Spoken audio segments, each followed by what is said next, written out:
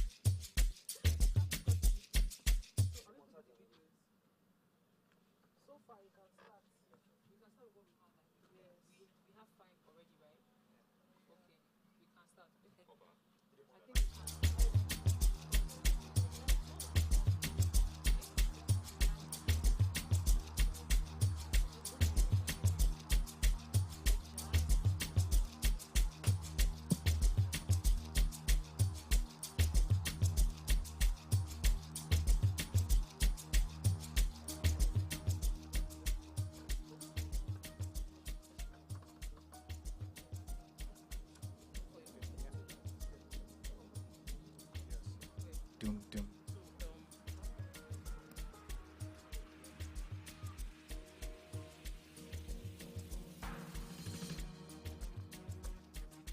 Doom, doom, doom, doom, doom. Good morning, everybody. Good morning, everybody. Good to have you guys here. So sorry we're starting slightly late. 10:43, not slightly late. But thank you guys for coming out so early this morning. Welcome to the 8th edition of our annual Thought Leadership Conference, Upgrade 2023. Please give yourselves a round of applause. Thank you so much for coming out so early. I want to start with a few facts. DJ, help my career, please. I want to start with a few facts. Did you know that on Tuesday, or rather Tuesdays, are most productive days of the week? If you know, nod in acknowledgement. Did you know that? Tuesdays are often regarded as the most productive days of the week. Has anybody ever heard that before? No one has ever heard that before. Oh, wow. Okay, Saturdays are known as the most relaxing days of the week. Who's ever heard that before? Oh, wow. It seems like I'm the only one that knows about facts in this place. Okay, but where I'm leading up to is that today, being Saturday, you could be anywhere else in the world, but you decided to be here. And for somebody in this room today, this is probably the most important place to be right now. And I'll tell you why. Last year, it was a wonderful time. It was my first time attending, and I'm going to shamelessly plug really quickly.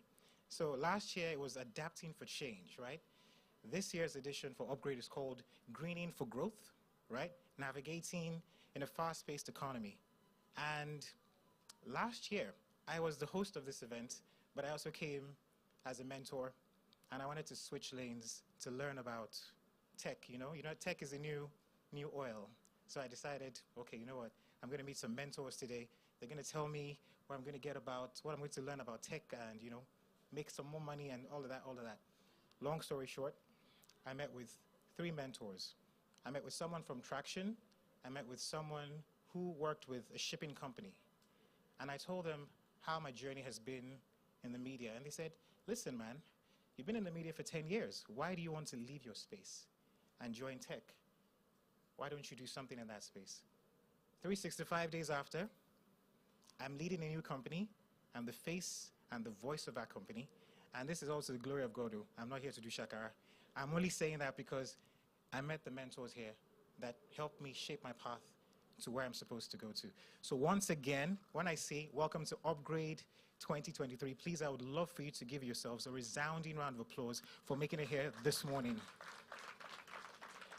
All right, thank you so much. Now, speaking of mentors, there's going to be a lot of them here, and we're going to be having some speed networking sessions. So if you're out here, you want to be a media person, for example, well, my good friend, The Real Skills, OAP, Max FM, and also TVC is going to be here to give you some mentoring.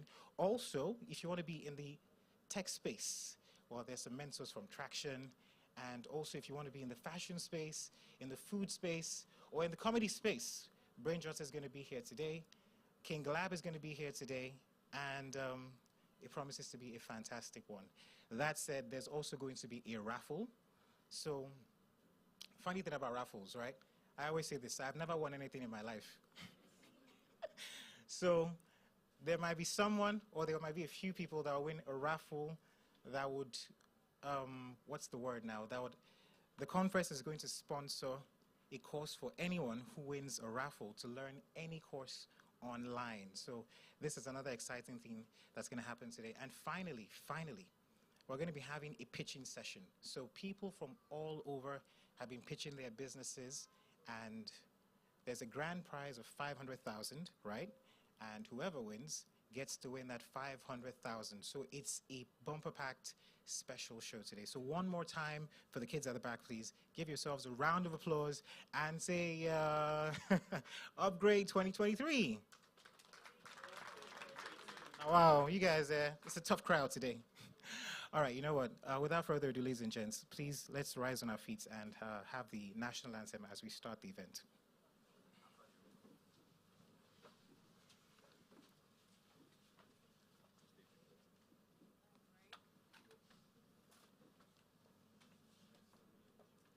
Media?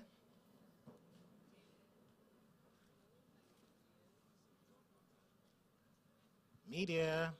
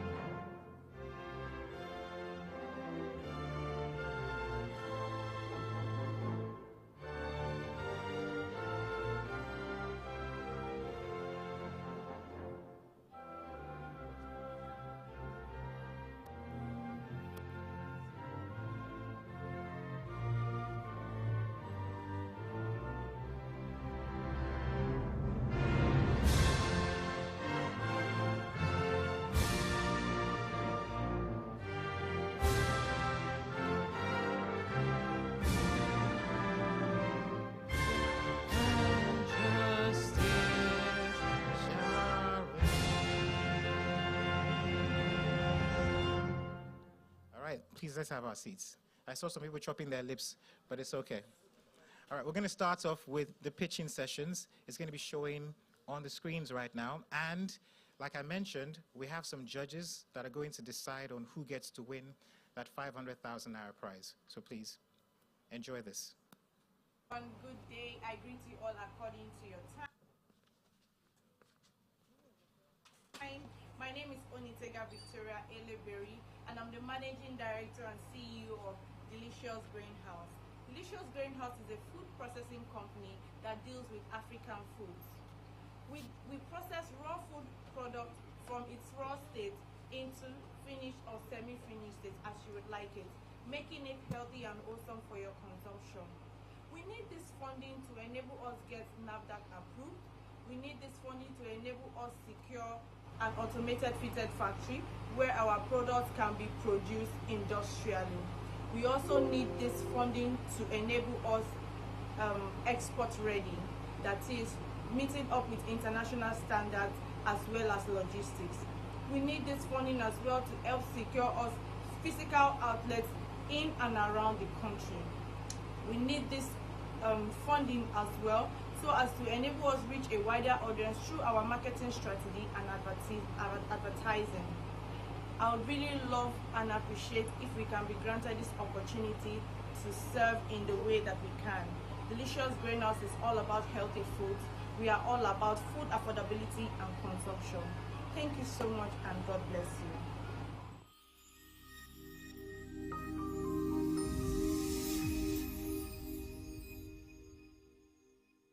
My name is Abdusattar Yahya Salam, and I am the Chief Executive Officer of Yasata Solar Technology.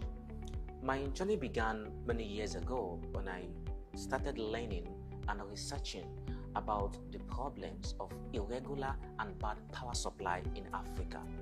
This case has led me to working and training with some renewable energy companies where I have gained considerable experience and technological expertise in modern methods of clean energy generation, and I have been able to build a company I am proud of today. Our mission is to endlessly provide solar system to homes, businesses and organizations at affordable prices. We understand that the capital needed for having a solar system might be too high for the average African. We therefore offer a flexible payment option so that everyone can easily pay to have solar system installed in their premises. Going solar is not for the rich, nor for the poor, but for the wise. Go solar with YST and we will make you electrically independent. Hi there, my name is Ibuka. I'm the Chief Technology Officer at Campus 360, and we are on a mission to connect employers to freelancers across Africa. We live in an age where information is now readily available and easy to access, and anyone in any part of the world can easily learn or develop hard skills without being limited by barriers that existed previously. A lot of youths across Africa has taken advantage of this opportunity to learn skills that cut across sales, marketing, technology, and so much more. However, a lot of freelancers and professionals are faced with the challenge of finding prospective clients who are willing to pay for their services.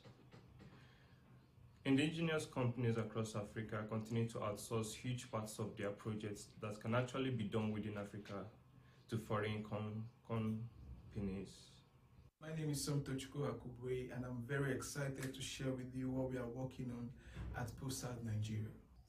For MSME brands who desire to leverage on the reach of out-of-home advertising, Fireside, in partnership with POS merchants across several major markets, provides POS kiosks with LED screens for advertising their digital campaigns. You would agree with me that conventional out-of-home models like billboards are way too expensive for MSME brands to take advantage of.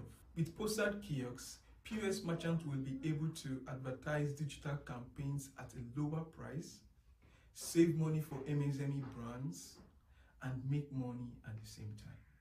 In fact, this is in line with SDG Goal 8, which aims to promote decent job creation, entrepreneurship, creativity and innovation, and encourage the formalization and growth of MSME brands.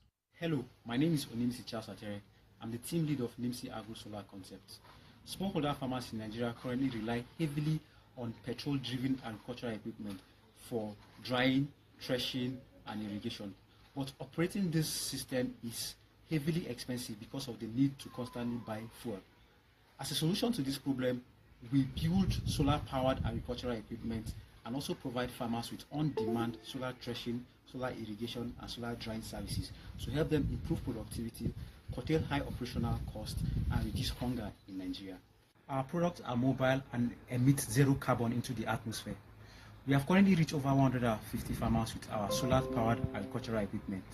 Partner with us today as we provide farmers with sustainable solar-powered agri equipment to help them improve productivity, curtail high operational costs, and help reduce hunger in Nigeria.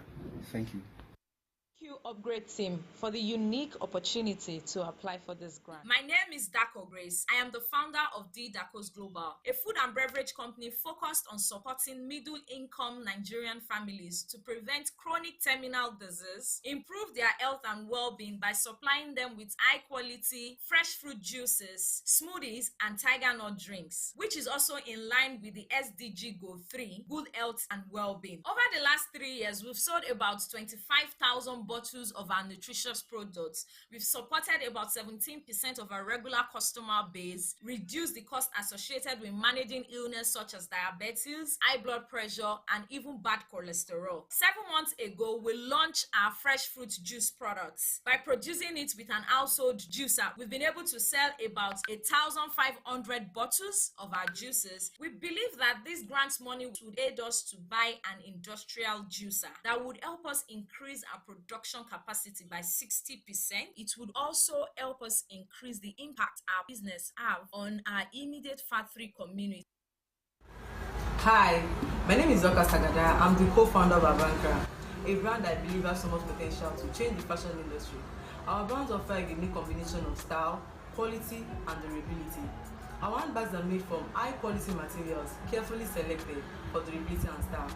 Each bag is designed with a modern woman in mind, with features like ample storage, comfortable strap, and fashionable handset that's sure return aids. We are currently working with SDG 5, 8, and 17. What sets us apart from other handbags brand is our customer journey. We offer our customer a design templates to choose any color they want to have their bag with. To make it more interesting and personal, we name most of our bags after our clients. This was able to swear their importance and give them the customer experience. We're seeking for these grants to help us buy a skiving machine. This will make working with animal skin easier and faster.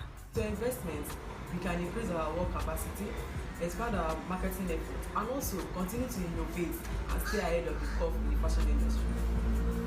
Investing in our brand means supporting a company that is not only dedicated in creating high-quality products, but also one that is committed in changing the narrative of people about the Nigerian product. Thank you for this opportunity. What comes to your mind when you think about fashion? Dressing up, looking good, receiving compliments. But do you know that the fashion industry is the second most producing industry in the world? About 85% of clothes are produced using oil-based fabric like polyester. And 90% of these clothes end up in the landfill every year and takes about 50 to 200 years to decompose according to research. Now, the landfill emits and increases the major greenhouse gases responsible for climate change on the earth, and also produces a dangerous chemical called leachate.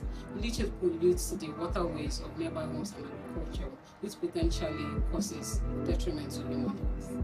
I know fashion sounds like a bad guy right now, but this is where Coconut Girl comes in. My name is William Mabel, and I am the founder of Coconut Girl Thrift. Coconut Girl Thrift is on a mission to reduce the negative impact of fashion on the environment, tackling waste by prolonging life cycles of used clothing and diverting it from ending up in landfill. Hi, I'm Mujiba, a certified Shadad Healthcare Manager who believes that people do not have to sacrifice style for functionality in their healing journey. Sometime in the year 2020, my elder sister had some complications during childbirth, which made her go through an emergency cesarean section. Adjusting to be a new mom, coupled with her health complications, almost landed her in postpartum depression, which made her recovery stage uneasy. One of the major recommendations by our midwife was a post-surgery recovery pillow and a nursing support to ease her pain, and assessing it wasn't feasible due to its high cost. This then informed my initiative of replicating the likes of such products locally. And as it is for most people out there who go through similar situations, Amaz is here to help you live your best life. For he who has good health has hope, and he who has hope has everything. By combining traditional craftsmanship with modern therapeutic knowledge, we collaborate with healthcare professionals. For our mission is to create a line of products that are not only effective in addressing health concerns, but are also aesthetically pleasing and fashionable. We are committed to sustainability.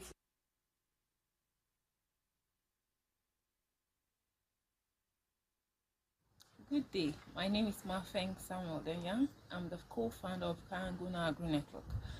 Poor access to quality farming inputs and training is negatively affecting smallholder farmers in Nigeria, and this is causing low harvest yields, food shortage, and hunger. They produce an average of 1.5 tons per hectare compared to over 4 tons per hectare of farmers in other countries. We solve this problem by providing smallholder farmers with fertilizers and quality seeds, as well as agronomic training through a credit and gradual saving approach with a rural agency system that helps farmers to timely receive the farm inputs in their communities. Our strategy gives smallholder farmers the option of saving gradually for farm inputs or access it on credit. This makes us unique and sets us apart from others. We commenced in March 2023 and we have reached 210 smallholder farmers with training and 25 tons of quality farm inputs. We are contributing our quarter towards building a Nigeria that will feed itself and the world at large. Thank you.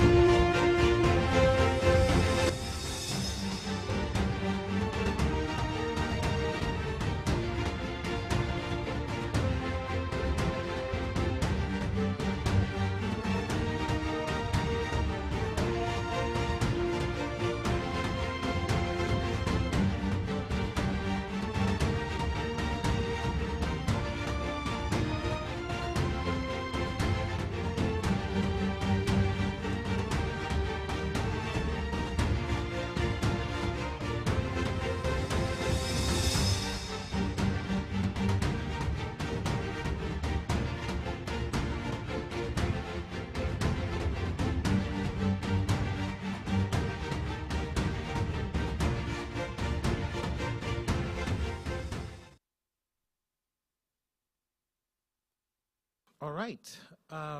Okay. Like we say on radio, welcome back, guys. So this is Upgrade 2023, and those were some of the people out there pitching for their businesses. And while I was sitting in my chair, I did a quick research about entrepreneurs in Nigeria. I found out that 67% of businesses in Nigeria are run by younger people. And interestingly, 47% of that is run by women. So I want to ask the question, what's going on with the male folk out there? Why are we letting the women do this? I'm kidding. Okay, so really quickly, I want to move around with the microphone and ask a few questions. So like I mentioned at the start of the program, when I came here last year, I was looking to switch my career into tech and then start making thousands of dollars, but I decided to stay where I knew best how to work, and I improved in that in 365 days. So I want to talk to people around and ask questions about your expectations for today. So I'm just going to go round with the mic and just randomly pick a person that looks very interesting, such as this lady. Hello, please tell us who you are and tell us what your expectations are for today. Hi everybody, my name is Mercy and I'm a businesswoman and also a customer service representative. My expectations for today is that I'll get to network with people that are in my line of career, and then I'll be able to also upskill and then reskill. Well, thank you very much for that. Okay, let's go over here. I don't know, maybe we should even ask the mentors what the type of knowledge they're looking to pass down today. This gentleman looking very dapper today. Well, thank you. Hello, sir. Good morning. Good morning. Please tell us who you are. My name is Okewadi Remy, and yes, I'm a mentor. Of course. Yes. So my expectation today is actually to... What do you do, sir? I'm sure they want to know what you do. Oh, okay. I'm a software engineer. Huh. I work for... This is the career I wanted to do, because I hear there are thousands of dollars in that industry. I'm a software engineer. I work for a remote company from Nigeria. Then I also do freelance on the side, and I also do some consultancy. Okay, so remote, right? So that means you don't go to work. You No. just turn on your DSTV, face your laptop, you work all day. No, not DSTV. As soon as I wake up, I'm clocking till it's American time zone. Okay, and how much is the dollar now? It's 7.45 black market. That's like 810, are we? No, 820. I think I need a remote job. Actually, sorry. But it's okay. It's okay. We know you're making money. It's fine. No, I was going to say that. So part of my hobby and expectation is that I've recently been actually talking about freelance, like personally. I write articles about it. I actually shoot videos on how to get freelance jobs. So my expectation here is actually to work on social skills and networking, because that's actually my issue. Okay. All right. Thank you so much. Please give him a round of applause. Can we have this lady right here? So please tell us who you are and also what your expectations are today. Okay, my name is Kashu Lefululayo. Your voice is so lovely, I can barely hear what you're saying. Okay, I said my name is Keshu Olufumilaya. I'm into teaching, and my expectation is to learn more from majorly the speakers of today, and also to upskill my business. What do you do? I own a school. You run a school? Yeah. Oh God, your reward is you have a mansion and mansions in heaven. Okay, so one more person before we bring forward our convener. Of course, you do know who our convener is. Dr. Akiankipelu. Of course, he's our shepherd, our founder, our mentor, and we're playing a video of him, just, his keynote address in a few more minutes. But let's have a few more people. This lovely lady here. If I didn't know you, and I don't know you, I'd say you're into fashion. Am I kidding? Am I right? No, you're not. You see. Okay, so please tell us who you are. Good morning, I'm Augusta Okafor, the founder of a startup called Africa Medical Marketplace. We are building a health solution in Nigeria, in Africa. Your startup? Africa Medical Marketplace is a health tech solution. Okay. Yes, and health tech product that brings about. We have a platform where global manufacturers, suppliers, and distributors reach out to 54 countries in Africa. 54 countries? Yes, using our health tech solution. Okay, so I think I know where I'm going to come and bring my business proposal next. Bringing about affordability and quality healthcare in Africa. Oh, it's my mic. Sorry. Oh, wow. So they asked me to stay far away from you. So the goal is to bring about affordable and quality healthcare in Africa, thereby reducing the mortality rates, especially for people at the grassroots level. Right. Thank you. Please give her a round of applause. Healthcare is a very, very, very important thing in Nigeria, and this is one of the reasons why we're having brain drain. All the best talents here. Do I blame them? I really don't. But hopefully, the new administration is looking to pass a medical bill that will make healthcare cheaper, but I'm not campaigning for the APC. I'm just here to, do this upgrade business. So I also have a mentor here who I've seen his business grow on different levels. Now, prior to this time, I knew him at Unilag. This person is a chef, right? And at the same time, he's gone on different competitions. He's gone to different universities, to talk about his talents, and not talents now, talk about the food industry and other things related. Of course, arguably they call him the king of street food. He's sitting right here wearing a crown. So please, King Lab, tell us a little about you, and also tell us, what your expectations are today, and also a little advice for the people out there looking to learn from you. Hello, good morning. Yeah, I'm Shegun Anifuoshe, by the way. The King Lab is just for the business. Today, yeah, people know me, like you know me as King Lab. Today I want to share you a story. I'm drafting a book already. So part of the book, I want to share the story so you would know the journey. Like the proper local man story, and maybe draw an inspiration from it.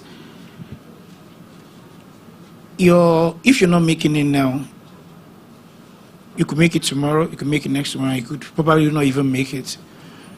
But if you're going to make it, people that are up there are just paving way for you to come. And when your time is right, you hit the jackpot. So don't stop believing. I like that. You hit the jackpot. So I always ask this question, because I watch a lot of YouTube videos. Can we go over there, please? I watch a lot of YouTube videos, right? And so me, I like quick money. How to make money in 21 days. I check all those kind of things. So I find that it takes, I don't know, from what I've read over time, I find that they will say you need 5 years, to go a step. I'm like, 5 years? 5 years is a long time, But generally, I find that consistency works, right? And I also want to talk about the media space that I'm in, right? So I see that there's perception sometimes, is reality. I want to ask someone in the media space, real skills? I know, I'm coming to you, of course. So you've been in the media space for a little over a decade, yes? And for TV, radio, you've seen how the industry has grown as far as music is concerned, movies are concerned. So tell us, what are the key steps to be successful in that space, right? Skills talks a lot, by the way, so let's keep it under 1 minute. And also, tell us your expectations for today's show, for today's event. Okay, so media has evolved over the years. It's wide. And I think one of the ways to really succeed first and foremost within the media is just to, really know who you are, know your gift, be comfortable in it, know that, your word is special, word is no word is special, and that, helps you to be real, to be natural, to stand out from the rest. And also basically sometimes, to also, identify your strong point when it comes to the media, Of course, they say know a bit of everything if you're a media person, but you also need to know your strong suit, when it comes to media. And, you can tap into so much, like you said, with music. Media is tied to basically everything, music, business, tech, and all of that.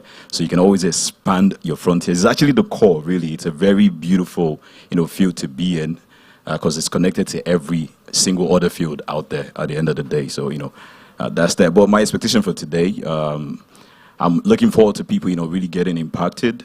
I'm looking to, get impacted myself. I have a tech bro beside me already. So I'm learning tech too. Bio is somewhere around here. Thank you. Good morning, everyone. Good morning. Okay, all right. So I'm not the keynote speaker. I'm just a forerunner. So my job is just to welcome everyone here to Upgrade Africa 2023. But also because I know that, there are many folks here who might be, at Upgrade for the very first time, right? And tell us, why do we do Upgrade? What are we out to achieve? And also, what can you look out for, over today's program? So we started Upgrade actually about 10 years ago, but due to I think 2 years pandemic and 1 other year, we missed out. So this is the 8th edition of Upgrade, and we started Upgrade because we noticed a gap, right, where there's sort of so many young people who are aspiring, and looking to do great things in their careers, in their business, but there was a gap, in terms of like mentoring and being able to actually get very practical advice from people who have been there, who have experienced this thing, so that they can avoid the same mistakes. And there's so many conferences around, right? I think every weekend there's probably one conference or the other happening in Lagos. But for us, right, we felt that, how do we create a forum where there can be very intimate discussions, right, between people.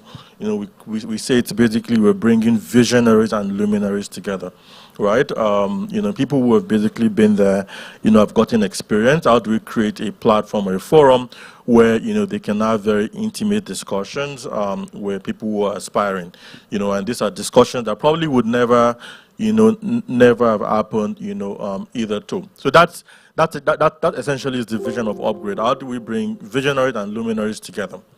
And then second is, how do we also practically, empower people and empower, sort of this, visionaries, and give them, a kickstart, a head start, in their journeys, whether it's in their careers, whether it's in their businesses. And so, we started last year, the Upgrade Pitch Grant, where, we're empowering business people with not a lot of money, but, something to just like, get them started, a quick start and encouragement, so that folks can actually sort of, continue to move forward. And this year we're doing the same thing for, not just business people, but also career professionals as well. So what can you look out for today? First of all, again, apologies that we're starting late, but I think we will try to, make the best use of the time that we've got together. Shortly after I leave the stage, I will invite our convener, who's also going to deliver our keynote, a keynote speech. You can also look forward to, we have 2 amazing panel sessions, with amazing panelists. who are going to be sharing essentially, their journeys, what they've learned over time, lessons that they've picked up, things that you should avoid, so that will be insightful. Of course, we do have the upgrade pitch contest. I think we started to see some of the videos, a number more pitch videos, will be shown, and I think there will be finalists selected who will also come forward and pitch today, and someone will go on with the 500,000 naira prize. And of course, last but actually probably most important part of today's session will be the mentoring and speed networking session, right? So we have over 20 mentors who are on ground already across different sectors who are here to basically, meet with you, answer any questions that you have. You will have the chance to have one-on-one discussions with them, and maybe for some of you, it might be the beginning of forging, like further relationships. So please do sit down and look forward to today's program. Please, logistics-wise, if you have any questions, any clarification at any point, there's an info desk at the back. You can pretty much just go there, beckon, and they will reach out to you. We've got also restrooms on my left, over here, and someone will also direct you as well. All right, so without further ado, my job is done.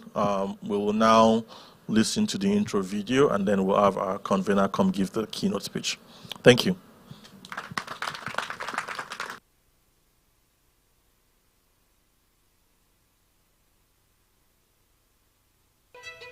Dr. Akin Akinpelu is a development consultant, author of the bestseller The 7-Star Teacher, amongst other books, and keynote speaker. His purpose is to discover, develop, and deploy people into their full potential. He has consulted for many organizations and addressed more than 500,000 people in talks, trainings, and seminars throughout Nigeria, United Kingdom, Canada, United Arab Emirates, and many other countries worldwide. Akin Akinpelu speaks to government, corporate and public audiences, campuses, and churches on the subject of personal and professional development, communication, emotional intelligence, goal setting, and other nation-building subjects that bring about immediate changes and long-term results. His quest for knowledge poised as his trademark as he holds a master's degree and MBA from one of the top 2 best universities in Africa, University of Lagos, and a PhD in view in educational leadership from Trident University, United States of America, in which all these rest on the bedrock of a Bachelor's of Sciences. Akin's all-round knowledge from years of professional experience enabled him to serve as a project director for Volunteer Corps, Africa's central volunteering system, in which under his leadership coordinated different projects across different states and demography in Nigeria to reach out to over 20,000 students.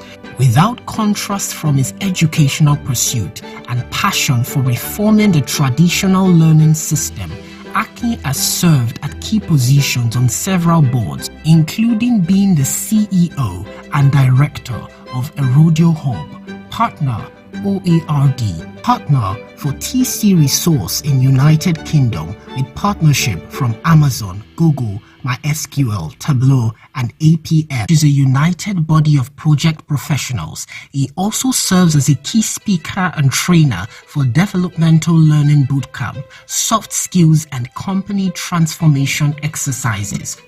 He is an invited scholar and lecturer at the prestigious City Business School, where he is both a visiting lecturer and faculty member.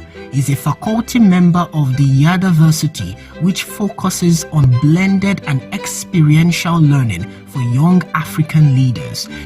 He is active in educational, community impact, and national affairs. He is happily married with 2 children and he lives in Lagos, Nigeria. Edenite, with a massive ovation, can we make welcome our very own Dr. Aki Akipelu. Good morning. Good to be here. Thank you. Good morning, everybody. Good to have us all here. Do you want to welcome your neighbor this morning? Just tell them how you're doing. Welcome to Upgrade. Just with your partner for like 10 seconds. I mean, just interact. Yeah, for like 10 seconds or 20 seconds and just say hi. So it's good you just network and you meet somebody.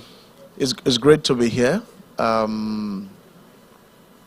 I'm told I'm to do a short speech that I just started writing down a few minutes ago.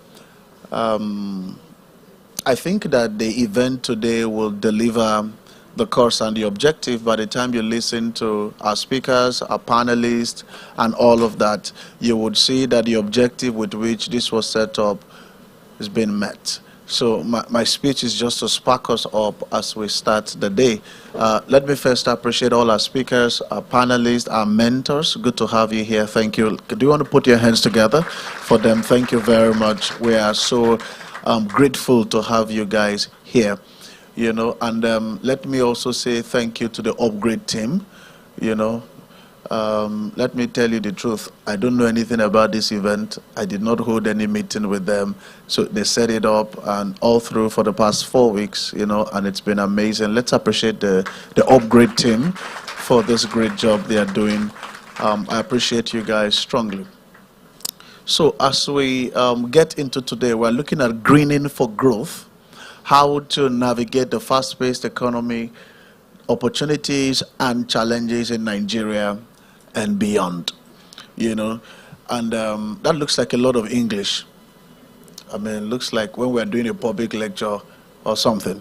But I think that the psychology of the topic is to see how you can be productive in this space called Nigeria. How to be better, how to navigate the VUCA nature that we see around in the times that we are in, how to stay upbeat, practical things that you can put your hands on, particularly because the people, the speakers, and all the panelists and the mentors would be sharing from the wealth of their ideas, would be sharing from their experiences, and somebody would just pick up something from their story and say, oh, this is what I needed to learn.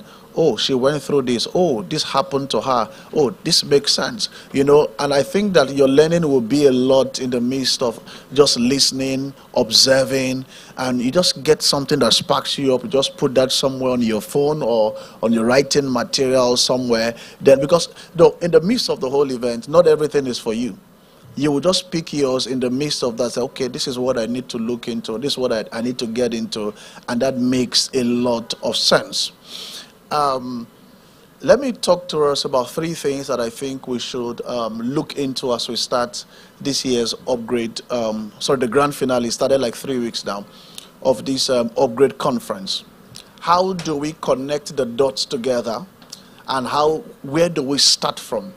How do you keep yourself abreast with the fast-paced, changing economy that we have? So there's no doubt that in Nigeria, there had been a lot of movement, a lot of transition. Things are not the way that they used to be. Things have changed. Oh, really? Thank you. Are you sure the Upgrade team wants you to use this? Okay. All right. Cameraman, am I okay here? Okay. So, how do we connect the data together? And how do we help ourselves? How do we get more values that helps us to be innovative? How do we get more efficient? How do we create disruptions in the midst of all of this? And that's why I said that I will share 3 things that I think would help us in building an expert system around this topic. So number 1 is what I would call the power of vision. when things are changing at a fast pace and things are moving, I think the first thing is to have a reflection as a person. And you begin to ask yourself critical questions. Where am I? What am I doing? What am I supposed to be doing? What was it that I set out to achieve when I started this? Those are critical questions you begin to ask yourself. So if you had been burnt, you know that, okay, this is where I am. I need to start afresh again. I need to get myself activated and begin to probably reactivate or reiterate my desires again. So if my hands have not been burnt and I think that, okay, I'm trying to catch up my breath in the midst of this, then you begin to ask yourself, how do I propel myself forward to be able to achieve more in these times that we are in? So in the midst of all of that, lots of information flying. You cannot imagine the number of bytes of information running at every minute. How many can your mind pick?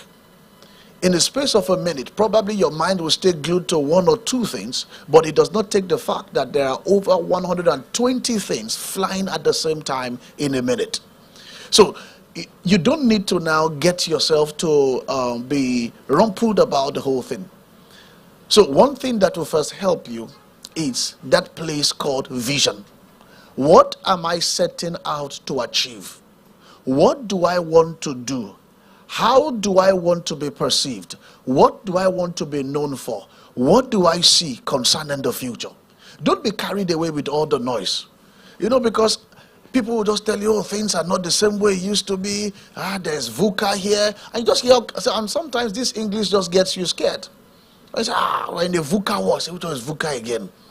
And I say, it's now volatile. It's now this, it's that. But you just find yourself. Find yourself. And I think vision helps you. And so in an attempt to achieving vision, you would find out that that will help you and propel you towards the people that you need and helps you in your attractive index. You would find out that you would find a critical mass of people who probably now believe in you and can almost form a community alongside with you. So it is very important. Your vision is what makes you agile in the midst of a fast-paced economy. A fast-paced economy has got a lot of ambiguity. The only way you can respond to ambiguity is agility. You've got to be agile in the midst of that process. So vision propels. So don't be moved. And keep telling yourself, this is where I'm going to. This is what I want to achieve. And you see, in vision analysis, let me take a little break and talk about that a bit. You must learn to be able to review the past, like I said. The second thing is that you must be able to break that vision into goals. So this is the year 2023. We're in a fast-paced economy. This is where I am. How do I break down what I want to achieve? Because carrying a vision around does not help you, does not improve you. What we always say, and I've said this over the years, that the diary of greatness can only be found in the daily routine. Your daily routine must be you trying to manifest or trying to execute the broken down goals. What are the goals you want to achieve? These goals, you break it down from the vision. And the moment you do that, you begin to plan. Then you begin to plan. Oh, I need to get some more studies. Oh, I need to do some more certification. Oh, I need to go get some more networks. Oh, and this now begins to, the planning, the achievement of those goals now begins to propel. Let me tell you something about vision, and let me relate it to this. I don't think there's anybody here this morning who is thinking of jollof rice as I'm speaking. Is there anybody speaking about jollof rice as I'm speaking? Okay, apart from King Glab. Now, King Glab, that's his business. That's what he does. You know, that's what he does. You know, so if you're not into the food industry, I'm saying, like, you're just thinking of jollof rice. That's what you just feel like. Yeah, you've been thinking about it since this meeting started. Let me see your hand. That you're saying, I mean, that's strange. That's really strange. Okay, so 3 people are thinking about jollof rice. So you can see that about 99% of the people here are not thinking of jollof rice. But only God knows, why are you thinking of jollof rice? You want to tell me? Okay, give her the microphone. Why are you thinking of jollof rice? Who's got the microphone?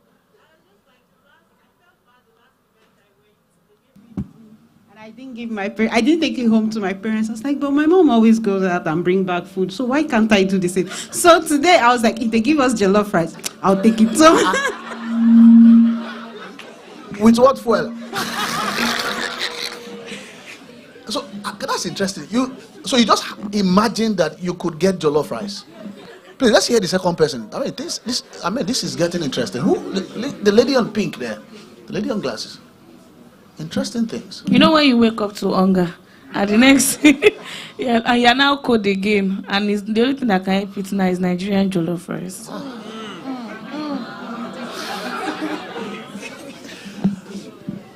So you can see that even in a fast-paced economy, people are thinking of jollof rice. Where's the third person? There are 3 hands up. Huh? Okay, excuse. Excuse. Okay. Okay, all right.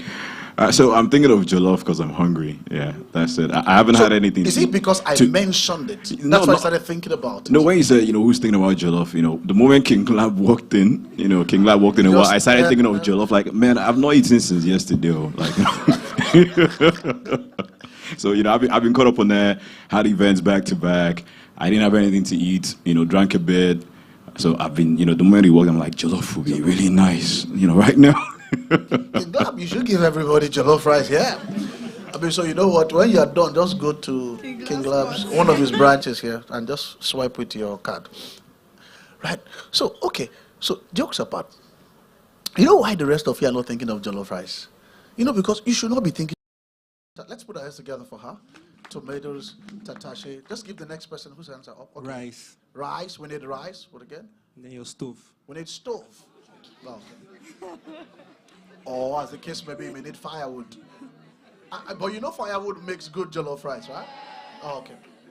Onions. Onions. Oil. Oil. Man, not chicken. No chicken. Specific. Come to this side. Rachel, come to the side of the hall. No chicken. No chicken. That's interesting. So put your hands up. Let's see. Okay. Curry and thyme. Curry and thyme. Yes. Good. Fantastic.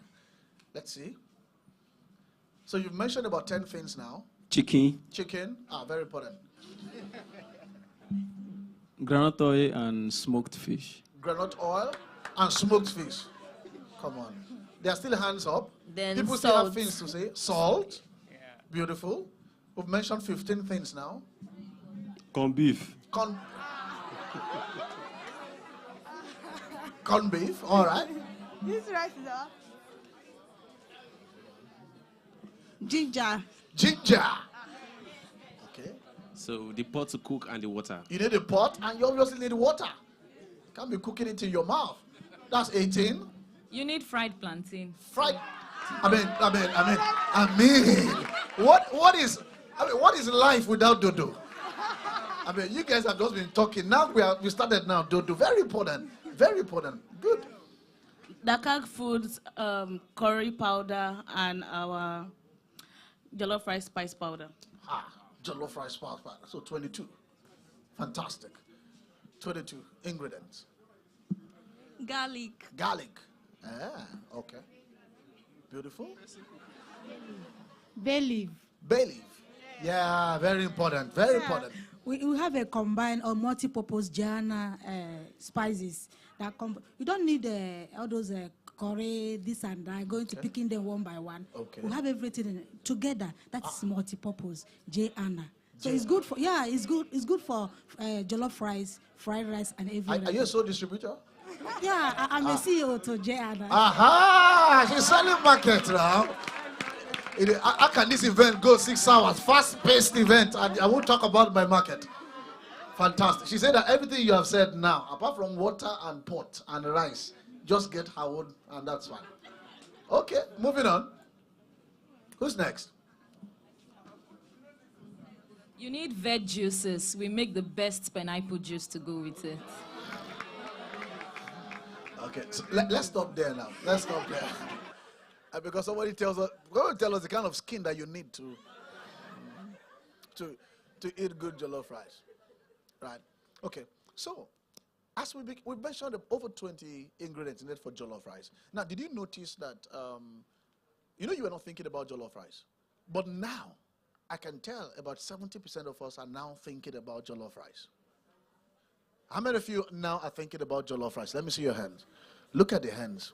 Now, so what's causing that? You were not thinking about jollof rice, and this is how to get it around vision. You're not thinking about it. Then suddenly I began to talk about the ingredients of jollof rice. And after that, it just dawned on you that it won't be bad if I take jollof rice this morning. It won't be bad if we have jollof rice at Upgrade. You know, it won't be bad. I mean, somehow, your mind, everything now, I can tell that your mind is not thinking about anything else except jollof rice. Who is thinking about fried rice? Who is thinking about coconut rice? Your mind is on jollof rice. The moment your mind is on something, you would begin to naturally attract the ingredient of those things. And that's what vision does for you. So many times people are thinking about, oh, this is what I need, this is what I need, this is what I need. No, just start and find yourself from that place. Vision. Am I helping you? It's beautiful. I think everything starts with that. It's an education of the mind that you must have. Number 2 is this. Begin to transform social network into high economic network. And I'll tell you what I mean.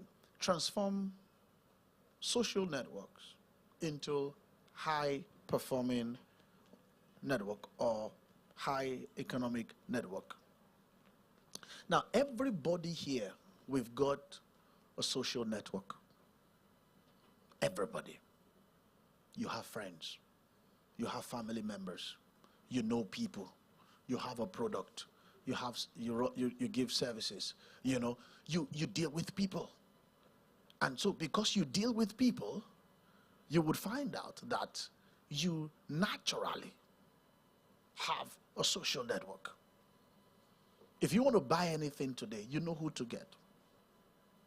You don't get a cream, you have a plug. You want to get a shoe, you have a plug. You want to get your hair, you have a plug. Everybody's got social network. And that's good to start with. Now, the real thing now is, how do you now transform that social network into what is called high economic network? Which means that, how do you transform the people that you see around you every day into an economic network? Now, the only way you can get anything from another person within the legal framework is when there's a transaction of product and services. Anything outside that is theft.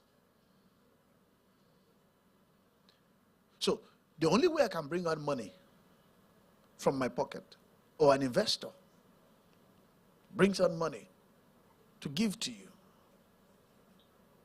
See, can I say that it is wrong to naturally eye people's money? You can do that with product and with services. That's important. Now, if you now begin to think that I owe you because I have, that's wrong. That's a bad idea. That's what I would call entitlement mentality. Because I have, does that mean I owe you? Because somebody around you has got something, does that mean the person owe you anything? Not true. It's a theft mentality. You only transact what you have with products and with services. And in your aim to trying to make such transaction, many times when you are a startup or a small business or something, your first way to raise capital, they will tell you that it's always you raise for yourself. Look for friends, look for family, and whatever you have to start. And let people see prototype of what you are building, then they can support you. I hope you know that nobody just gives somebody funding because he's thinking. Nobody does that. You can't just say, I have an intelligent proposal in my mind. I say, can you show us? Can we see it? I'm saying this because we have a generation of people who think that people owe them something because they have. No. No. Now, the real deal now is, how do you now transform the people around you to people of value beyond how you have been transacting with them over the years? That's very important. Then you begin to talk about values of trust. One day, I forgot my phone at one of the Nordic countries. So I went to the city center. I had a meal, and my phone was on the table. So I forgot the phone. Then I went back. So I went 2 hours away. I think I went to a place called Rovaniemi. I went to Rovaniemi. And suddenly I found out that my second phone was not with me. So I had to come back to that city. You know, when I told somebody that I forgot my phone, I can't imagine, I forgot my phone. That's what the person said to me. The person said to me that, and this is just a ground staff of an organization. I'm not talking about somebody who is so educated, but somebody who's educated in life. I mean, a ground staff. You know what she said to me? She said, in this place, nothing gets missing. Wherever you dropped it, you will find it. You're kidding me. You're telling a Nigerian that.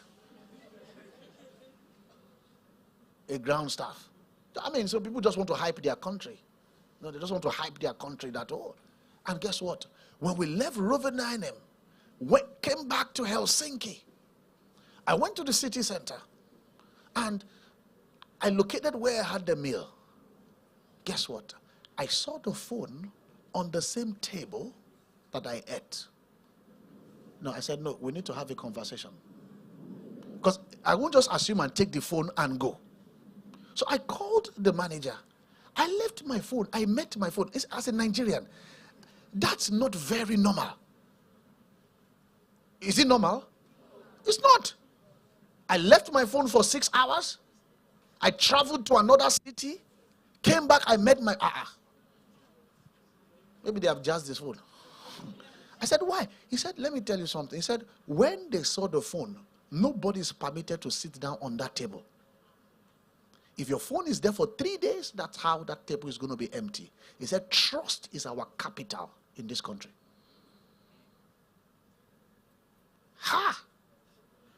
I went to business school that day. It's like I went to business school. I learned. Let me tell you another thing that happened. So I met somebody who introduced me to 6 organizations, you know, and said that, oh, this is my friend from Africa. I want us to have a collaboration with him. Let's do some sister city networks and all of that. And then he said, oh, I'm done, I'm out. And so he just left. So I met with these guys. We started talking. We probably met last year. We talked and talked and talked. Then we met again. We've been talking online. Then we met again physically. Now it's now time for the collaboration to make sense. You know, MOU signing and all of that. And then one of them said, you came alone? I said, yes, we've been talking. He said, no. He said, we didn't meet you directly. We met you through somebody. The person was inconsequential again. The person wasn't talking again. Because the person said, oh, I just, no, we don't do business like that. We work with trust. You would need to call him, let him be aware of what we are doing, and he would also sign on that MOU to say that he's aware of that. So it means that if I've removed the guy from the 6 deals in my mind, thinking I'm the only person that will enter into that collaboration, they're telling me you are wrong. Pick the guy back, because the reason why we are talking to you is because of him. Trust. You know how you can meet somebody through somebody, then go and start You know, we do that a lot here. Trust. It's a very powerful capital that you must build. Before we now begin to talk about, so we're talking about transforming social networks into high economic network. So before you now begin to talk about things like I know the basics, we know it.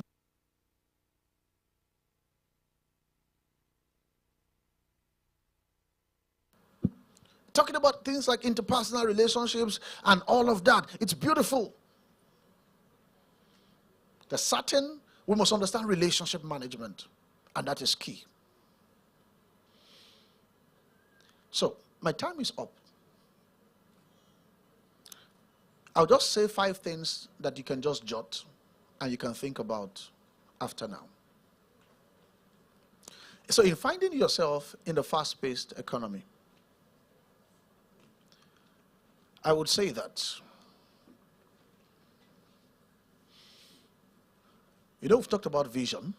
They've talked about transforming high economic social networks. So in fact, before I move beyond that, let me say this around that. Please, everybody around you begin to think, how can I convert them into a high economic network? Values, product, services, capital, trust, those things would help you. And you know the funny thing, these things are a bit bespoke. Somebody cannot tell you what to do with your network, but just general principles on how you can, by yourself, convert those things. You have lots of people around you, and interestingly, you don't even know the reason why those people entered into your life. You know how people get into emergencies in life, and that's when they begin to remember you. At that point, people sign off, and they say, you didn't call me. So, you know, something happened some months ago. And somebody started calling me on Facebook, and I can't remember in my life if I've ever received a call on Facebook before. It was very strange.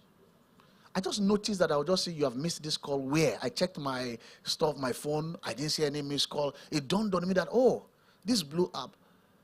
And I went to check. I saw this guy I've not spoken to since 2007. What is the problem? It's a Sunday morning, you know, and suddenly I just picked the call. Please, can I see you? Can I see you? I said, what? He said, I need to talk to you. I'm coming from so-so city to see you this one. He said, I'm already on my way. You're already on your way? We've not spoken since 2007. Well, the person came in. I think the person came in around 9 a.m. So the person couldn't see me until, let's say, 2 p.m. or something. You know, around 2 p.m. And it's okay, let's talk. What is the issue? What exactly is the problem? Guess what the person said to me? The person said to me, he said, I'm in trouble. I said, what trouble? I said, hope it's not financial. You know, I say, I'll just tell you from the beginning. From the beginning. If it's financial, we don't have a deal. Because in Africa, that's what we do. So, you see, you can't tell me, come and mentor me, and you're bringing money. The moment you bring money, there's no mentorship. Mentorship is not money. It can involve money later. Then people have now found a trick that they'll just romance you for 3 months. After 3 months, they don't bring the right agenda out and say, sir, this guy on Instagram, every post, well done, sir. God bless you, sir. This is true. He did it for 3 months. After the 3rd month, just revealed his agenda and said, sir, this is what I'm going through. And please, a few tips. Don't procrastinate. Don't procrastinate. You can only defer. I learned that from one of my senior friends in the World Bank, Director of Education, World Bank, Dr. Adekola. He said you can choose to defer,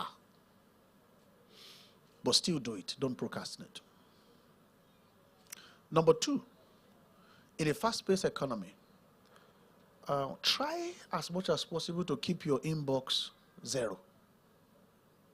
Keep your mind 0. You know how you get emails every day?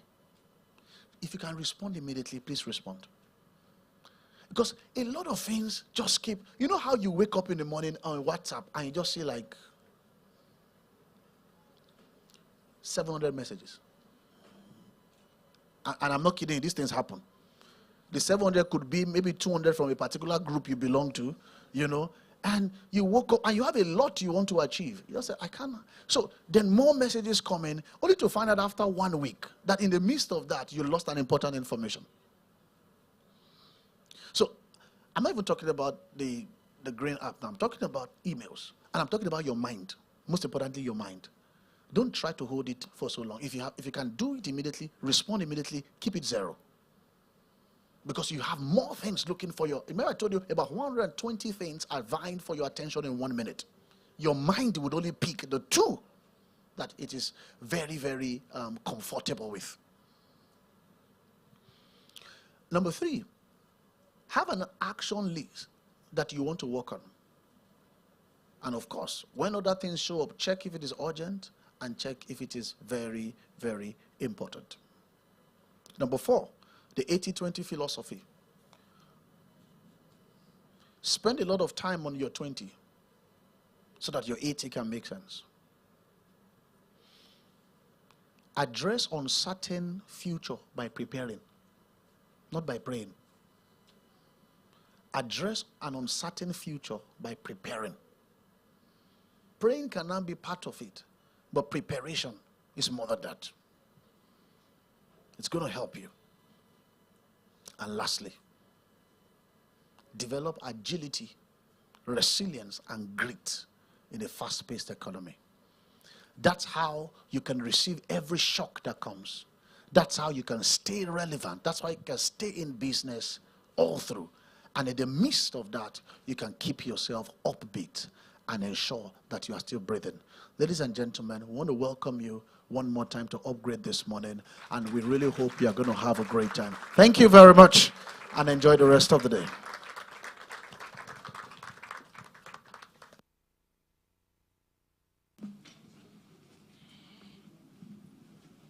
All right, thank you very much, Dr. Aki Akikwalu. Please, one more time, please give him a big, big, big round of applause. I don't know about you, but I learned a number of things from that short address. Of course, outside jollof rice. But other than that, though, if you have a smartphone, we would love for you to do something for us right now. We'd like for you to head on down to all the social media platforms and please tag a friend and also post the event. Talk about it, share it with your friends. The hashtags are right there on the screen. It's hashtag Upgrade 2023, amongst others. It's going to be placed right there. It's time to move on to the next agenda for this event, and it's about the panel sessions. Right now, I'm going to be bringing forward someone to come and moderate the session, and also some of the panelists are going to be here right now. So if you hear your name as the panelists and as your videos play, please come forward. But before I do that, let me invite Mr. Justin Akadoye. He is a news editor with Plus TV. Please give him a round of applause as he comes forward.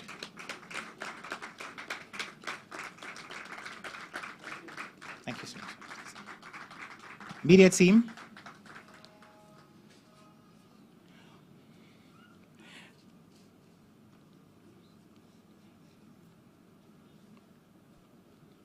And also, while we wait for the media team to, okay, please have your seat, sir.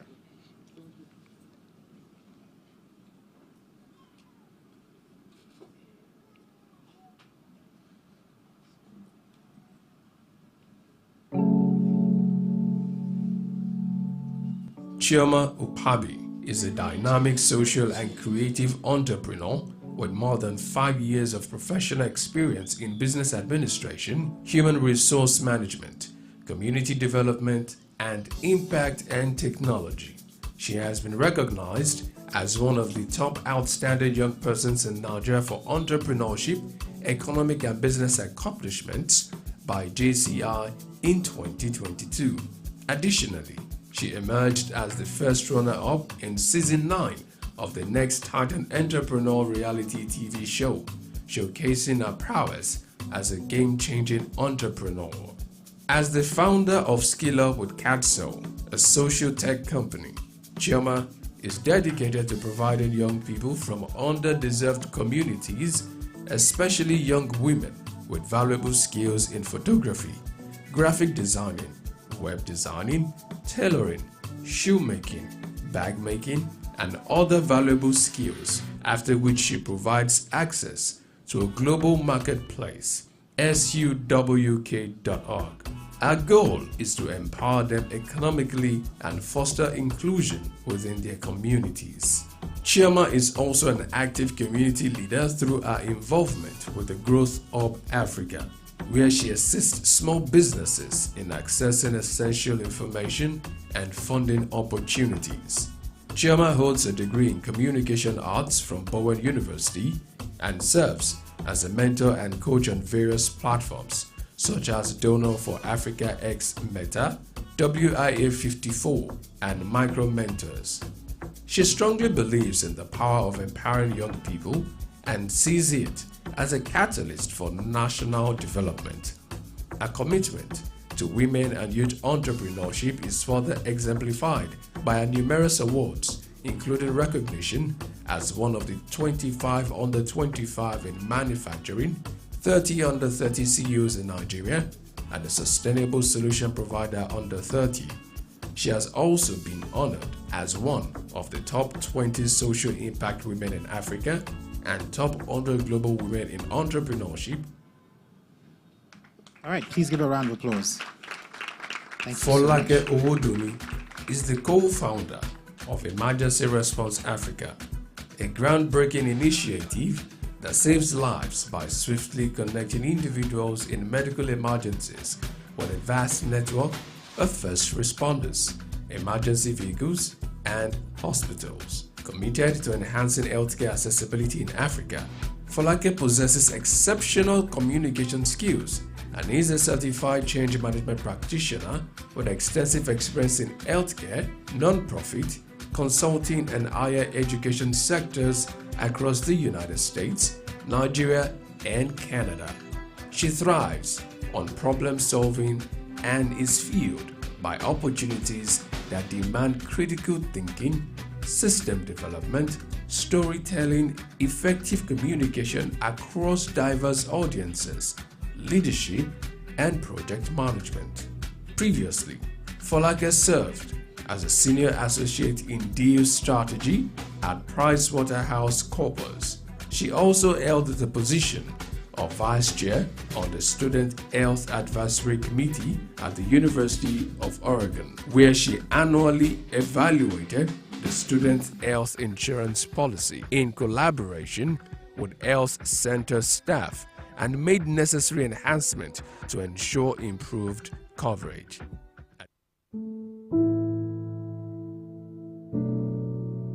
Segun Johnson Anifowoshi, also known as King Glab, is the CEO and founder of Glabarima. He is your favorite street food chef and the king of street food when it comes to healthy and nutritional meals on the streets of Lagos, spreading his wings to diaspora. He is an alumni of Lagos Business School and Unilag, and also the winner of Global Entrepreneur Nigeria Youth Business Pitch 2018, and a public and private chef. Ladies and gentlemen, if your hands are not too busy, please make welcome Segun Johnson Anifowoshi.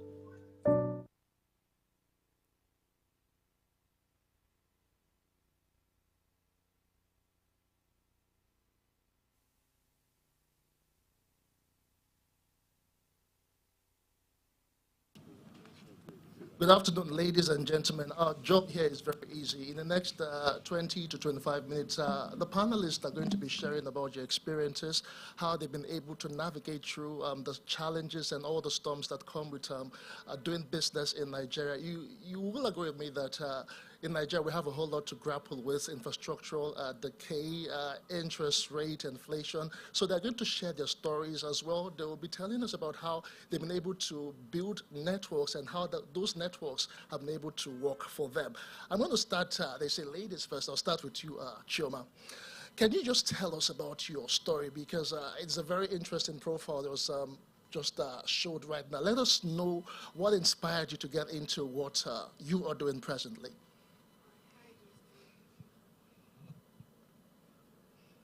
Hi, Justin. Thank you very much. My name is Chioma, like you already said, and my story is something that is very I don't know if I could say it's inspiring to me as well.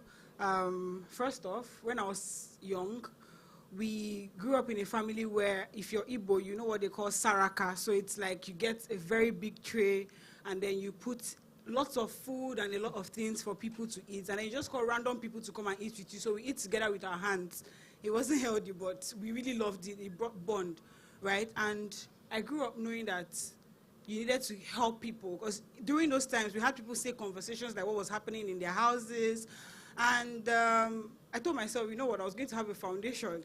And my foundation would be like an estate where people just walk in for free for anything, food, housing, anything. It was a very big dream. So at 14, I grew with that, right?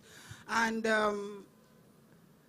but I wanted to be a career woman. I wanted to have a 9-to-5, actually. But then the Nigerian factor, right, after school, a job didn't come forth.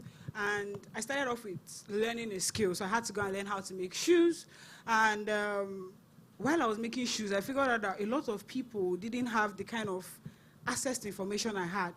You know, there's some things you tell them and it sounded strange, like grant opportunities, and they're like, so did they give free money for this country? And, you know, I had to now navigate from just making shoes to now helping people. So I started training people.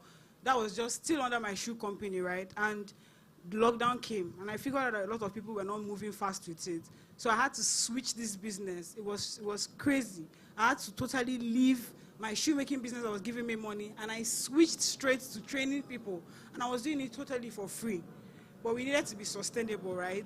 I now discovered that I needed to talk to my team, and then we built a team of people, and we said, you know what, let's create a marketplace. This marketplace, we train these people, and then after that, we onboard them. When we onboard them, we can now make them sell to a global market. People could order for their skills, and once people order, we make a commission from it. And the journey has been amazing so far. So yes, so that was what actually inspired me to start. Well, it is very interesting, despite the fact that, you can give a round of applause, please. Yeah, you know, it's very interesting, despite the fact that you grew up in an environment where it was like survival of the fittest. You called something in Igbo now, where they all had to like get into the mill, and whoever gets the fastest fingers gets to eat more. But you were not deterred by all of that. And at the end of the day, like they say now, the rest is history, and you actually are doing better for yourself. Well, we wish you all the best. Now, let me get back to you now, Folake. You co-founded Emergency Response Africa.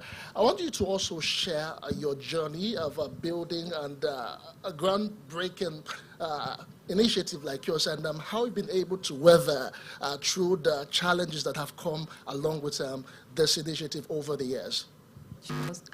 Thank you so much. It's a pleasure to be here.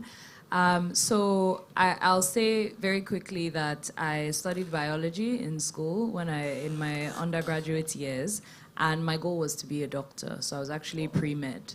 But you know how people have a midlife crisis? I had an early life crisis. And then I realized, I realized that, you know, as much as being a doctor satisfied certain things, I felt like I wanted something with bigger impact. I didn't know what that was, but I knew that it wasn't clinical medicine. And so I deviated from that path. Eventually, I discovered public health, which I then went on to get a master's in. But in the journey, sort of following all those years, I worked in lots of different things, including communications. I worked in consulting as well. But what all of those experiences gave me was different skill sets, which, again, I didn't think there was any connection until I had an experience where my son, my first child, had an emergency. And that happened outside Nigeria. And so, it was in the middle of the night. He woke up, he was a baby screaming in pain. And eventually I decided to call 911. We all know 911 from watching movies. But seeing how they responded, how quickly the paramedics came, they figured everything out, and we didn't even need to enter the ambulance. We didn't need to go to the hospital. And I couldn't help but think, why don't we have something similar? If the same situation had happened in Nigeria, we'd probably be going from hospital to hospital trying to get help. And so it's really that experience that spurred me to start Emergency Response Africa. And I found that all of the skills that I gained from those different types of experiences have actually really helped to overcome some of the challenges involved in entrepreneurship. Well said, a great one. But before I come to the gentleman here, I want you to encourage someone here because you actually, you said you had an early life crisis. Most people have midlife crisis from their 40s and their 50s and all of that. At an early age, you had like so much that you really wanted to do out of your life. You wanted to go to medical school. At the end of the day, you were still not confused as you were, because most people were like, should I do this? Should I do this? Where should I start from? How are you able to build yourself up and talk to yourself that no knowledge is actually a waste? So I think the truth is there's a lot that you can only see looking backwards. In the moment, I thought the biology was not very useful, to be honest, because I knew I wasn't going to work in a lab. But I think if you have that mind, if you know kind of fundamentally what you're hoping to do, in my case, it was help people. That was the extent of what I knew. The question then becomes how. And I think that's where curiosity, a willingness to learn, a willingness to just kind of expose yourself to different experiences comes. But the truth is, the journey of life, it only truly makes sense when you look backwards. So enjoy the journey, enjoy the ride. All right, well said. Let's come to the gentleman here. You're doing a very wonderful business that most people would say that is for the women, but then you have built or carved a niche for yourself, and you are doing very well. What really inspired you into getting into the food business? Thank you. Like the pastor would say, wisdom is profitable to direct. That same way business is profitable onto a plan. You must have a plan. You might forget everything I said today, but don't forget this. Think of you traveling to Ibadan, and the moment you board that bus or board that ride, you feel like going to the toilet. But I'm sorry, there's nothing you can do till you get to your destination. So what would make you get to your destination before using it is discipline. You squeeze your feet till you get to somewhere comfortable. That is where you will take it. So it's like that's what business is. It's so funny that in 2012, someone came to University of Lagos and said, oh yeah, there's a business plan competition, come and do it. So we went to do it. I was meant to go to Raffle's business school after winning that. So I put in everything into winning the competition, which I did. But it turned out to be a story, so far gone, and nothing came out of it.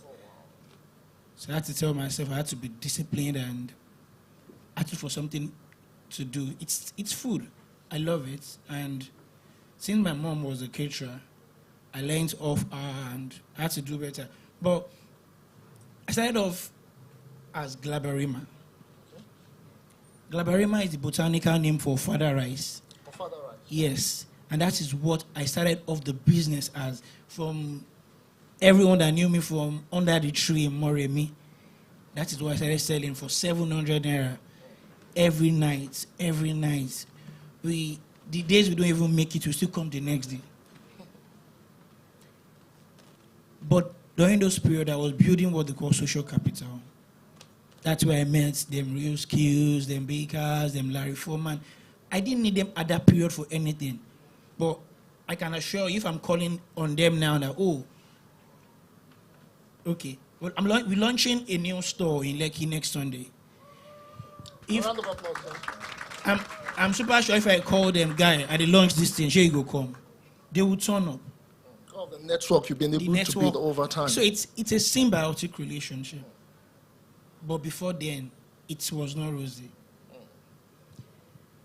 In 2015, being like said, yeah, come and be going, carry your kaya, you're no more needed. Wow. So one night, I just boarded the bus to Abuja. I didn't know I was going to. I just went to Abuja. I went to the NYC camp and I was sleeping on white tables. It was raining. Rain practically took me away while I was sleeping. I didn't make sales. I was just tired, like, is this place for me? I don't think I can make it here. let me just go back to Lagos. People still know me. People still buy things from me. If you've been to the NYC camp, there's a Sunday before the Monday. NYC camp where? NYC camp in Abuja. Okay. In Abuja. There's a Sunday before the Monday where people leave the camp. So it was the Sunday I had my first sale. Since the first day, I sold on the 20th day. Wow. One senator's daughter just came. Oh, I like your pasta. So shall I eat in it? Then on Monday morning, I had like 200 people in my store. Like, I don't have the market. I can't sell to you. If you would not buy, I don't have markets. He said, don't worry, we wait for you. I had to go outside. They actually waited for you. They waited for me to go outside to go and look for everything I would need to make that thing happen. Oh, wow. So I believed in myself, oh, I'm going to make it anywhere I go to. So that's what I'm saying about discipline. I could have stopped the second day, the third day, the fourth day, the fifth day. But no, I stick to the plan of making it in spite of the difficult moments. Entrepreneurship, oh yeah, we're gone. So it's actually laced with some challenges as well. But despite the fact that you were not really making sales, you stuck to your guns and you actually kept to your dreams. All right, that's very interesting. So it's not about the location, really. It's about the determination and the will to want to just hang on, right? All right, now let me come to Choma. Choma, you're the founder of Skill Up with Catsoul. It's dedicated to providing skills to young people at the hinterlands and all of that. So can you share some of your success stories and how you've been able to bring these kids on and to make sure that they have valuable lives after all? Okay, all right. I'm someone that I got a lot of people to give me a chance, right? From having to, have an extra year in school. An extra year, not like I had to carry over things. So this is an extra year where school was like a private university where I had to, drop totally from a department. When you're in biochemistry and then you go to communication arts, that was how serious the matter was. But I had a department give me a chance, right? Instead of going back to 100 level, this department gave me a chance to go back to 200 level, from 300 level to 200 instead of 100. And that really motivated me, It made me a better person. And I told myself I was always going to give people a chance no matter what, right? Having to talk to people in various communities that I've been to, I've gotten to see that a lot of young people haven't gotten people to give them the chance, right? I grew up in Obalende, and in Obalende, there are a lot of barracks in Obalende. So most of these barracks, they're like slums and ghettos. So a lot of people just, you could just wake up one morning and just go to go and see your friend that stays in the barrack, and then you see that she has given birth to another child from a different man. And then you're like, why? What happened? And she doesn't have anything. These children are just there growing up and maybe going to pickpockets and a lot of things. And I told myself it needs to stop. And then I started Skill Up with Catsoul proper. We've had people that pickpockets that I've seen on the streets that they are trying to beat because, right, I'm the chilled person. I always want to go under the bridge to chill with my guys and friends when I'm coming back from work. And then you see some people kneeling a guy down, telling him to hands up. What's he do? Inti phone. We don't give the person the phone. He don't give. But why are people beating him? And then you see the guy there. Maybe someone there like, Mama, help me. And I'm like, okay, please, just let since I've given the phone, I leave and may go. But there's this particular guy, I'm not going to mention his name for certain reasons. He reached out and was like, thank you for helping me, but I need help, right? I said, me too, I need help. But he said, anything you want to do, I'll carry your bag. I want to do anything for you. Just take me out of this place. Every morning, I will report myself in front of your house, and then you take me out. It was difficult. At that time, my business was struggling. I was like, okay, you know what, let's go. So every morning, he would come in front of my estate gate because most times they don't let them come into our estate. He would wait for me, carry my bag. I said, no, don't worry, I'll carry my bag. We'll go to the shop together. This guy right now makes amazing bags. Like, he sells his bags, souvenir bags, he sells them, and I'm really proud of him, right? And I figured out a lot of people wanted to join. And then this thing became more than what I thought it was. I have amazing ladies right now, 3 kids, 3 different men, but they're living for their purpose. They now make hairs for people. They could go to your house right now. They could help you do graphic design. They wake up in the morning, even if it's 500 or 1,000 naira. People actually reach out to me. I want to do graphic design. Okay, don't worry, I have somebody, and I'll connect them. These are girls that were making as low as nothing. And now the people that make as much as 50,000 in a month, 100,000 in a month. The success stories are a lot. So if I start mentioning them, I not finish today, but... A round of applause, ladies and gentlemen. Folake, let me come back to you.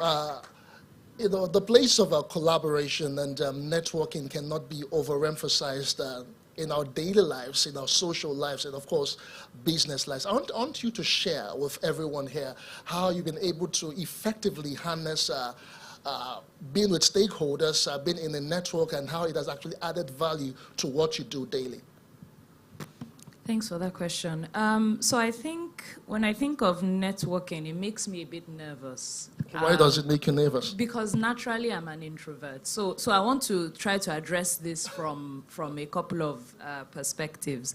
I think there are a lot of people that, you know, when they hear networking, they almost start having rashes because it means that they have to talk to people they don't know. And it's an obstacle, you know, to progress. So I think for me, one of the things that I've learned is really about leveraging whatever circles you are in. Whether that is a workplace, whatever circle, doesn't matter whatever how circles, small. it doesn't matter. It doesn't matter even the nature of the circle. You know, I mean, we work. We have some groups that we're in simply because of interest. We have some groups that we're in simply because of our life stage.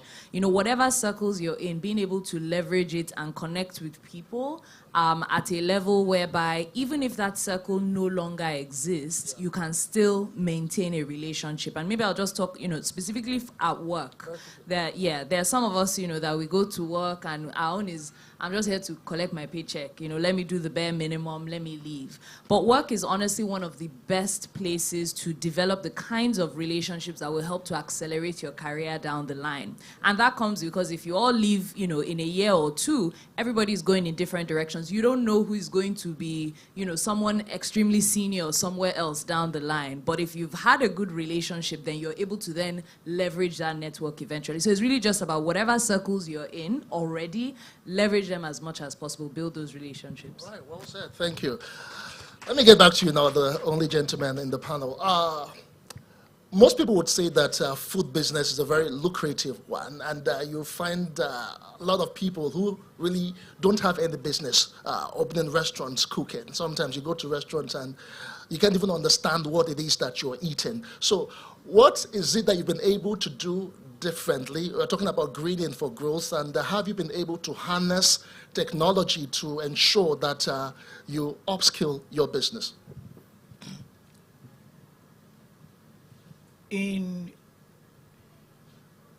Someone will tell you there's a spaghetti pandemic in Yaba at the moment. Everywhere you turn to spaghetti, you go to that place, spaghetti. When I started off making pasta in 2015, actually, I told myself, we can't make the pasta more than the Italians. Neither can we make our toast bread more than the French. So what is unique to us? It's our Nigerian jollof. I built the jollof thing systematically and very, very with prudence because I couldn't take out the spaghetti. That's why I'm still doing the spaghetti. But to me, the jollof rice is still the highest selling of all the meals. Okay, so you actually identified what... I can't be better than the Italians in making spaghetti, no matter what. But the Italians can be better than me in making the jollof rice. Because Nigerians own the jollof rice, right? Yes. So I basically upskilled, learned the skill thoroughly.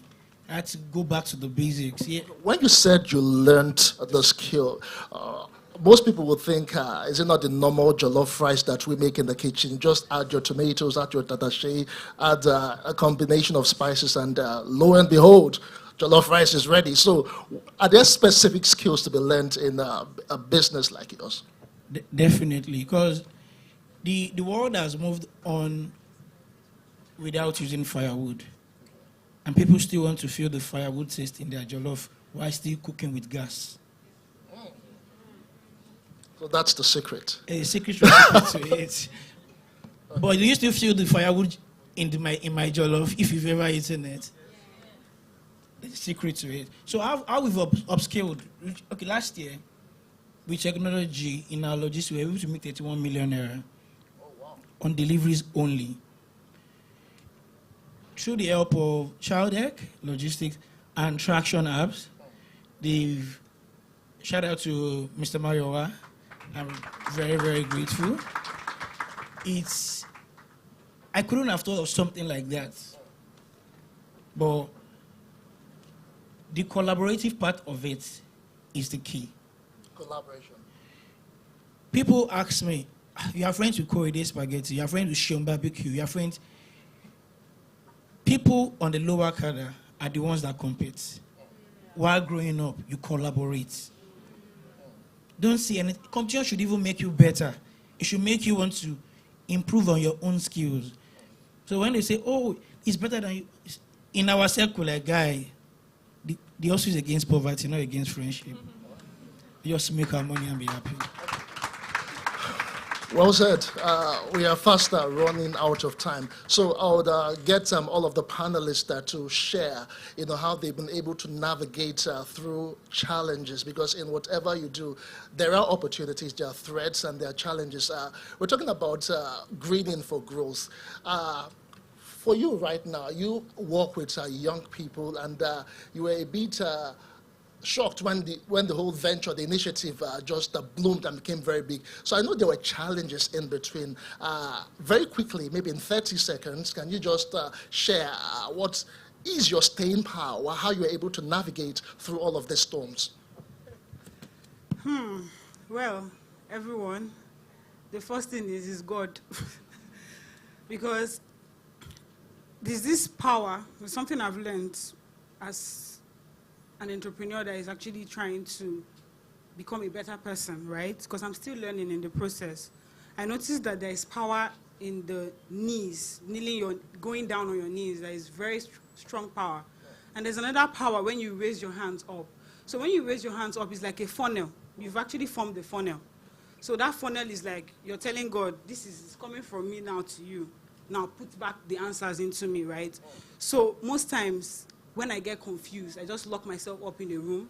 I would cry. If anyone has gone through my social media, they will see where I was talking about my last year. I was crying every single day. If people knew me, they even thought I was depressed. I would cry. And then I'll make a video of myself sometimes crying. And I'll still tell God, you know what, as I'm coming out of here, I'm going to become a better person. I'm going to be charged up and I'll be ready for any challenge. Yes, challenges would come. I have cases where some of my beneficiaries would come into class.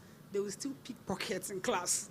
And then people would complain, and I would say, see, you know what, you're going to leave this program. They would have to write letters. I'll tell you, your letters are not, And another thing is, after the prayers, you need to be very disciplined, and you need to stand on your word. You need to be very firm at what you tell people. So, yeah. All right, thank you. So, Falake, you want to share with us very quickly as we round off? Yes. I think Pastor Akin talked about vision. I think vision is really critical. Vision, all right. Yes, so essentially being able to recognize that even when nothing is going your way, the vision of what you're working towards remains clear. And I think for me, the fact that every single day, millions of people are still dying from different emergencies, the problem is unsolved, and that vision remains clear, so it keeps me going. So you have to have a vision and walk with it. Okay, now to the gentleman here, as we round off, I just want you to help a business here, someone who actually wants to, or who actually is in this food business. And right now, you will agree with me that the prices of commodities in the market has skyrocketed. You go to the market today, you might buy a basket of tomatoes for about, maybe, I don't know the price, I don't shop that much, about 4,000, then the next day, I'm sure it has doubled. And right now, they're thinking, is this really the right profession for me? Is this really the right business? How do I turn the tide around? How do I stem the tide in a place where inflation, food inflation is really very high? What advice would you give to this person who is thinking about ending his business, the food business? Don't be afraid to fail. Failure makes you better and it improves you. We were having a conversation one time, I think like 2 days ago, about Starbucks coming into Nigeria. I'm like, Nigerians are not coffee people. Who's an average Nigerian that will buy coffee for 1,500 daily? Nobody. Nobody would take coffee 1,500 daily. Starbucks will end up selling jollof rice and spaghetti at the end of the day. So, come into it, fail. But stand up again because you're going to win. All right, thank you so much. Our time is up. I must say a very big thank you to our panelists, Folake Owoduni, Chioma Ukpabi, and of course, King Glab. Thanks for all those useful insights that you have shared to everyone here today. I'll just close with this, with what King Glab said. Don't be afraid to fail or to fall. In as much as you're falling, always remember that you can actually rise again and be greater than where you were before. So many thanks for staying with us and listening, and I hope you've been able to take one or two things out of this conversation. Thank you so much, ladies and gentlemen. Thank you very much. Thank you so much, panelists. Please, we would like for you to stay because we have some plaques that we would like to present to you. Mr. Maiwa Ali from Traction Apps is going to be presenting. But I have to say, please give him a round of applause one more time. I don't know about you guys, but I learned that I need to collaborate. I need to have a vision. Don't be afraid to fail. Beautiful things.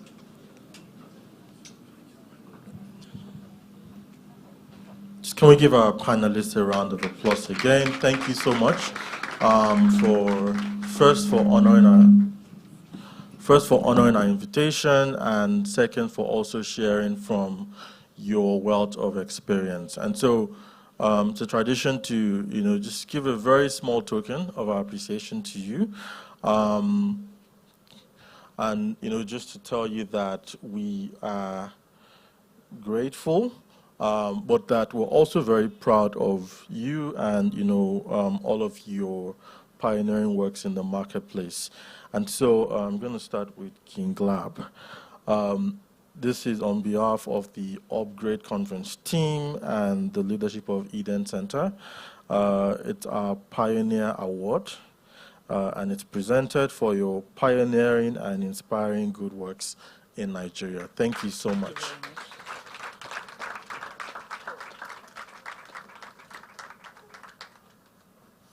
Thank you. Okay.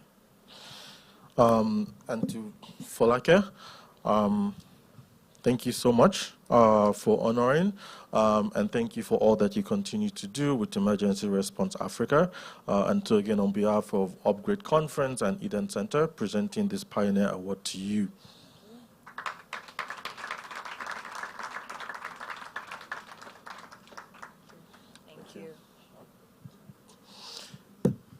And last and definitely not least, Chioma, thank you again. Thank you for continuing to empower young people and making a difference in our society.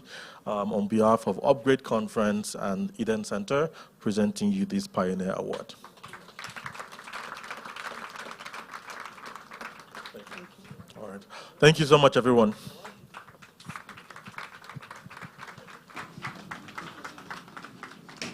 All right, I hope you guys are having so much fun, because outside the fun bits of everything, I know that there's food coming our way, and it's not jollof rice, but it's something that's going to be refreshing. And also, speaking of refreshing, there is a raffle.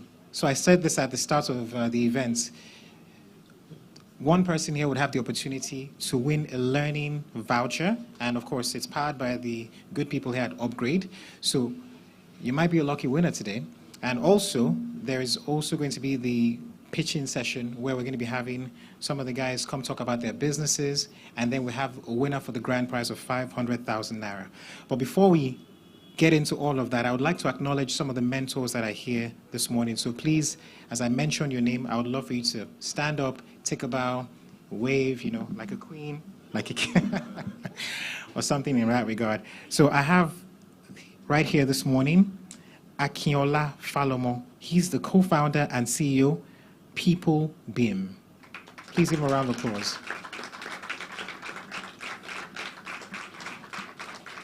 Also, we have Adeshokwe Oko. Associate Director, EY. There she is right there.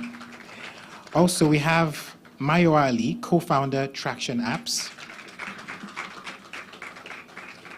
We also have Oluwatosin Oyekomi, Head of Marketplace Jumia. So at least you know who to find or who to hold when you have a package. Also, we have Tokwe Tunde Ali, co-founder, Zopa Pay.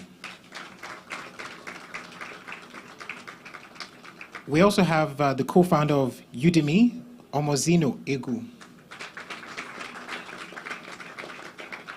We have the CTO One Reports 360, that's Bayo Adeomi.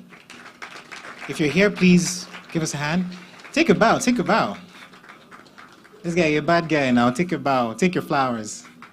Nice. Also, Ayokunle Odebi, partner at Northern Hills. We have Moji Tolu Akinola, creative director, Ooze Women. I even like the sound of that.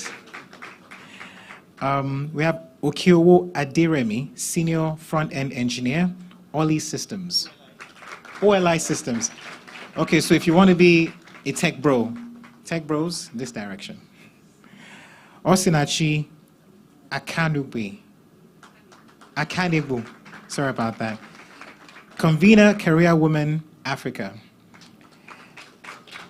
And also we have Adebayo Gundele, Senior Data Engineer and Analyst at Bundle Africa.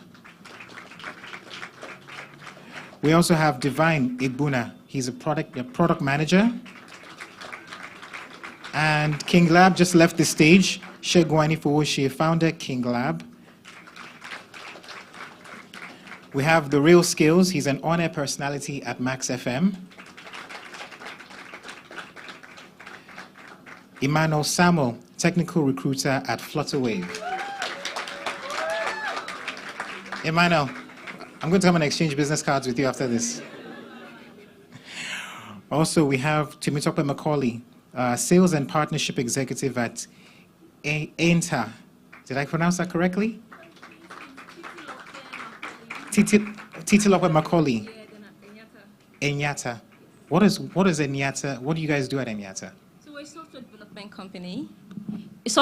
company. And then we build apps, anything tech, as long as it's software, right? For companies, people that have visions they want to bring to life, who are you guys? And so we assign teams to walk you through that journey, from product teams to engineering teams, all of that, and then we bring that project to life for you.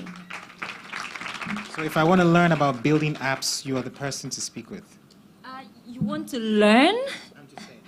So we have an academy, right? But then it's not like the core of what we do. So what we do basically is, because it's a dev shop, you're constantly helping people on projects. You having to work with newbies slows you down. Exactly. So we have an academy for that, right? But then it's good. But then, you as a founder, you want your app to come out in a couple of months, or you want your project to come out in a couple of months. You don't want to hear that. Exactly. But then we have an academy, right? That happens once a year. Yeah, we bring people in, and then we also train them and pay them, right? But then it's not like the core of what we do. Yeah, so if you have a media company, you want to bring your project to life, you go. Please give a round of applause. So tech bros and tech sisters in the house, so she's your person to speak with. Also, we have John Paul Osemene, product lead at Traction. And we have Adeola Owosho, Chief Growth Officer at Uvest. All right, so please, I hope you guys have your pens and papers ready and your business cards ready, because today, these mentors are here to inspire you, and I hope that you do go away with a few things. Other than that, I'm also going to be bringing forward Omozino. She's also a mentor, and she's going to be handling the next session that we're going into right now. Please give her a round of applause as she comes forward. Thank you so much, Kay. Hi, everyone. Good morning. Fantastic. I'm so excited to be here. I'm excited to see everyone as well. So on the 10th of June, we opened up applications for people to share their dreams, their visions, their ideas with us. So the upgrade pitch your business competition was open on the 10th of June. Now, we did not expect the inflow that we got. By 21st of June, we hit 200 people who had shared their dreams, their visions, their ideas with us. It was just massive.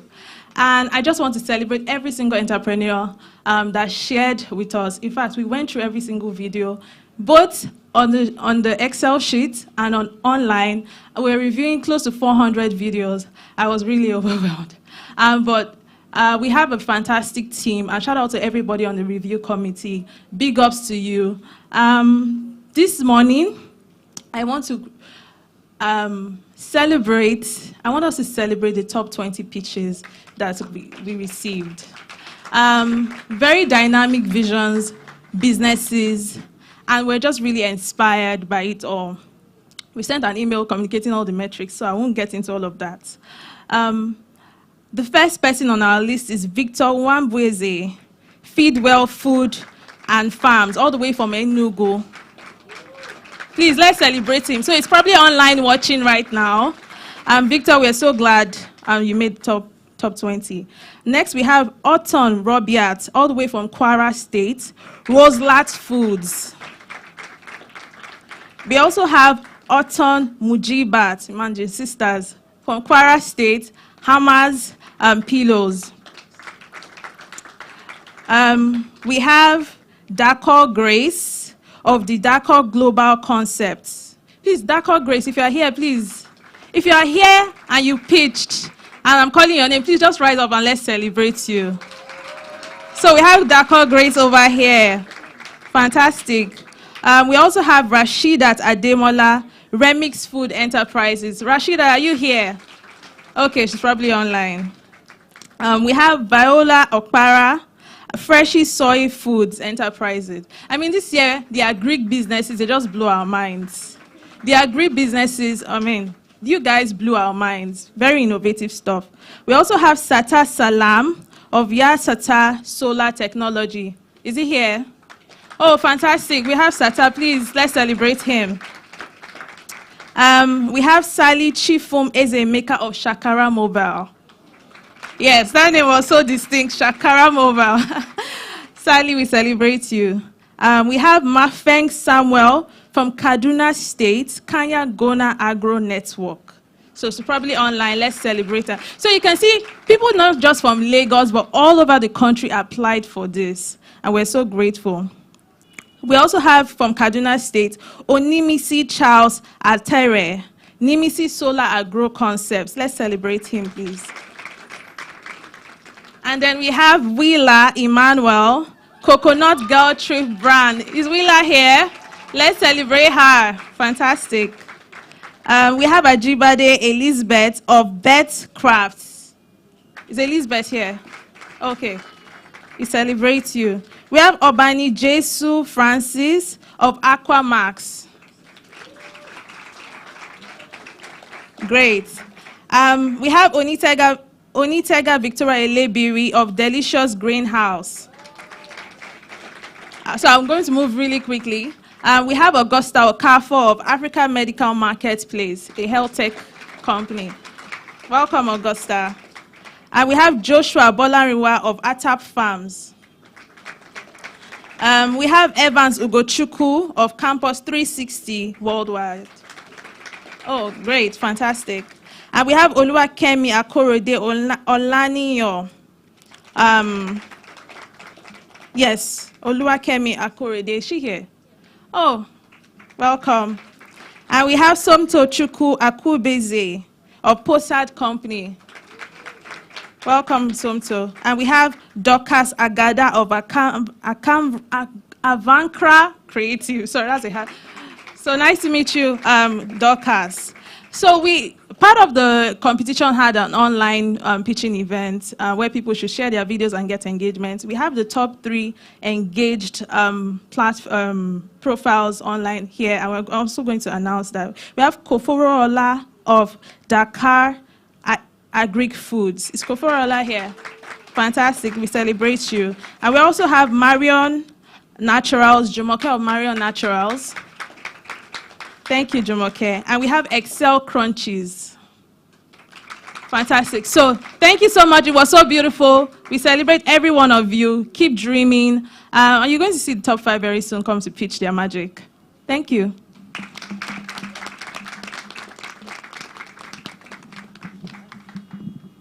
Thank you so much, Zeno. Can I call you Zeno? Sounds like a very cool name, Zeno. How's it going, Zeno? Okay, so it's time for the raffle that I've been talking about. It's called the Learning Voucher Raffle. So let me put a caveat out there. I've never won anything before. Even raffle, even what do you call it? Free drink.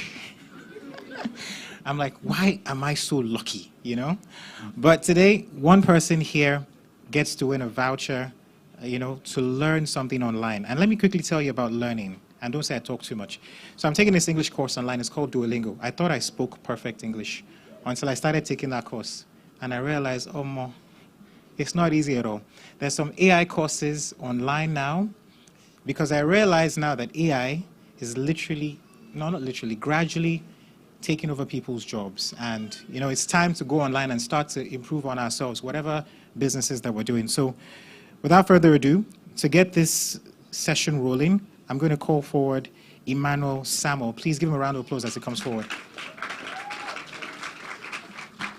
Emmanuel, can I participate? No, not at all.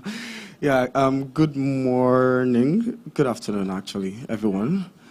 Yeah, it's a privilege to be here this morning and to be doing this, but sadly I can't participate, of course. But we would like to make this very fast, so we'll be having 1 or 2 mentors speak out this paper. How many of you took a paper when you were coming in? Okay, awesome. So start praying. Just take a few seconds. Let me give you 10 seconds. Start praying. So mentors will be picking at random. Let me look for someone's face that I like.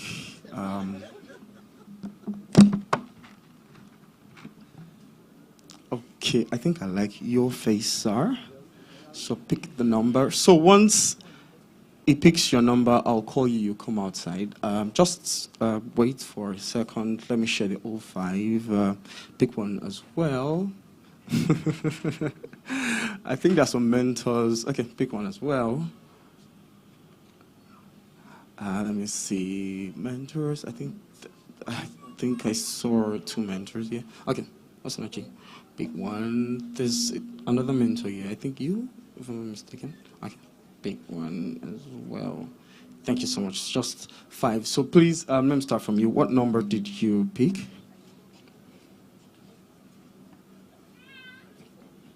44. Okay, number 44. Are you in the house? 44. 44. Are you in the house? Okay, please, can you jam your hands together for her? Please go outside. Please go outside. You've not opened it. Let me see. I need to vet it. I'm INEC. I need to vet this thing. Okay, 44. Please. How far? That's for Imo State. Next. Okay, number 40. Number 40 for Lagos State. You guys, is this a planned work? Please. But let me see it, please. Oh, number 40 it is. Okay, the next mentor. I think you took one paper, right? Okay, what number, please? So that's 21. Number 21. Are you in the house? 21. 21. Are you? Who? Okay, it's giving it to you out. That's nice. Can you please jam your hands together? That's a nice gesture. And the last 2. What number did you pick, please? 9. That's 9. 39. Did the person give up and go home? 39. Last time. Final answer. 39. Okay, it's gone. What's the law? So someone else is going to pick 3. Number 3. Number 3. Oh, awesome. Can you please clap your hands together? Let me vet it. You can please come outside. Let me vet it. You are just opening it. Are you sure it's 3? Okay, it's 3. Okay, please join us together for him. And the last, Adeola, can you help? Sorry. Help with the last to replace. Okay.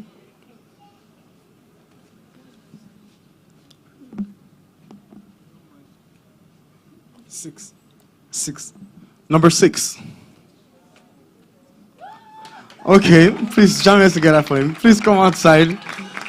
So yeah, out of these 5 people, we're going to be selecting just 2. So I'll give you 5 seconds to pray. Please, number 6, we're expecting you, please.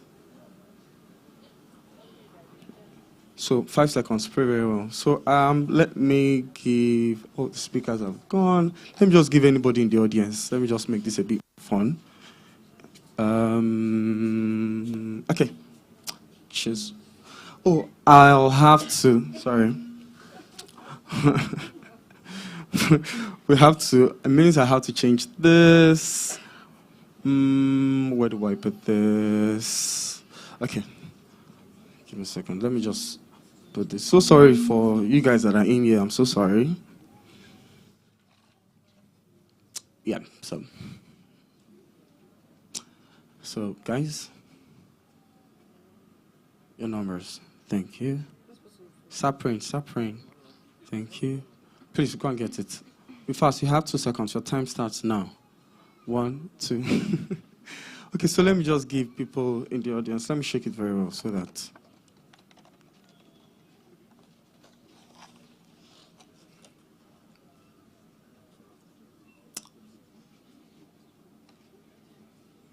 Okay, so, no. It would be a bad one on you. Okay. Guys, no, Joe.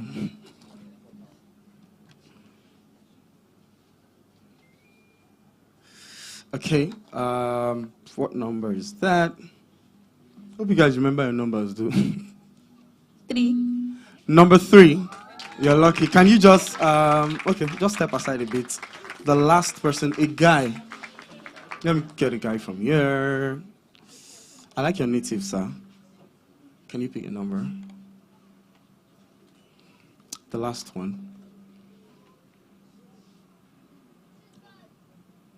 44. Number 44. It's a lady. Balanced. Lovely. So, you are lucky winners of the learning vouchers. To you that weren't selected, better luck next time. And we'll see. There might be a good Samaritan in the house that would give you guys something. But yeah, I'm proud to present to you our lucky winners this afternoon. Can you please jam your hands together for them once again? So please, can you go by the info desk just outside the hall, and you'll be directed on how to redeem your prizes. Thank you so much. Announcement you didn't pay for. There are also a few other vouchers to be won during the speed mentorship session. So please stay behind and stay glued for that as well. Thank you so much, guys.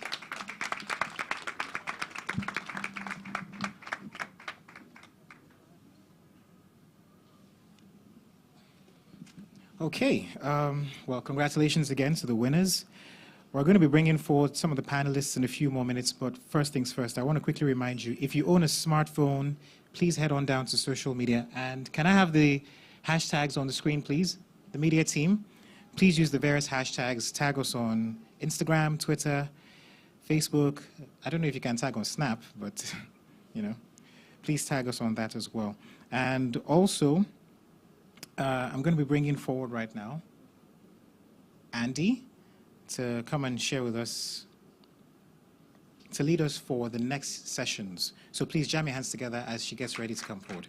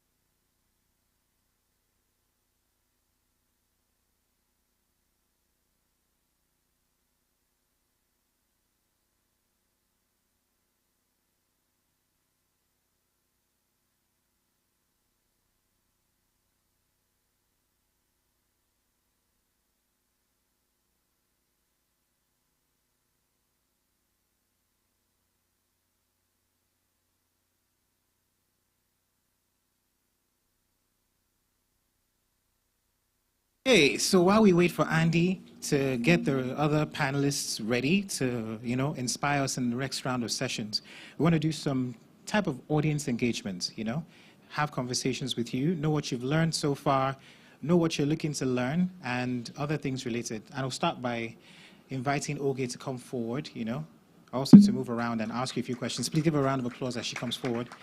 There she is. All right, Oge, do you want to start? Okay, yeah, sure. So Upgrade this year, one of the major highlights is the fact that we want to really, beyond just mentoring and coaching, we also want to try to sponsor more businesses. And so we've got some really incredible pitches this year, and we've shown some of the videos so far. And then Omozino came up and gave us a breakdown again of all top 20. Yes. And so I'd like to know who enjoyed those videos. I heard some really incredible stuff today. Who had really nice stuff today from the entrepreneurs who were pitching for their business?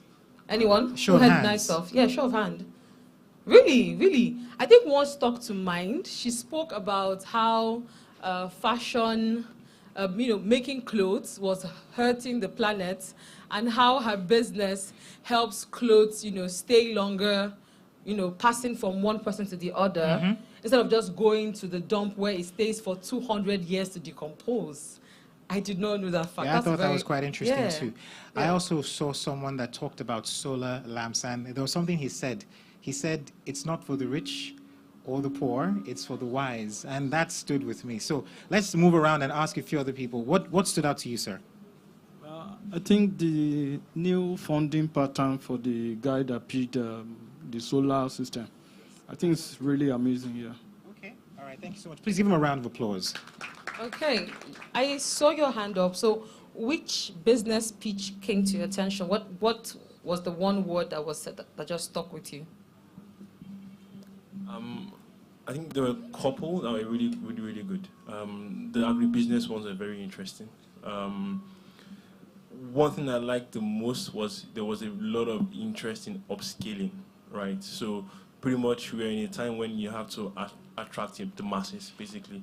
So you have to reach more people. I know most of them were looking to invest in tech. So there was the one doing the juicing business, wanted to buy, a new modern juicer. That was really cool, I think. And also I was very, very happy about the lady about the fashion business, actually very intriguing. I liked the fact that she knew the business, she knew the sector, which is very interesting. And that's one thing most entrepreneurs need to know. Understand the industry, know the sector, she knew the numbers. She was very comfortable sharing the insight into the market. Because any retail business, you have to know the market. So, there are a few of them like that I really liked. Thank you very much. Thank you. All right, I think we have another hand here. I'd like a lady to say something. Yes, there. I have someone here, actually, a lady. Okay. Ready to speak. Yes, thank you, and good afternoon, everyone. So I like the fact that most of the initiatives were vetted from experiences. All right, so it just speaks to the fact that, some were good experiences, some were ideas, some were not so good experiences. Maybe someone, I know someone said her sister had some issues during her pregnancy, and for that reason, the business idea was birthed, all right? So it's just to speak to the fact that irrespective of the experiences, it might be bad, not so good, or whatever, but there are learning points, there are ideas you can turn around from that experience. So I like the fact that if you look at all the initiatives, it's better from one experience or the other, all right? That's great. Great insight. Thank you so much. You have something, okay, on your end? Do I have anyone here? Anyone? My end is bubbling. Oh yeah, so I think one of those things that stood out for me was where some of the entrepreneurs are actually living out what they are pitching. I think one of those was Jumoke, the natural business that she's trying to push, and then she stood up to wave, and I just noticed that she was all natural, from her hair to what she was, and it just really stood out for me. Thank you very much. Okay, anyone on your end, or should I keep going? You can keep going, but I want to just quickly break the ice and just say something very interesting. Okay. So for the other three participants that didn't get a chance to win the learning voucher, there's someone in the house who chooses to remain anonymous. The person has said he wants to sponsor the other 3 participants. So please give him a big round of applause. Upgrade Africa is the place to be. I think year after year, it keeps getting better. Can I just put it out there? I've never won anything too. So please, sponsor me. No, but for real, this is my 4th year of Upgrade. And, you know, last year, a lot of people came back to me because they know me as one of like the organizers in the background and said to me that speaking with those mentors gave me clarity. You know, being able to see someone who's done what you want to do and have them tell you practically how they did it. Exactly. It just makes a world of difference. So please, we have 20 incredible mentors in the house today. Each one came from the bottom to the top. Like they went through the ranks. They didn't just open a company and become CEO. Mm-hmm.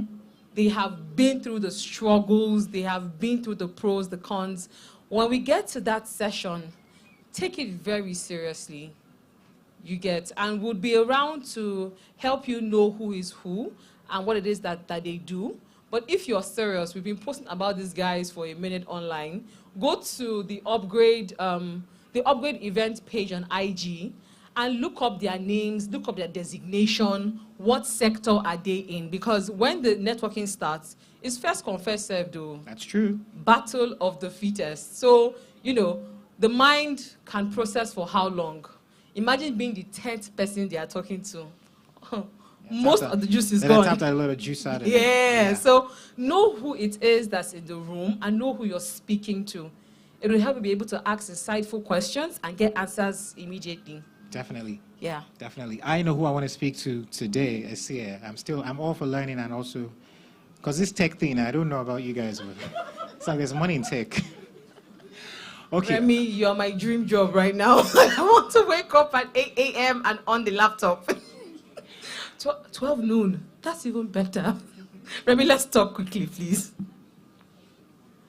Okay, I think our next segment is around. Yes. Okay, so I'd like to bring up on stage the CEO of Zopa Pay.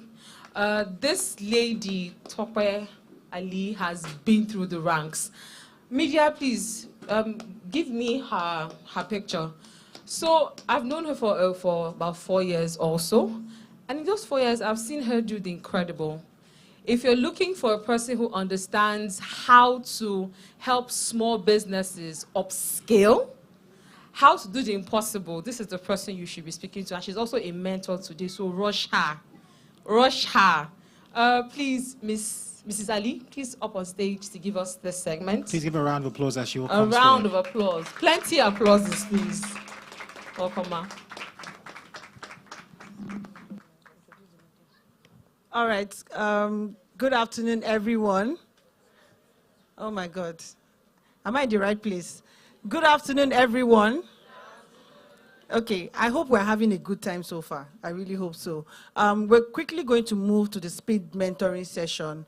And after the speed mentoring session, oh, please, let me just first appreciate our mentors that are in the house. Please, let's clap for them. Let me do that.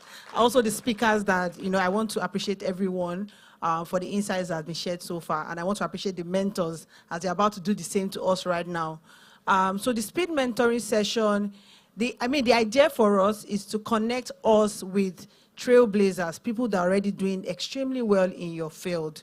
So you can ask them questions around your career. You can ask them questions around your business. If there's anything you're struggling with, if you want to understand, how to walk in their path. Aside from the fact that they've walked in this path, they've also gained so much experience and they are so, spot on to the point that they have an insight into what is going to happen in the future. I can tell you that for free. So speak to them. Ask them questions. Please don't forget, you have just 5 minutes to speak to one mentor. We're a lot here, and then we need to ensure that they speak to as much people as they can. So please ensure that you're asking them something that is very, very important. It's also okay to get a follow-up after this. 5 minutes is short, so it's okay to get a follow-up.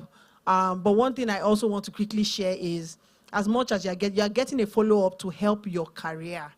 And don't forget that as much as you want to get value from them, they also want to get value from you as well. I mean, that's one secret that a lot of people don't know about mentorship. It's not about, oh, what's this person going to give me? What's this person going to give me in terms of knowledge, right? It's also about, how do I help this person? What shoes can I fill in? What are the things I can do for this person as well? Because as much as you're doing it for them, you are also learning, and it's also helping your experience as well. So, I mean, it's okay to have a follow-up, 5 minutes, down to the questions that you have, you know, and then we'll just take it from there. So I'll do a quick intro to all the mentors. Can we have the screen? And please, we still have one more panel session. We have Brain Jota and we have Lai Oshoba, the final session, but we want to go straight to the speed mentoring session, and then we can go back to the panel session, and then we talk about the pitch, and then we end. So I'll start with the first person, Akinfalo Mo. Akinfalo Mo is the CEO of People Beam. Anything around product management, building a product, software development. He's also the CEO of Dev Center. Dev Center is the largest community of software developers in Africa. They have about 17,000, you know, software engineers. So if you want to speak to him about, you know, I'm interested. And they also have a recruitment agency as well. So they help software developers to get jobs into companies. So if you're looking to speak to somebody about product management, software development, I'm trying to get a job in that space, Akin will be the person for you to speak to. The second person is my beloved Adishope Ojo. Oko, sorry. I mean, I'm used to Ojo. She's the Associate Director at Ernst & Young. If you're interested in finance, accounting, please speak to her. I mean, I'm so proud of, you know, how far she has gone. So amazing. If you want to know anything about finance, accounting, a business, you want to, you know, get clarity in accounting, bookkeeping, Shope is here for you. We also have our very own Mayowa Ali, CEO Traction. If you want to know about how to build product, if you're interested in consulting, KPMG, McKinsey, PwC, and you want to, you know, find out how to get into that speed, Mayowa Ali is here for you. I also have my own very own Tosi Oyekomi in the building. I mean, head of marketplace for Jumia.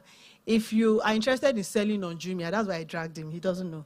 If you're interested in selling on Jumia and you want to learn, oh, am I selling the right thing? Is my pricing good? How can I increase my visibility on Jumia? How can I, you know, increase, I mean, Jumia is, in terms of sales, I mean, I've been there, so I can tell you for a fact that if you have your product listed on Jumia and is well positioned, your sales will go like this. So if you're interested, you want to speak to him about, I want to sell on Jumia, how do I go about it? He's also very vast in operations as well. Operations, campaign planning. I mean, he's just the go-to person. Okay, I'll skip me. I'll move to number 6, Zeno. If you're here, young professional, student, you're concerned about your career, I don't know what I'm doing. Am I in the right direction? I want to, you know, I'm interested in, I studied biology, but I don't know, I'm looking at tech and I'm interested. I mean, she'll be able to guide you on your career, I mean, clarity, am I doing the right thing? I mean, she has a fantastic product that helps you to see the courses that would make sense to you based on your interest and your personality. So if you are unclear about your career, Zeno will be the person for you. I also have Bayo CTO at OnePort, solid technology guy. If you're interested in software development, backend, you know, he's your guy. Just, you know, speak to him and he'll be able to guide you in that direction. I also have Ayokunle in the building, branding, marketing expert. You know, he's my go-to person if I want to talk to anybody about branding. So if you're interested in marketing, branding, you're a business owner, you're thinking about your visibility. How do I drive visibility? I'm a student, I want to go into marketing. I want to go into content creation. Please speak to Ayokunle. Ayokunle is your person. Sorry, can I have the screen back? Okay, let me just pick it from my phone. So the next person on that list is Oma Atati, product design. If you're interested in being a product designer, you want to build products for tech startups, she's your go-to person. One thing she doesn't know is that she inspired a part of my design. I mean, I saw her work, very fantastic, and I feel like if you're interested in product design, you're a startup, you're looking for someone, you know, to help you in that direction, Omar is the go-to person for you. The next person on the list, Mojiakiola. If you're a fashion entrepreneur, I want to go into fashion. I'm trying to start my fashion business. I want to learn fashion. I mean, she has an academy where she trains people on fashion. So if you're interested in being a fashion designer, you have a fashion business and you want to speak to somebody about it, getting tailors and all of that, I mean, she's your go-to person. The next person on the list is Remy. Remy, front-end engineer, senior guy. If you want to speak to somebody on front-end, you're interested in front-end development, Remy is your guy. The next person is Osinachi. You're interested in your career. I mean, very strong lady on, LinkedIn. Your career visibility, career clarity, she's also here for you. We have Bayo. Bayo is a data analyst. If you're interested in data, I want to be a data analyst. I want to be, anything around data. Bayo is your go-to guy from Bundle Africa. We also have Divine. Interested in product management, Divine is your go-to person for that. We also have King Lab. Even though he's a speaker, we also have him as a mentor. So if you're into food, you're interested in starting your own catering business, you're interested in starting your own food business, King Lab is going to be very available for you. We also have Real Skills.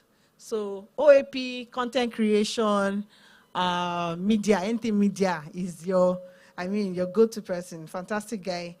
We also have Emmanuel Samuel, HR of Flutterwave.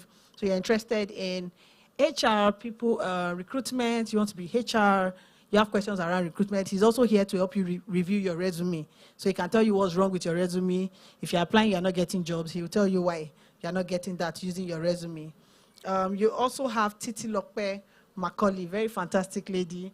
If you have questions around sales, I want to be a salesperson. I know a lot of people try to run away from sales, right? But I mean, it's a very rewarding role if you understand what you need to do, right? It creates that quick visibility for you. So if you're interested in sales, partnership, you want to learn about that, you're a business owner, you want to speak to somebody about your sales, why are you not selling? How do I position my brand for sales? Titi Lokpe is here for you. We have JP, John Paul. John Paul is also product management as well. Fantastic guy. If you have questions around product management, if you're interested in product management, is also here for you. And lastly, we have Adiola Owosho. Very fantastic guy. I've been following him on LinkedIn since forever, following his story. If you have questions around growth, around marketing, right? Adiola is your go-to person for that. I mean, he also works with a real estate company, very interesting. I've been following their branding as well. So anybody interested in real estate and all of that, you can also speak to him. I mean, real estate sales and all of that, you can also speak to him about that. So those are the fantastic speakers we have, mentors we have today. Like I said, you have 5 minutes. Choma is also a speaker, a mentor as well. If you're interested in fashion, I mean, you want to start your own fashion brand. I mean, she does a bit of visibility for our community as well. So she's here as well for you. So, I mean, that's all the mentors we have. So we have like 5 minutes per mentor. Have that conversation. This will happen for another 30 minutes. Yeah. All right. Thank you. Okay, so just to note that session would happen at the end so that you can take as much time as you want. If we do it now, you wouldn't get more than 20, 25 minutes to talk to each of the mentors, right? So that will be at the end. But she just came to give us a forerun on who the mentors are so that you can start, fixing in your mind who you want to speak to, what you want to ask them, and how relevant they are to your current career aspirations, right? So I'll bring up Kayode Baker to take us into the event. Thank you. All right. So thank you very much, Oge. Going back into the pitching sessions, we're also going to be having conversations now with the judges. Well, not conversations per se, but the judges are going to be selecting their winners. And I'm going to bring forward once again Omozino to help us with this one. She'll be unveiling the top 5 entrepreneurs to pitch and also, The judges will be here to interact, and also you get to participate as well. So this goes back to some of the videos that you've seen. So please make welcome Omazino with the big, warm, loud, resounding round of applause.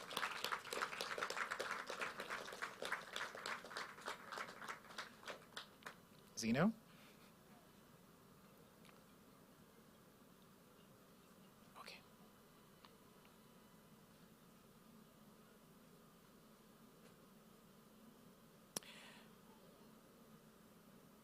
Okay, so while we wait for Zeno, I think we'll just have the videos showing back to back again, and then we'll have the judges ready in a few minutes.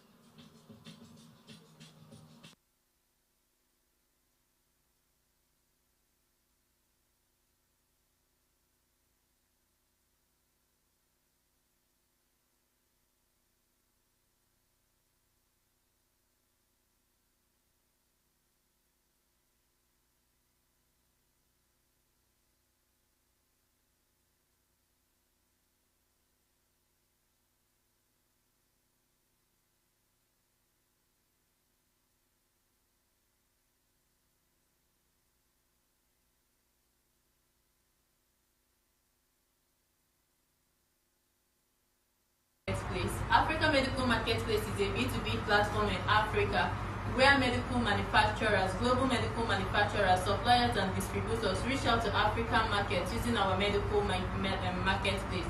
Why are we doing this? In the year 2014, my mom was diagnosed of cancer. In the process, only 2 machines were available, 2 chemotherapy machines were available in Nigeria. We have to move her from a point A, that's Enugu, to Lagos, just for her to receive treatment. In the process of the treatment, so many people died because the machines kept breaking down and there were money they were asked to pay to repair it and other things. So we are creating this. What is our solution? We are trying to create this platform where medical doctors and professionals have access to medical equipment without going through the middle persons who end up making the products get very expensive. So this is what the platform looks like. We have a lot of products uploaded by different people on the website. So we are running a B2B platform. We say, hospitals reach out to direct manufacturers. They agree on whatever works for them. They compare their rates and they make payments. What is our competitive advantage? It's a market for Africa by Africa. We are creating our own stories. We are creating our own platform where people can reach out to where African medical people can reach out to global manufacturers to have it. We are registered in Nigeria. Our sister company is registered in Kenya. The Government Global Medical Supplies is registered in Kenya as well. We are members of Medic West Africa. We are members of other medical events happening across the country and across the globe as well. Bees are the most important crop pollinators, but they are at risk of serious extinction due to alteration in the ecosystem, such as chemical usage and deforestation. I am Joshua Bolaniwa, the founder of Eta Farms. Eta Farms is an agricultural company with Busy Bee Honey as a subsidiary with the vision to save the bees from extinction. Build a sustainable agricultural business that contributes to food production and a boost of food security across sub-Saharan Africa through beekeeping and honey production. Our apiary is located in Ogun State, Nigeria, where we have over 10 active hives. The honeycombs are then extracted, after which they are packaged and distributed without the use of additives. Our honey is raw and very affordable, which stands us out from our competitors. We make between 30 to 40% profit per jar, which shows the profitability of the business. We believe we can do more with increased sales. As a sustainable business that we are, we aim to begin an initiative to empower rural women farmers, to provide them with technical know-how and the necessary tools, which includes hive and other equipment, to help them in beekeeping, and at the end we buy back from them at a competitive price. Doing this will help us increase production and at the same time provide job security to reduce poverty and increase gender equality of women in rural communities. We believe we have what it takes to thrive in the Nigerian market, as there are no known raw honey brand, as we become an household name with our quality and affordable price. The grant will help us to increase our market reach and also increase the number of hives we have on the farm. Aside that, we get NAFDAC certifications to enable us enter into big stores like Just Right, ShopRite, etc. My name is Joshua Bolaniwa, the founder of Eta Farms.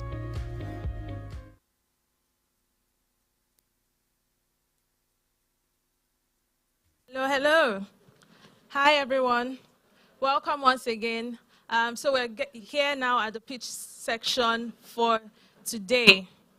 And we have our pleasant judges. I'm just going to introduce them quickly, then call out the top 5, and one after the other they will pitch. So we have our first judge is Moji Tolu Akinola, the founder of Oz Woman. Please, let's celebrate her now. Thank you, thank you. Our next judge is Damola Bangboye, the MD of Mercury.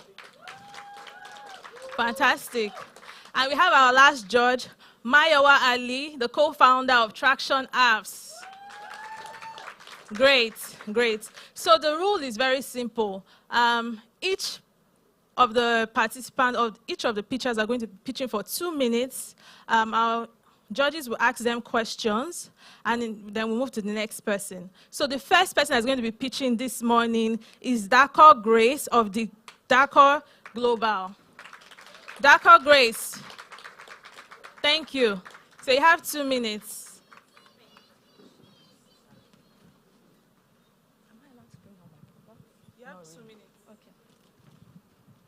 Good morning, everyone. My name is Dako Jumoke Grace, and I'm the founder of D Dakos Global, the makers of Ved Juices and Ved Milk. D Dakos Global is a food and beverage company focused on supporting middle-income Nigerian families, prevent chronic terminal diseases, improve their health and well-being by supplying them with high-quality fresh fruit juices, smoothies, and tiger nut drink. In the last 3 years, we've sold over 25,000 bottles of our natural juices and tiger nut drinks. We've helped about 17% of our regular customer base reduce about 23% of the regular amount they spend on managing these illnesses. And this business started as a result of my experience with my dad dealing with a non-Hodgkin lymphoma, a cancer, a rare cancer of the throat. I haven't had to be with him through those trying times. I discovered that healthy food are needed to manage or prevent this illness. I also discovered that the World Health Organization had done an estimate and discovered that 60% of the premature deaths that occur in sub-Saharan Africa are as a result of diseases stemming from high blood pressure, diabetics, and cancer. They also estimated that about 80% of these diseases are totally preventable, and that was why I started this business. And in the last 3 years, we've sold over 25,000 bottles. We believe that this 500,000 naira grants will go a long way in helping us expand our impact, profits, and sales, because we'll be able to buy a high-end juicer that can help us increase our production by 60%. Thank you very much. Thank you so much, Grace. Judges, do you have questions for her? Questions? Hi, good afternoon. So I think just one question is, maybe you can just share a little bit into how you have been able to differentiate your product, compared to the many other, fresh juices out in the market. Okay, thank you very much. Can I bring out the products? I have them here. Sorry. Thank you.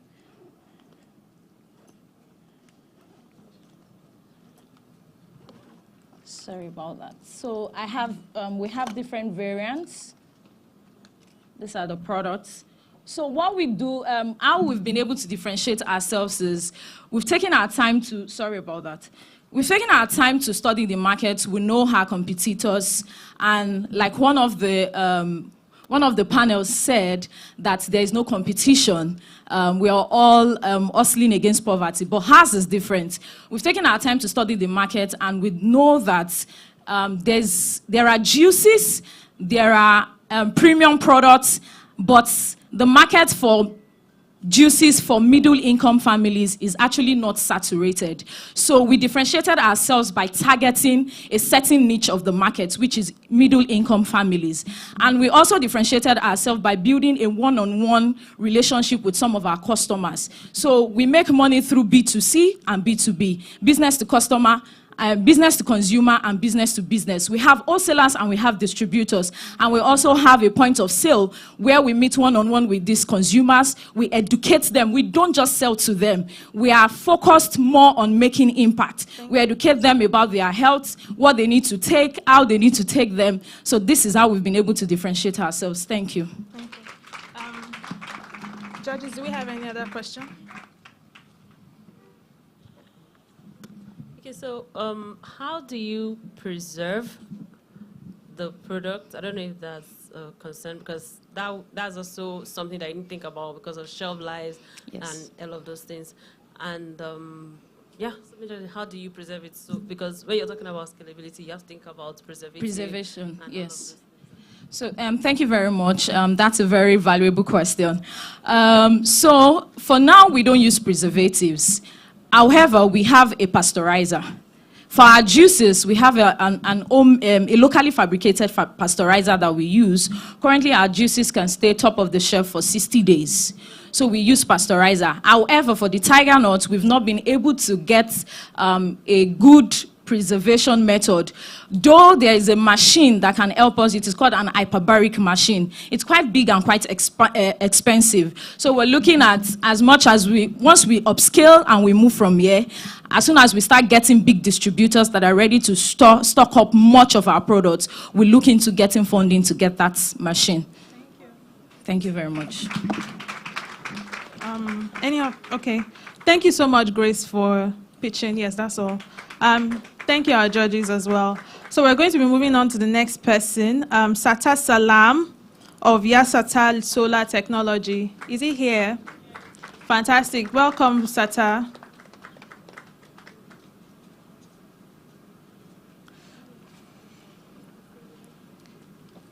So you have 2 minutes.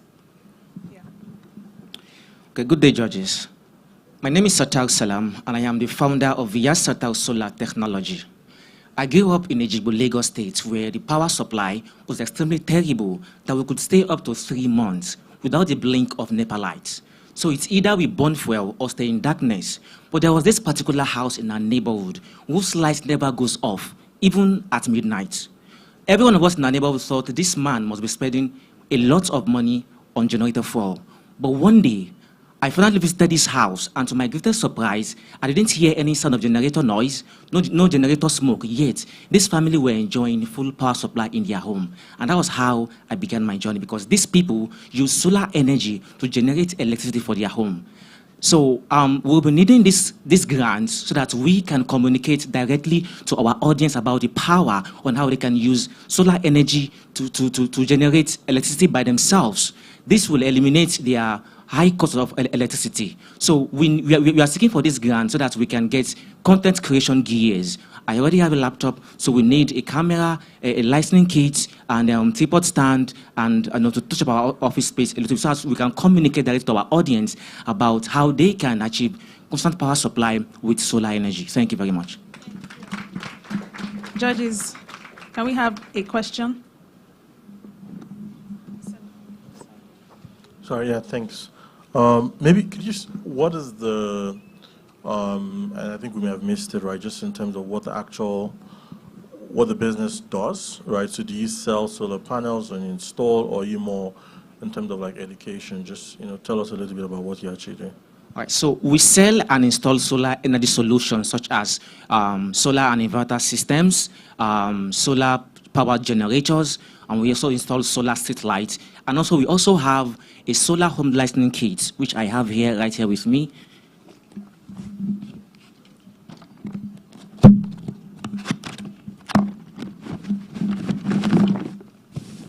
So what this does actually is a solar lighting kit system, okay? It comes with 3 bulbs. It can power your home, your office, and you can also charge your mobile phones with this. And it has MP3 function as well. So with this, you don't need to bother about powering your generator or burning your fuel, wasting your revenue just to power your phones and to light up your business.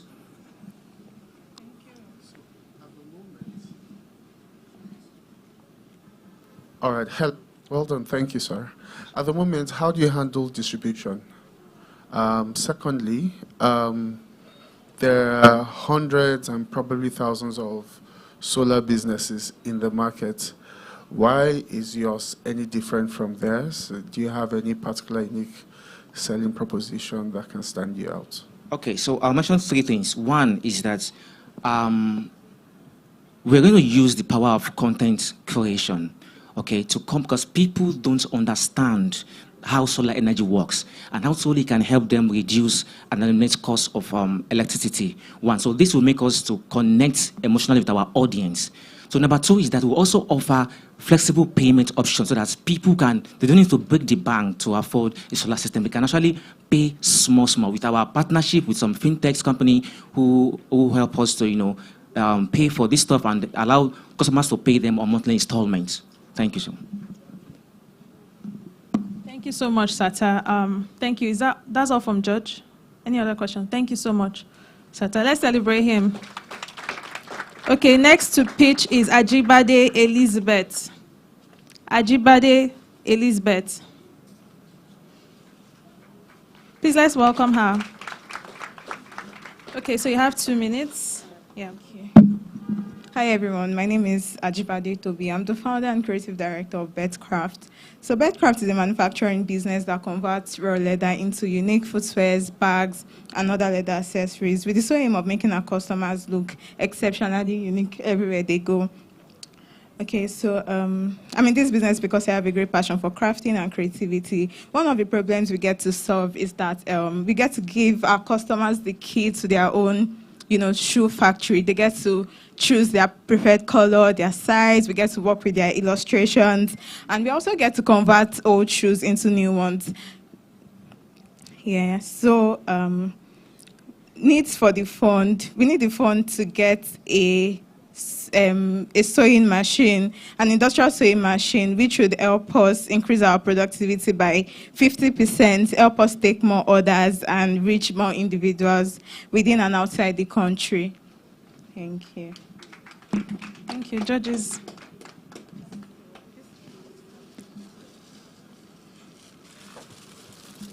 Don't be shy. Sell your market. Hi, thanks. I think very similar to last question Damala asked. How do you sell today? What does distribution look like? And again, how do you also differentiate? Again, there's so many people who are selling leatherware. So how do you stand out in the market? Okay, I currently I currently sell online on Instagram. Yeah, so most customers are from Instagram. Then I have retailers, people that buy and resell. So that's just it, basically. Yeah.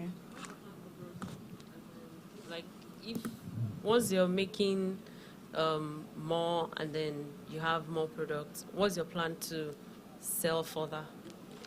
Okay, I plan on having my own manufacturing company and a working shop where people get to come and buy products.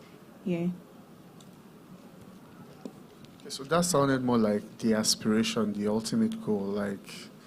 How are you thinking about the steps to getting there? I think that's, if I could clarify a question. Sorry, I didn't know that. That sounded more like the ultimate vision, you shut your eyes, that's where I see myself in 5-10 years, right? But do you have any steps in mind to get there? I'm literally looking at your Instagram, interesting, but do you have any steps in your mind, milestone steps, strategies that, what, I need to get this done, I need to get that done, I need to get this done, and over time I build enough, to do this or partner with this to get that, stuff like that. Okay, so one of the things I look at doing is organizing training sessions for students and a crafting academy where I get to impact into other youths and teenagers. Yeah, so that's one of those things. Is that free or paid? So it depends, paid and training sessions, free training sessions. Thank you. Thank you, Elizabeth. Thank you. Next, we have Victoria Eleberry, Delicious Greenhouse.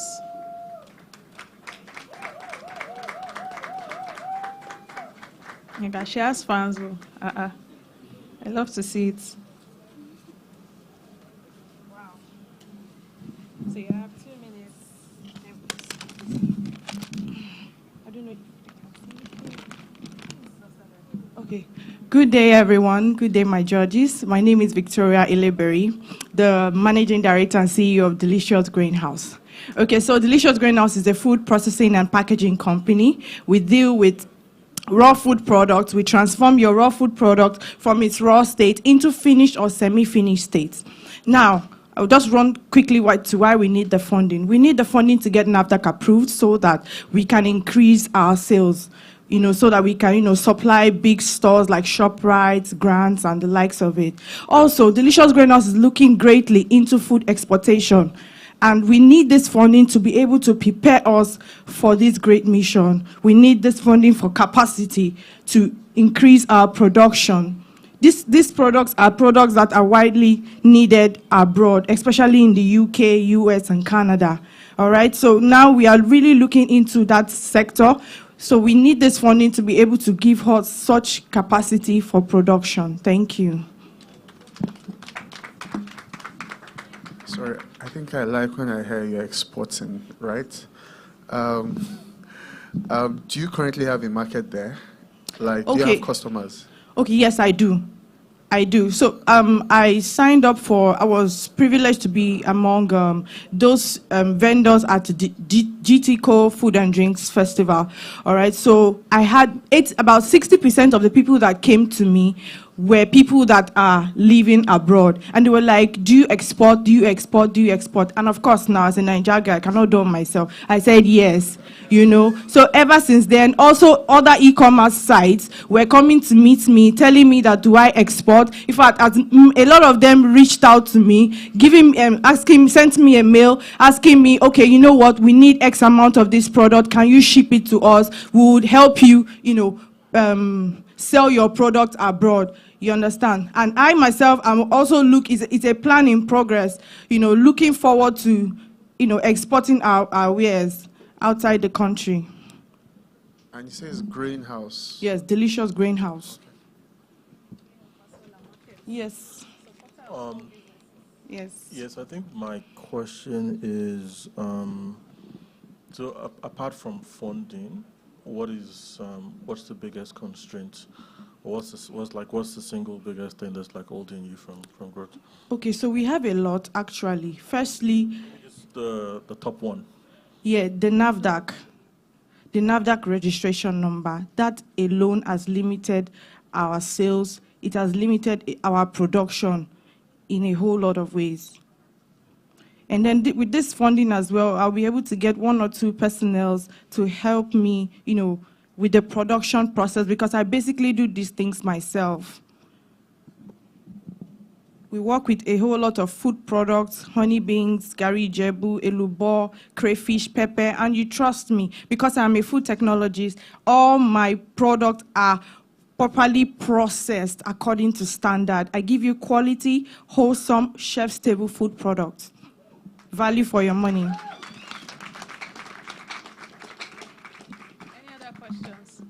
Okay, thank you so much, Victoria. Thank you. That was beautiful to hear. So we're going to have the last person come up to pitch. We have Evans Ugochukwu of Campus 360. All right. Thank you. Do I start now? Yes, you have 2 minutes. Okay, 2016, in my final year, I was a rookie software engineer, and freelancing saved my life, specifically Fiverr and Upwork. Afterwards, the way I look at freelancing changed. I basically refer to freelancing as the poster child for globalization. Specifically, my name is Evans Ugochukwu. I'm the founder of Campus 360. Campus 360 is a freelance marketplace where we connect student freelancers to startups that are basically bootstrapping or pre-raising. So startups that can't actually pay for technical staff on a full-time basis. We supply them with this kind of persons. Since we launched 3 months ago, we've been able to raise revenue close to $7,000. We've also been able to onboard 1,000+ users on the platform in collaboration with CC Hub, Caleb University, Bells, as well as MTN Nigeria for an MOU in terms of onboarding some of the organizations on the platform. And we make money via B2B. So on each transaction, when we supply teams to these companies, we take 20%. That's how we're able to raise them revenue. So what I need the money for specifically just for ads. We need to push further and build on what you already have. Thank you. Judges, you have the floor.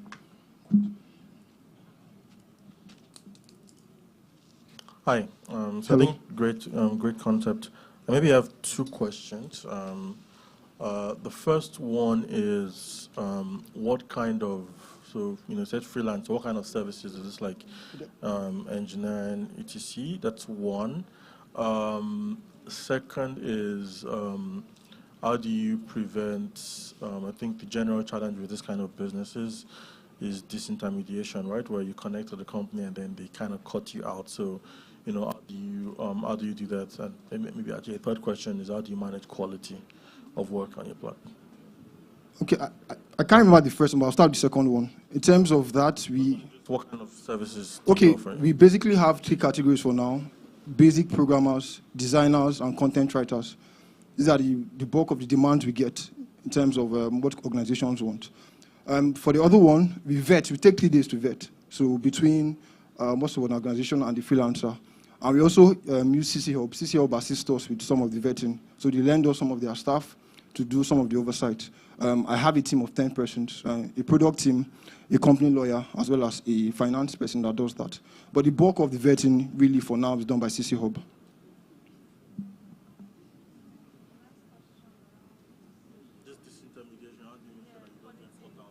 Okay, that's why I say CC Hub basically does that for us. The bulk of those challenges, because, like I said, we are barely 3 months. So they do the oversight for us, and sometimes they even speak to those organizations and handle that part of it. Okay, we have like a sandbox since we do like on a monthly basis. So if you claim you know how to do HTML or CSS, whatever programming language, there'll be continuous tests to actually verify if your claims are correct. Some persons post all kinds of links on Medium or on LinkedIn. So what we do in-house is to verify those claims by doing constant aptitude tests. So our engineers, as well as the ones in CC Hub, vet those guys and see if whatever claims they put is actually accurate. Any further questions? All right. Thank you so much. And thank you, our judges. Thank you to all the top 5. We've come to the end of our pitching. Who enjoyed that session? If you enjoyed it, just, a round of applause, please. Fantastic. Thank you so much. Over to you, Kay. Thank you so much, Sino. And also, please, one more time, give a round of applause to all the contestants that came out to pitch, please. It seems like we're getting tired. Please, when are we serving the jollof? Okay, they are not serving jollof today. When are we serving the small chops? We're not doing small chops too? What's going on? Upgrade team, what's going on now? All right, that said, though, I'm going to be having a fireside chat with our final panelist, and this one promises to be very, very, very interesting. So here's what I recommend that you do. First things first, though, get a pen and a paper down, and we're going to even make it extra special because we might even be asking you, the audience, to throw in some questions out there. So before we dive right into it, I want to tell you who this person is. Media, can I have a profile on the screen?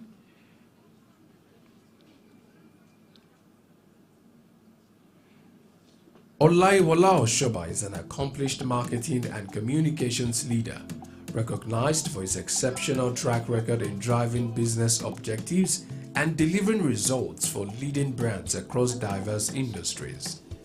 With a strong background in international marketing, sales, team management, and business development, he has consistently driven growth and delivered impactful results in Africa.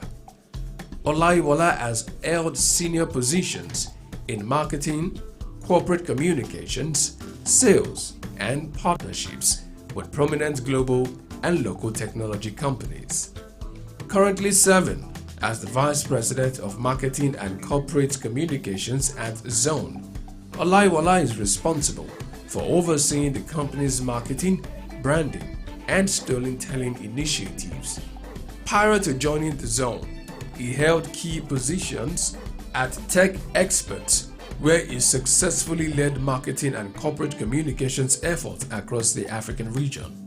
Also, as a regional marketing manager at Andala, Olaiwola played a pivotal role in managing regional marketing operations, talent supply generation projects, co-marketing activities, and CSR initiatives in West Africa. At Intel, he made significant contributions to the PC acceleration project in Africa, achieving remarkable growth in PC adoption per household in Nigeria, Ghana, and Kenya.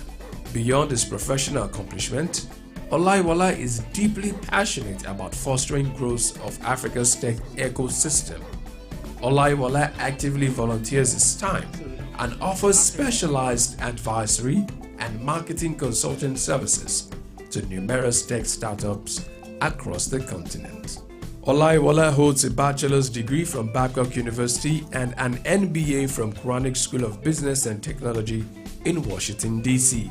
He is a member of the Chartered Institute of Marketing United Kingdom and the Advertising Practitioners Commission of Nigeria, demonstrating his commitment to professional excellence and industry standards.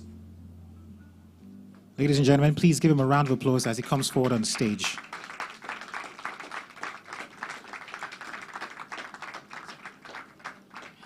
Also, we have another special guest joining us again, another panelist. He literally just walked in, and he's not a stranger to the media as far as skit making is concerned. You know what? Without further ado, ladies and gents, I have Brain Jota walking in right now. Please give him a round of applause.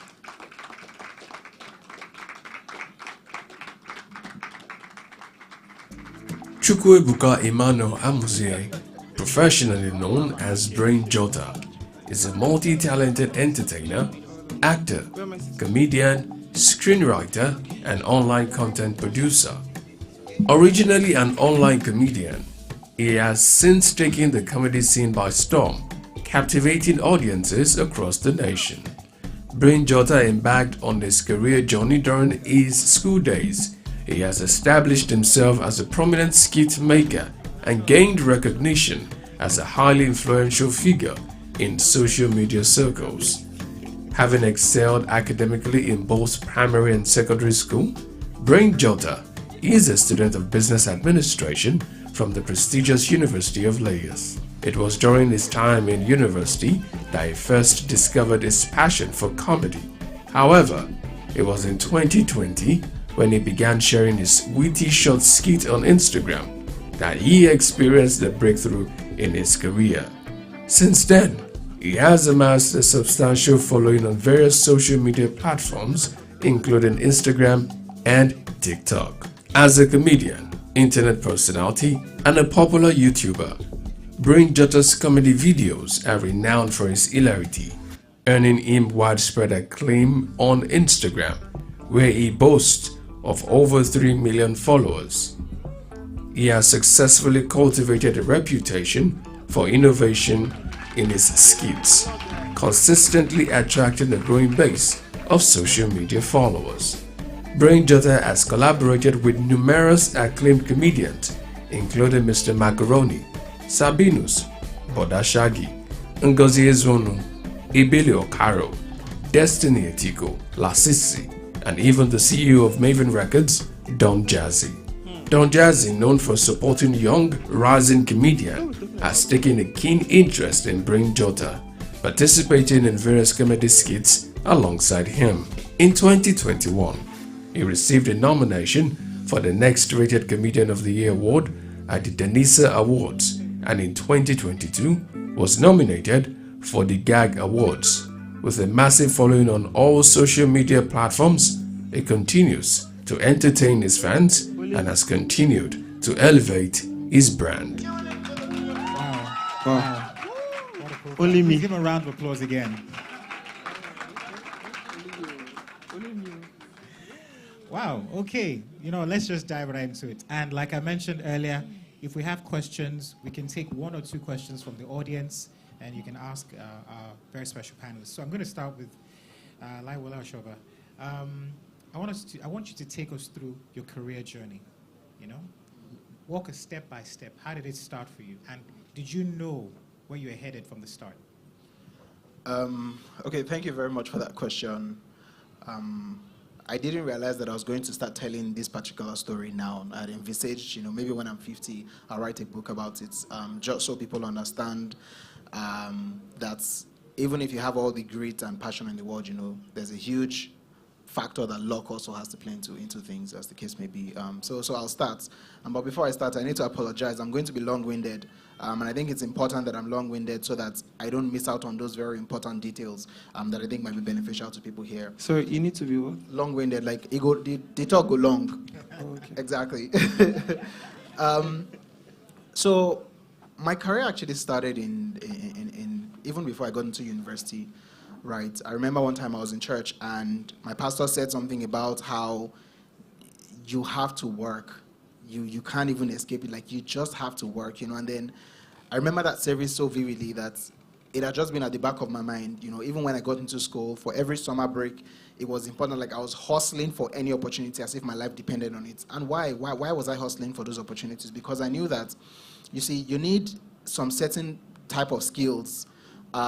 Just keep acquiring those skills, because you never know when, you know, these skills might actually be valuable. So I started my career working as a, and it's not on my CV, it's not on LinkedIn, but I started my career working as a store agent. I was managing a shop selling recharge cards. You might not call it a career, but it is a career. Why? Because that was where I started picking up interpersonal skills, you know, talking to people and learning, just understanding people, body language, engaging, talking, and then just getting them to be easy around me, right? And I think that the skill I got, you know, during that time has actually, you know, moved with me and has been very helpful with me as I moved up. But then I'm going to move, and I said that because, look, any work, just because it's not 9 to 5 or you're not going to the office doesn't mean that it's not work. It's actually work, right? And there are skills that you can learn on those jobs. Now let's move to the corporate side. I remember my first internship was with GT Bank, and for me, like, I was so obsessed with working and gaining knowledge and learning on the job, right? When I got in and someone says, oh, who wants to do this? I'm always like, oh, me, I want to do this, even if I didn't know how to do it. And then I'll find myself running into the bathroom, open YouTube, you know, just reading or going on Google, how do you do this, how do you do that, right? And then I just always, like, you wing it at first, you know, but then you would always get it eventually, right? Something my mentor said to me is, look, a lot of people don't really have the answer, right? A lot of people are winging it wherever they are, but you see, as long as you are very consistent and focused to getting the actual answer right, like, you will get it eventually. So fast forward to my first big gig. It was Intel Corporation. I was a marketing specialist at Intel Corporation, that the chip makers for computers. And there were some skills that were very important to me. Maybe they say, oh, we actually want to do a report, and I'd never put a proper report together. I mean, when I was working in a store, there wasn't any opportunity to put a report, right? Even if you're putting a report, you're just writing stuff on paper. That's the report. But then this time they were like, we need a report on PowerPoint. I didn't even know how to do it back then, but I'm like, yes, I'll do it. I'll put it together. And then, you know, I went home that day, and I can't remember sleeping, but I should have put something together. It was tacky, but I did it, right? And I went on and on like that. Oh, I can do it. Oh, I want to do it. You know, I kept volunteering, even when it wasn't exactly my own responsibility. Now, the biggest thing that happened to me at Intel, and why it seemed like, when I think about my life and my career, it seemed so organized. But you see, first things first, there was God. But then the second and most important thing, I had a mentor. I didn't even realize I needed a mentor, but I had a mentor at Intel. And this mentor was very, very deliberate, you know, very deliberate. This is what you need to do. This is not what you need to do. You know, like, just very deliberate with telling me and mapping everything out. Oshoba, go and map it out and come back. Let's see this thing. Oh, let's build it together. What do you think? What do you want to do here? What do you want to do there, you know? And I didn't realize that, you know, having a mentor was that important, but it's the most important thing that has happened in my career. I remember moving from there. I'm going to round up soon. I remember moving from Intel to my next job.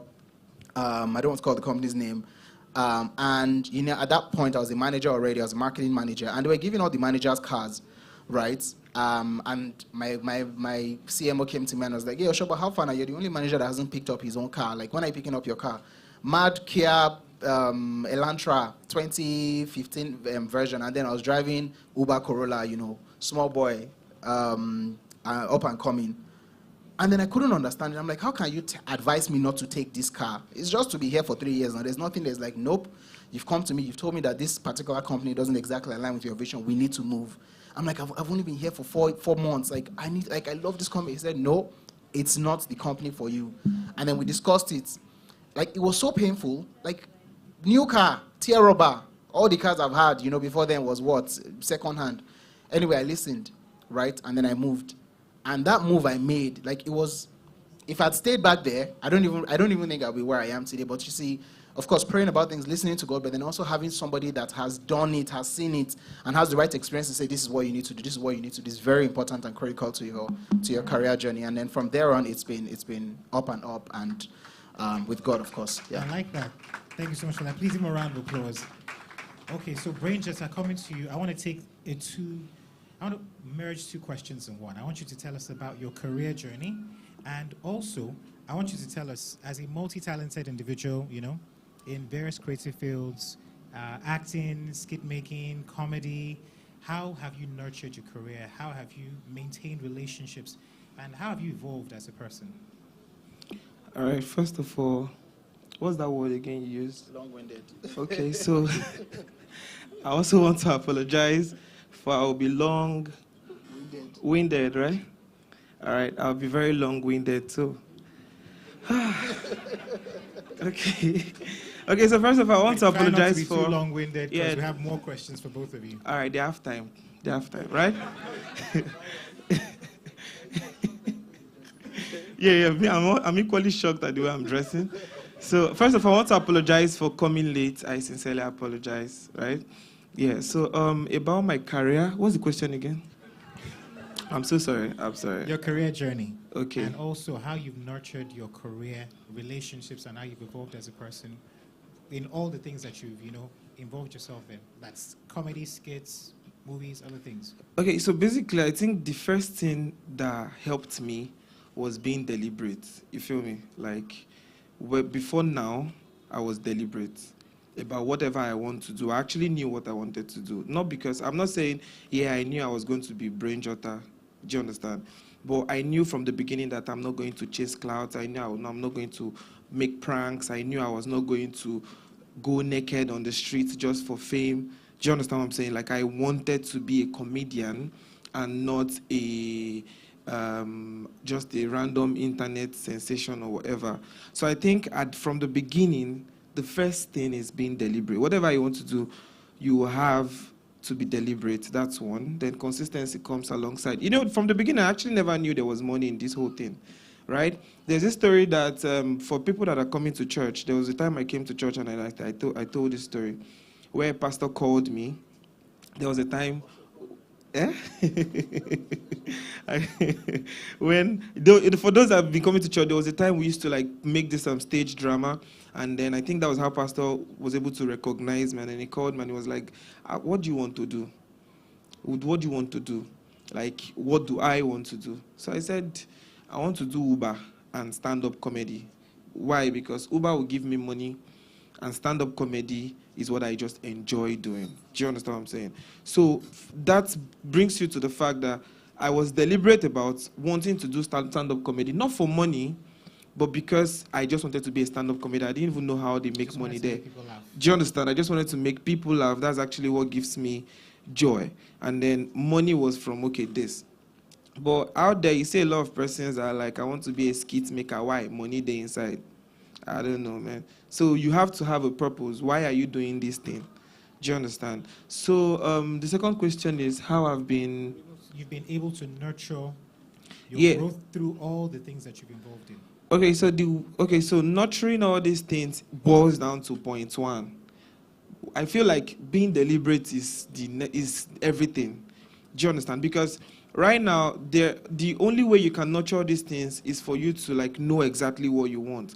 For example, let's say I drop a particular content that has, for those that knows me, there was a time when I was body shaming with the whole nyash and stuff, right? That was because, I was not properly informed or I wasn't aware.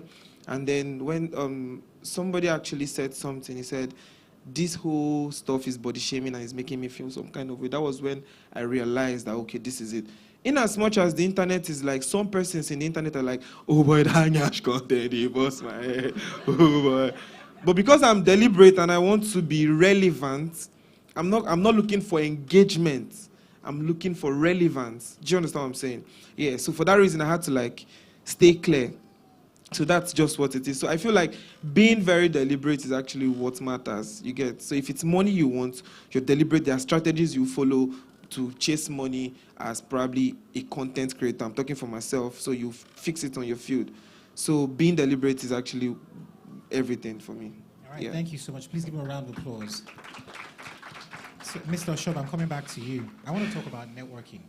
So building a strong network and collaboration are key elements for success. And you, of course, have worked through the ranks with a number of people, and you've networked over the years. So I want you to walk us through steps of proper networking. That's a really good question. Now, for networking, I would say that, as Brain Jota said, you see, deliberateness is very important, because if you don't know what you want to do and you don't know how you want to do it, you will fail. So it's like building a strategy and saying, okay, who am I, or what am I even doing? Okay, I'm a marketing person. Who do I even want to network with? What kind of people do I want to network with? Right? You identify them. Where do I find this type of people? You identify that, right? Then what do I now need to do, to ensure that, these particular people I inherit them into my own network, right, of influence, as the case may be. And that's what I'm actually going to touch on. So being deliberate to start with, I'm a marketing person, and I want to continue to network with marketing people, co-founders, business owners, and the likes. You know where to find them. I know where to find them. I know where to find them. I know how to talk. I know how to relate. But you see, one thing that is very important for you to know is when you're building a network, it's almost like saying you're building an account, right, with people. Like, okay, for instance, I'm building a network. For every person I meet, I open an account with you. And there's something my mentor actually says to me all the time, and I'm also going to say it here because I thought it was very valuable. For every person you meet and you want in your network, what is most important? Like, it is less about what you want to get from that person, right? If that is what you make your primary objective, what can I get from this person? You failed. Right? The most important thing is, what can I give this person? What value can I give? It's less about, I'm giving him money, but how valuable can I be to this person? Right? And you realize that for every person that you meet, you need to deposit value into the bank account that you've created with them. So take, for instance, I meet this particular person. She owns a startup. I'm a marketing professional with tons of experience, right? I think that, I would like to have this particular person in my network because this person has the qualities of the type of people I need in my particular network. No problem. I make sure I get your number. I follow you on Instagram. I follow you on Instagram, right? And then I'm just there engaging. Maybe you post something, a content I like, I engage, I comment, right? That way I'm top of mind. Oh, yes, this guy, we engage on Instagram, right? It's less about, I'm calling you every day. And then maybe one day I reach out to you, I'm like, yo, I noticed you're doing this for your business, do you mind, maybe we just grab coffee, and then there are a bunch of things I think I can tell you that would help your business grow from a marketing perspective. I set up coffee, I pay for coffee, I build an entire, high-level strategy with you, talk to you about, some things I think you can do better from your business, from a marketing perspective, because I am the expert, right? I'm literally just depositing, but I'm not asking for anything. Now, imagine a world where you continue to deposit in your bank account with people that you've met everywhere. There will come a time people will say, this guy is always just giving, like, what the hell, man? Like, and then people will now start looking for an opportunity to help or give back, even if you're not asking. But you see, as long as you have value in your bank accounts with people, that is how you build strong networks of people that can come through for you. You can know 1,000 people, and then when you need help, everybody say, nah, you're not this guy. But then you can know just 50 people. But then because you've deposited so much value in your bank account with them, when they hear Oshobani, boom, everybody's running up and down. And I feel like I've done that deliberately, such as something happened in January. I had my first daughter, Jadisola, and like, you know what, let me track back, sorry. In 2021, I was about to get married in August, and I didn't know how these things happen, but people were just calling me, hey, Oshoba, how far now? I'm sending this to you. Oshoba, I want to do your suit. I want to do this. I'm like, and then I called them, I'm like, is this how it works? They're like, no. It's just because you've deposited so much in people that now that it seems like, there's something happening in your life, everybody's just hustling to just do something for you. 5 people said, I want to do your suits. 5, somebody paid for my hall. Somebody paid for drinks. Somebody paid for like a trip for us to go. Like it's been like that, right? So the idea is continue to deposit, continue to drive value, and I promise you, you would continue to reap from that. Nice. Thank you so much for that. Okay, Brain Jota, I want to talk about innovation. Okay. So, innovation, they say, is the key in the comedy industry. So I want to ask you, how do you stay creative and come up with fresh ideas for your skits? Do you sit down and write your skits? Do you have like a team of writers? Do you, I mean, what's your process like? Okay, so first of all, I would like everybody to understand that there is no process, right? There is no process. Why? Reason being that I can tell you, yeah, I get my ideas from the wind. Whenever you like breeze blow, I just get ideas. Or I get ideas from the beach. Whenever I go to the beach, I get ideas. Trust me, there is no process. The reason why it's quite easy for me to create these things is because it is what I think is a gift, right? So you have to have a natural talent for it. First. Okay.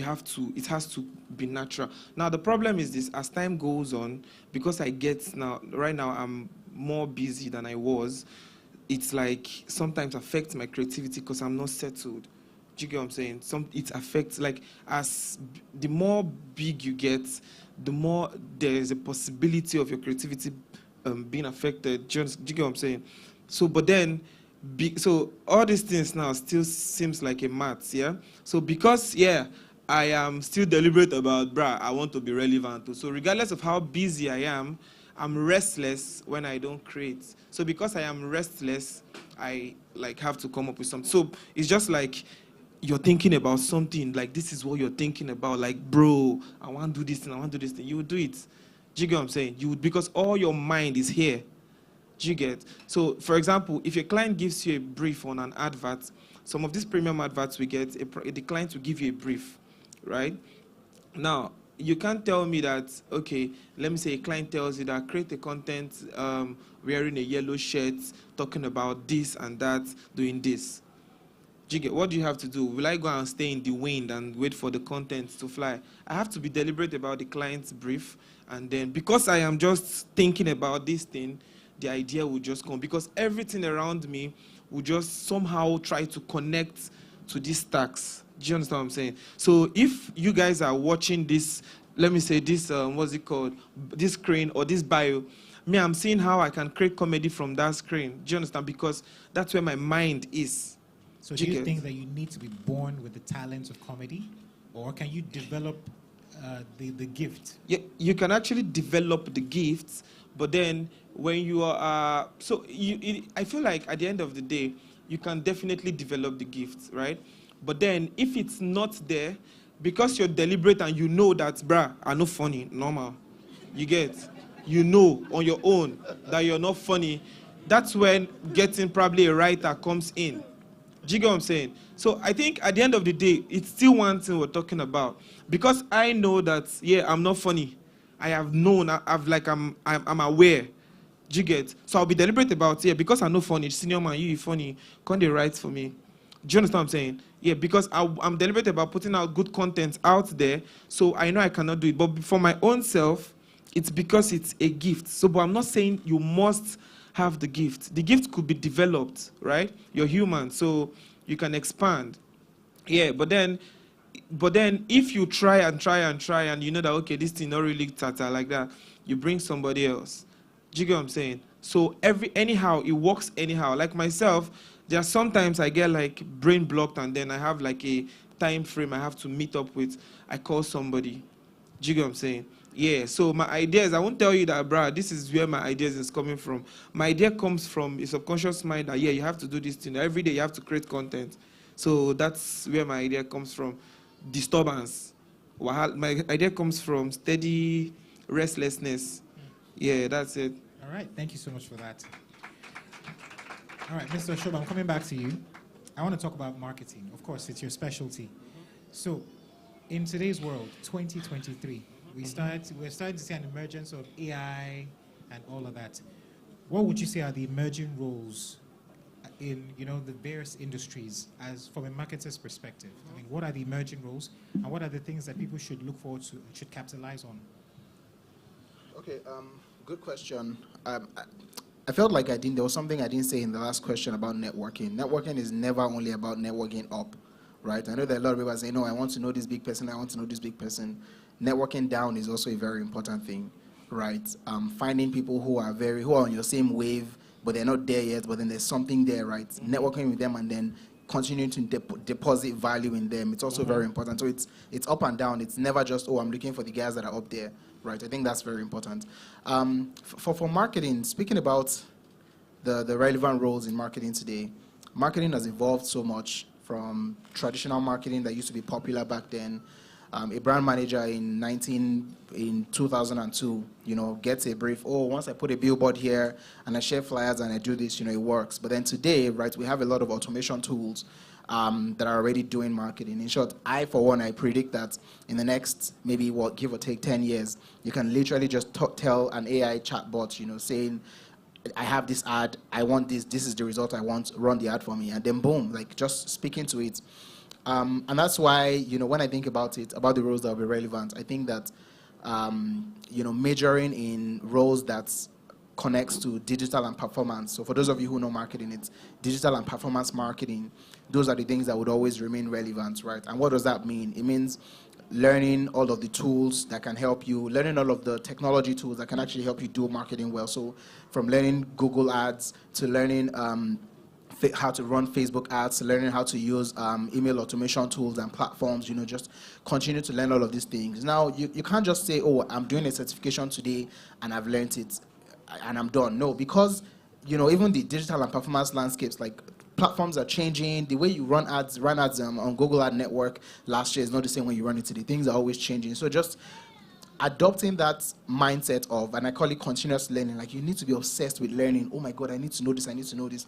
Within your space, not learning everything, right? So be obsessed with learning, invest very heavily in, learning all of these things. But then the roles that will be relevant are the roles that connects to digital and performance marketing. So you can be an email marketing specialist, an SEO specialist, an ads specialist, a growth hacker, all of those roles. But the roles that connects to digital and performance are the roles that will be most relevant in the future from a marketing perspective. All right, thank you so much for that.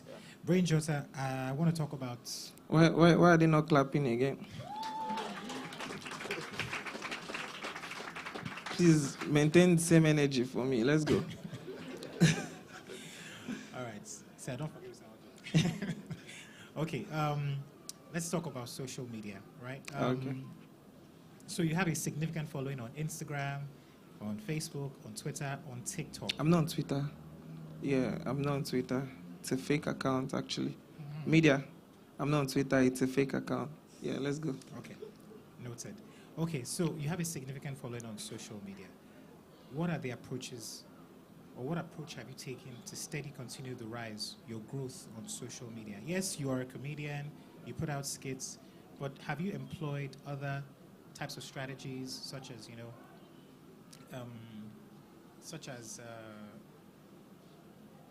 sponsored ads and other things to boost your career while you started? The only thing I apply to boost my social media is collaborations. Okay. Yeah, so it's still your audience, you're still my audience. So if you're big and I'm big, let's collaborate. Yeah, but then sponsored ads and the likes, nah. So, but sometimes we get lucky, we get all these blogs, like they just find your content funny and then they just repost it. That's luck for me. So you can be deliberate and pay for it, yeah, so that it can work for you. But then the only deliberate strategy I've actually used to boost my social media is collaboration. Yeah, that's it. Also, talking about stand-up comedy. Okay. Are we going to be seeing a lot of stand-up comedy? Because the pandemic gave birth to so much skits, right? Yeah. Comedy, a lot of comedy skits came up. A lot of people started to discover their talents, and then we started to see less and less of people do stand-up comedy. So with you, are we going to be seeing a lot of stand-up comedy, going forward? I'm not promising that, actually, but then the thing is this. Then I realized something, right? You might be saying stand-up comedy, but I think I'm even ripe to like do an event in a cool hotel and stuff, right? But my kind of person, I don't think I want to just do a show. Do you get? Because I'm somebody that, yeah, these normal stuffs that, that are everywhere don't like freak me. Like I'm not moved by normal, like regular stuffs, like making a show and shutting it down with people is not my, it doesn't make me like very happy. It's a good thing, but it doesn't give me fulfillment. My fulfillment is making a show, and the people that came are like mad. That's my fulfillment. You get? So everybody's what's it called? Everybody's journey is quite different. You get me? So for stand-up comedy, there's one thing I was weak on stand-up comedy. Yeah, deep down, I don't care about any other person, but deep down, I think I'm funny on stand-up, but I am scared to a fault. But the problem is this: I am quite scared, but regardless, I'm a very courageous person. Thereby, I'm shaking, but I can never say I'm not going to perform.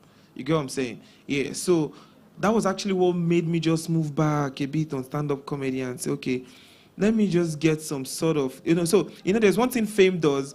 Fame brings some kind of courage because, yeah, this person, they don't already know brain jotter, so anything when talk go funny, see, in face self, they make me laugh.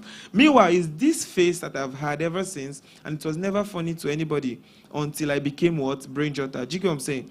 So, I think stand-up comedy, yeah, I want to do stand-up comedy, but I want to do it without fear. Do you get? So, that's the more reason why I have not intentionally want to like make a stand-up comedy event, because I feel like there's this slight fear that this joke go funny, So what I want to do is this: I want to like make a comedy special, in my studio. I have a studio actually, so I want to like just be in my studio, get few of my friends that I'm not scared of. Where if you like, you laugh, like no laugh, that one no concern me. So I just want to get those few friends, film it, and then see what it looks like. If it makes sense, I put it out there. If the audience buy the idea, voila. Bro, you see so much stand-up comedy. Yeah, but on stand-up comedy, I just want to play safe. Do you get? So I don't want to like go out there and then you go come here and say, oh, this brain is not even funny. You can't use less joke. You gotta focus on skits. Because they hard one, you get. So that's the plan, basically. All right, please maintain the same energy. Thank you. All right, so Mr. Oshoba, I'm coming back to you with this one. As a seasoned professional, what practical next steps or advice would you give to young professionals who aspire to excel in marketing and communications field, particularly in the context of Africa's tech ecosystem? Thank God that's not my question. Because I know. I just say, tech ecosystem. What's it? Okay. So I think what I would say is, I said something about being obsessed with learning, right? But then I'll add two more obsessions. Be obsessed with learning, so continuous learning. You know that you want to be a marketing person, you want to be a salesperson, operations, whatever the role is, just be obsessed with learning, right? Because you see, there will come a time where you're in an interview and then you will just be the guy that stands out. Why? Because this guy actually knows so much and can do so much, and then you just stand out. So be obsessed with learning. Another thing is, you need to network. It's very important. Being in the tech ecosystem is exciting, right? We have a lot of workshop events that are happening, conferences that are happening. Go for these conferences, meet people. Whether you want to be a fan, do be a fanboy that person. Follow people on LinkedIn, engage. Like you're on LinkedIn, somebody posts, drop your own comment on what you think about it. You just never know which one would click. In some other professions, they call it bombing, I guess. Just continue bombing. Follow whoever you need to follow, bomb whoever you need to bomb, but then continue learning and depositing in yourself, right? Somebody say, Exactly. So just continue. And then if you're very lucky and fortunate enough to find a mentor, please find one. And you see, finding a mentor is not about the person just telling you what you need to do. You see, there will come a time where your mentor would also need you, and when your mentor needs you, you also need to give back. I remember back then, like, even during my career, I go for somebody's events, maybe a fellow colleague's event, and I'm like, yo, how can I help? What do you need? What can I do? Right? It's less about, what can I get, and more, how can I help? How can I be of help? What can I do to help you? So it's be obsessed with learning, network as much as you can, and then just continue to engage and find opportunities. You definitely find one that connects with you. All right. Yeah, sorry. Yeah, I want to. Can I? Yeah, okay. So now, one thing I want you guys to understand is that I might be wrong, so feel free to take whatever you believe and whatever you do not believe, yeah. So deep down, I feel like when he said something about find a mentor. So I think some people's method of finding a mentor is, a senior man, mentor me now. Do you get what I'm saying? I think, so now, finding a mentor does not necessarily mean, I think a lot of persons wait until this guy is, like let me say for example, me, I need a mentor and I'm going for baskets. Baskets, do you get what I'm saying? Now, if you ask these persons, why are you choosing baskets? It's just because basket is big. Do you get what I'm saying? It's just because basket is big. So they feel like, yeah, when you're big, you're good enough to mentor me. That's why you see a marketer, his mentor is Zinoliski. How is that possible? So at the end of the day, I think mentorship should be as regards potentials. Now, a lot of like myself, there is this guy that I feel like he's not as big as I am, but when he speaks, he helps my life. So at the end of the day, I'll be like, what would let me say for example, his name is Joshua. If he's not around, I'll be like, what would Joshua do in this case? So do you get? So that's like, I don't know, that's like indirect mentorship. I don't know if I agree. Yeah. So your mentor does not, because if I'm a mentor, if I'm somebody that is big and you come and you're like, mentor me now, why should I mentor you? Why should I waste my time mentoring you? You get me? Because no mentor wants to waste, I don't want to waste my time. And at the end of the day, people feel like, a lot of things to talk about. People feel like, help me now, mentor me now, blah, blah, blah, blah, blah, blah. Search everywhere. There is no mentor mentoring anybody without getting something back. Sometimes it could just be them trusting you. Do you get what I'm saying? Well, thereby, let me say, I'm outside and then I feel like I could just call this person and he knows. So it's always a give and take, regardless. But nobody wants to mentor a goat. You feel me? So I think getting a mentor is not about, senior man, mentor me now. You need to give reasons. You need to make me want to mentor you. Do you get? That's why you see, let me say, me and some of my guys, they gone body. But I don't like those guys. I feel like they understand. Immediately I just say something, say, oh boy, hear this content. What if I just, they think like me? Do you get? It's not true love. It's just because it's a give and take. Do you get? So I cannot just pick you and say, I want to mentor you. You understand? No. Okay, finally, now that I have you, final questions for both of you. And since we already have you here, what advice do you have for aspiring comedians, people looking up to do what you already do? Somebody say, aha. Aspiring comedians. First of all, just know that I don't like you. Yeah, you're a competition to me, so we're not friends, right? But then, at the end of the day, it's the truth, right? I don't want you to be bigger than myself. You get what I'm saying? So whatever you can do to be bigger than me is what you should do. Because the same way you're fighting as an aspiring comedian is the same way I'm fighting as the fast-rising comedian. So me, I don't already day here. So you need to do something different so you go feel, you understand? Because it's like the competition out here is crazy. You get me? So you can't be doing the same thing over and over again and be expecting a different result. You get what I'm saying? So as an aspiring comedian, kindly understand that I'm equally hardworking and I don't like you. So in order for you to beat me, you have to be different. You get what I'm saying? And at the end of the day, secondly, you have to understand that myself, as a fast-rising comedian or as whatever I am still working like a thief. I sleep restless. I'm always upset when I don't have a content in my head. You feel me? So like that is how I'm working. Talk less of you as an aspiring comedian, you dey sleep. You understand? Like why you dey sleep? You don't get money, you dey wait, you dey sleep. You get what I'm saying? Why are you still? It's not like you would not sleep. Now sleeping is not sleeping. It's more like it has to be there.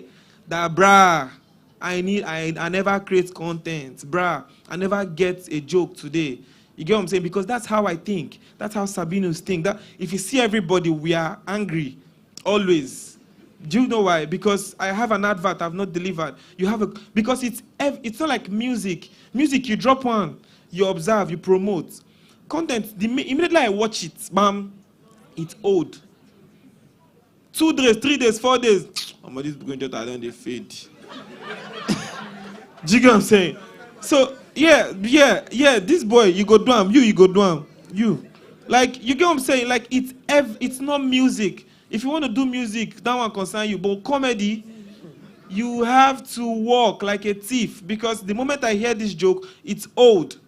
You get what I'm saying? Yeah, it is sour like that. So you have to walk like a thief, because we are walking like thieves. All my guys, they walk like them, they vex. So in order to, you have to be different, you have to be consistent, and you have to pray. Because sometimes we have a lot of people that are very unique, they're very consistent, and no show. You understand? So you have to be different, consistent, because one good idea, now they change everything. Just one good idea. Yeah, that was what worked for me. So. All right, thank you so much. My final question to you. So we see a lot of people say marketing, lie, I can't do it. I don't like marketing. So what advice do you have for people out there that are scared of marketing, or that are looking to go into marketing but don't know where to start from? For those of you that are scared of it, you run away from it now. It means it's not your thing. Try comedy, it might not be your thing, or try music. Now you know that one. But for those people who are aspiring to be marketing professionals, again, I mean, I think it's very similar to any other profession. Just be obsessed. Like everything, Brain Jota was saying to me is obsession. Like, you're obsessing, man. I need the next thing. Like, I need just because, I mean, imagine somebody of his status telling you that he's still obsessed. There's no time to snooze, right? And it's the same thing when you bring it to the professional world. Like, you cannot not be obsessed about continuous learning, right? About learning the next tool, right? What is going to be relevant in the next 2 years or in the next 5 years as a marketing leader? What do I need to know, right? And I'm learning all of these things. I'm just obsessed about my growth. I'm obsessed about my spirituality and my relationship with God, and I'm obsessed with my career, right? And I feel like just that obsession of not wanting to snooze and fall back, would actually keep you up there. So just take continuous learning very seriously, continue to push for those opportunities, and continue to network. I think that's the first place to start. But hold God tight, because you see, there are people that I know are better than me, but are just not there. They just haven't been lucky enough, right? So luck, as I always define it, is when preparedness meets opportunity, right? So when you get that opportunity, if you're not prepared enough because you haven't been obsessing about your growth and your skill, you'll miss out on it, and then you go around and say, no, I've not been lucky. It's because you weren't prepared when the opportunity came. So be obsessed. Be so obsessed that anytime an opportunity comes near you, you'll be very prepared enough to get it. That's the advice I have. Yeah, Thank you so much. Sorry, guys. Yeah, I know we have time, right? So there's one. They go now.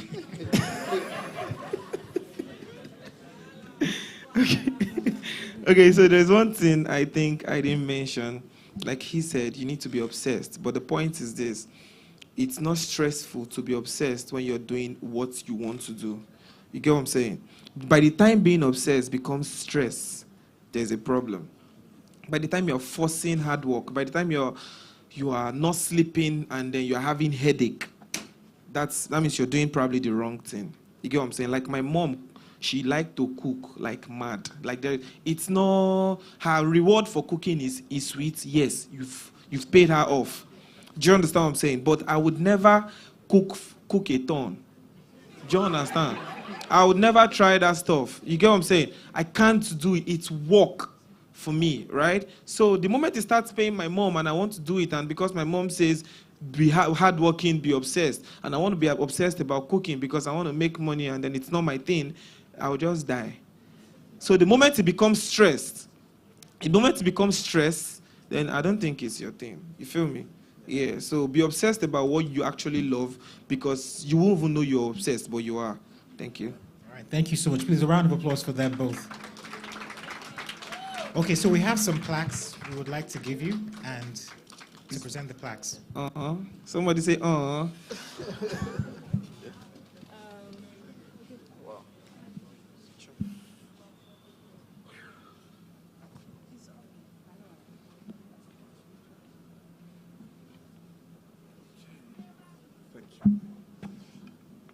Thank you for, okay, great. Olaiwola Shoba. So this is from the Upgrade team and from Eden Center. and this is a recognition of your pioneering and inspiring good works in Nigeria. Thank you so much for...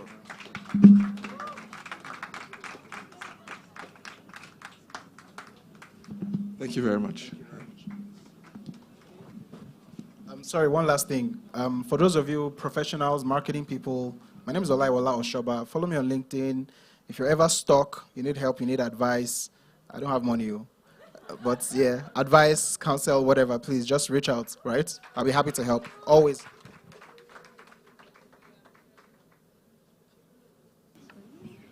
Fantastic. So we popularly know you as Brain Jotter, right? Okay. And we're very grateful for your contribution to Upgrade 2023 this year, for sharing from your wealth of experience and for what you do. From the Upgrade team and from Eden Center, we want to give you this award in recognition of your pioneering and inspiring good works in Nigeria. Congratulations and thank you so much. Thank you.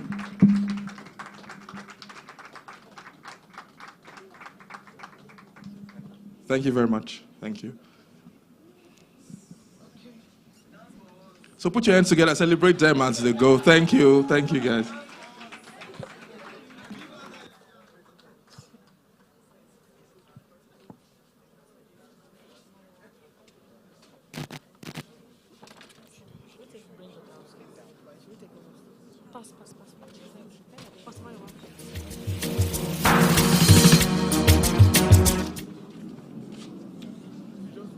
Yeah, can we give our panelists a round of applause again? And please, again, give yourselves also a round of applause. Thank you so much. I know there are folks who have been here since 9, 10 a.m. So thank you. We're going to be, wrapping up soon and going into the speed networking session. But very quickly, I want to first just, talk to us a little bit about the organization that brought us here together. So Eden Upgrade Africa is a product of Eden Center. We're a church, and our mission is basically to raise kingdom ambassadors who will take over territories. And so for us, it's not just about, building our spiritual well-being, but we also, spend a lot of time, like building ourselves off professionally, as well.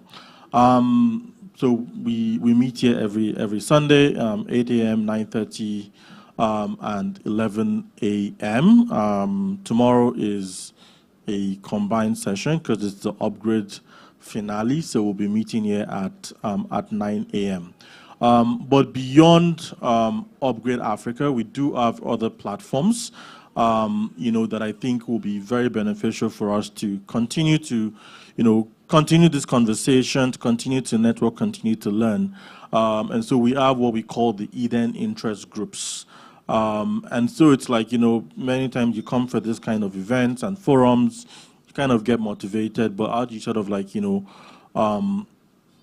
be part of a community, a smaller community of folks who are pushing each other and learning from each other. And so we created what we call the interest groups, which are small groups, built around specific areas of interest. And, they kind of meet regularly, have training sessions, and it's just sort of a support structure for, young and aspiring professionals.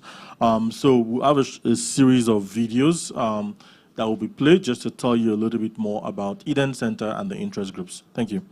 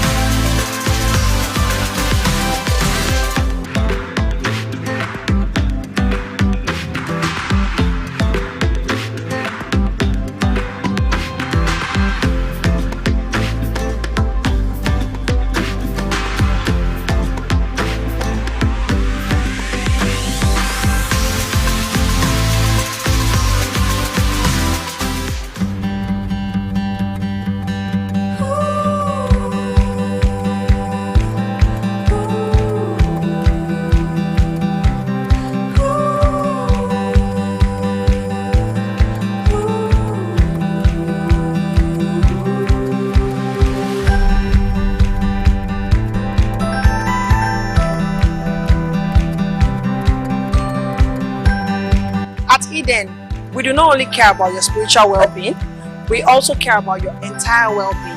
And that's why social work is a huge part of what we do.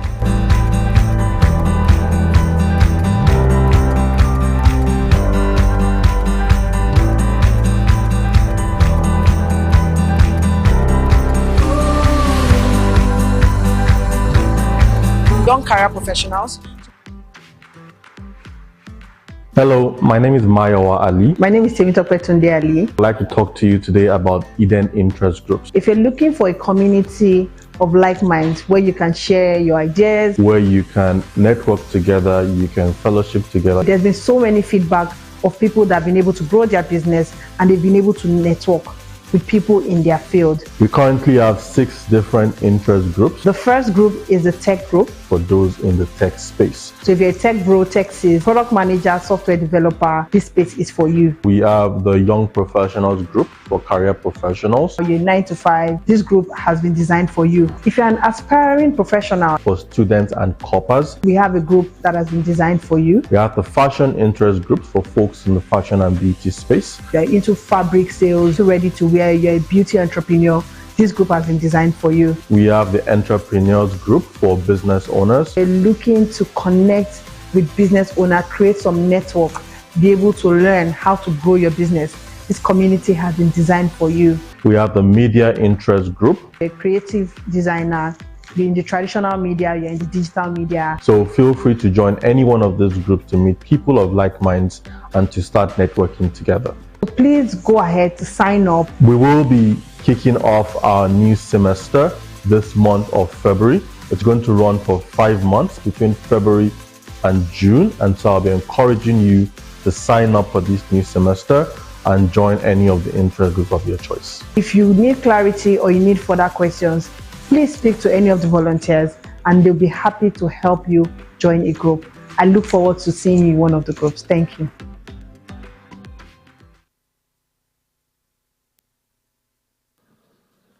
Okay, good afternoon, everyone. Just to recap what we just shared now, Upgrade is also powered by Eden Kingdom Ministry. This is a church. And then we also have the interest group. So if you're interested in fashion, tech, media, that's marketing, you're a young career professional, we have a WhatsApp group where we communicate, we have master classes every month. So please, the link is, just check on Upgrade events. You would find the link there. And I'll see if the media can display it before then. But please join any of the interest group. We have people of like minds there, and it'll be nice to connect with you there. So we're moving to the business of the day. I mean, this is, for me, the most interesting part of the event today, which is the speed mentoring session. So I already spoke about the 20 mentors before I started. So if you're interested in media, marketing, OAP, sales, operations, finance, you want to get clarity on your business, we're going to start right away. So we have volunteers that will try to restructure what we have, the current sitting arrangement, just to ensure that we have each mentors seated, and then we can have, the mentors sit. And just to mention again, it's a one-on-one session. So you're going to be speaking to them one after the other. So like I said, 5 minutes, be very deliberate, talk about something that is of importance to you, something that you want to learn from them, and it's also okay to have a follow-up with them.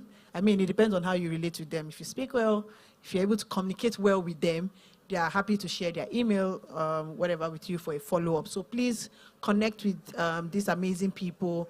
They are here for you. They are here to listen to you. They are here to help. Just a run through, you have Adeshokpe. If you're interested in finance, she's here for you. Mayowa Ali is here for you. If you're a tech, you want to go into tech.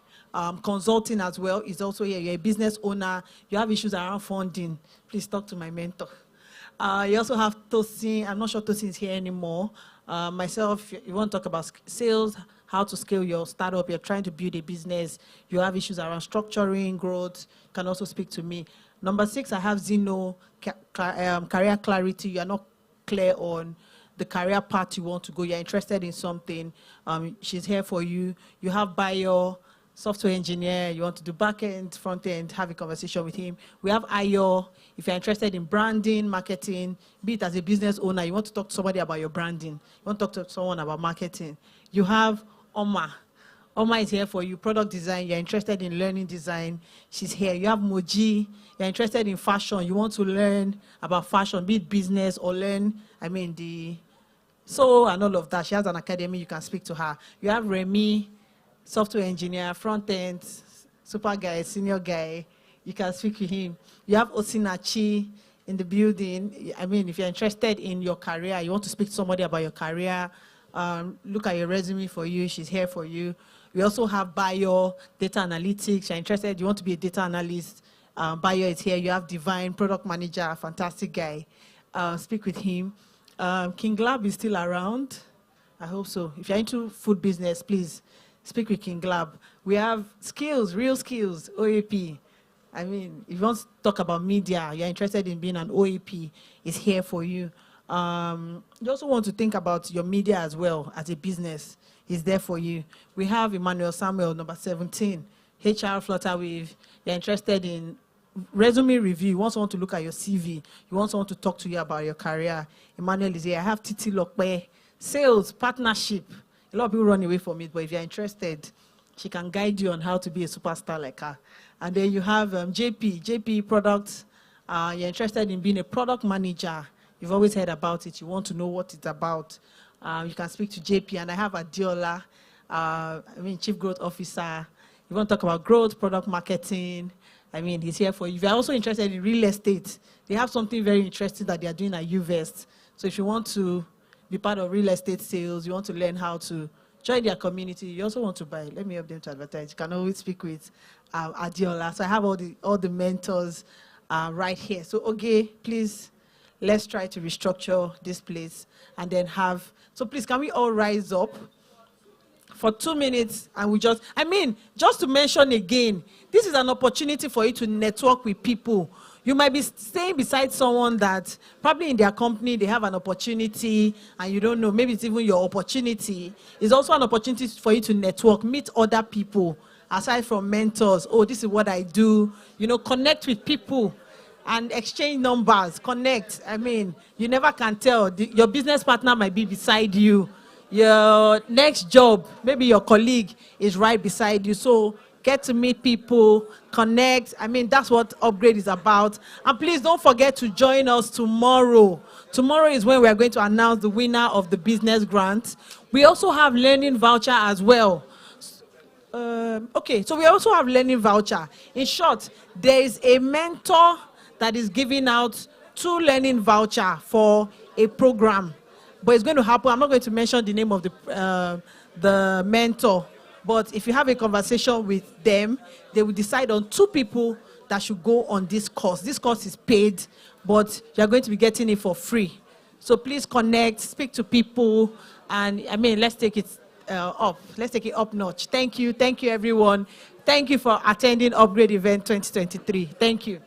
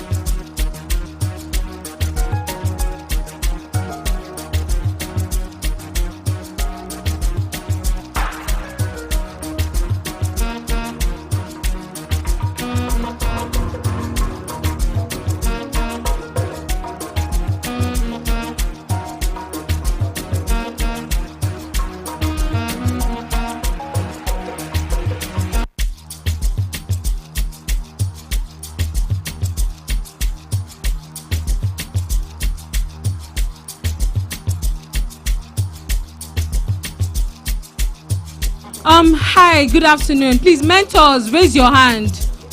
Wherever you are, just raise your hand if you're a mentor, please. JB, please, can you come to this side? There's a space for you. If you're a mentor and you're not seated in a circle with people, please raise your hand. Just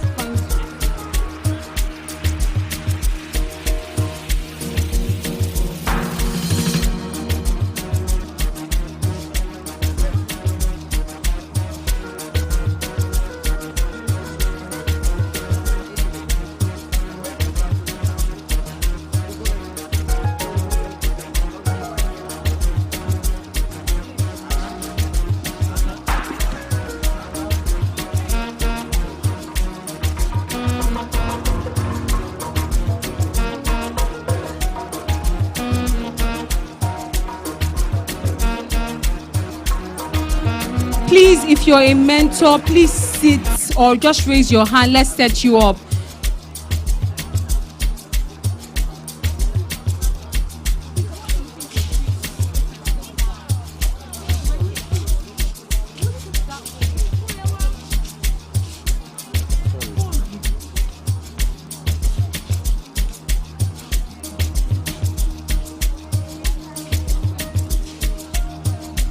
Please, Tokwe Ali, can you please raise your hand if you're in the hall?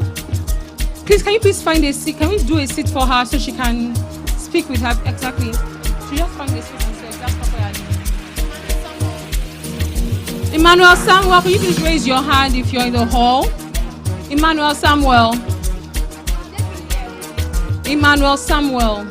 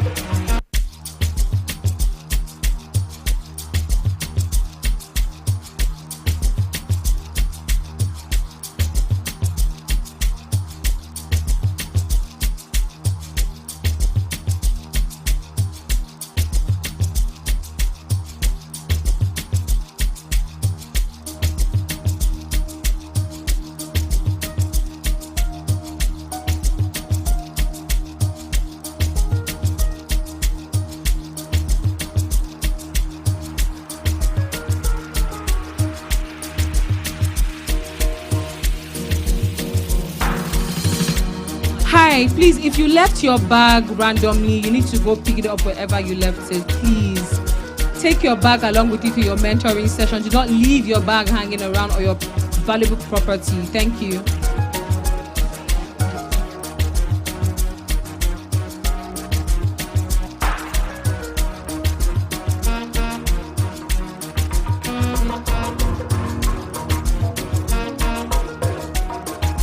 Miss Macaulay, can you please raise your hand wherever you are? She's over there.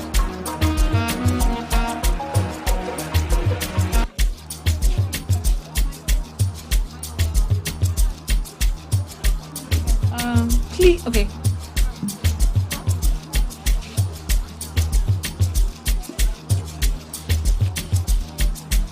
Please, Miss Omozino Egu, can you please raise your hand wherever you are?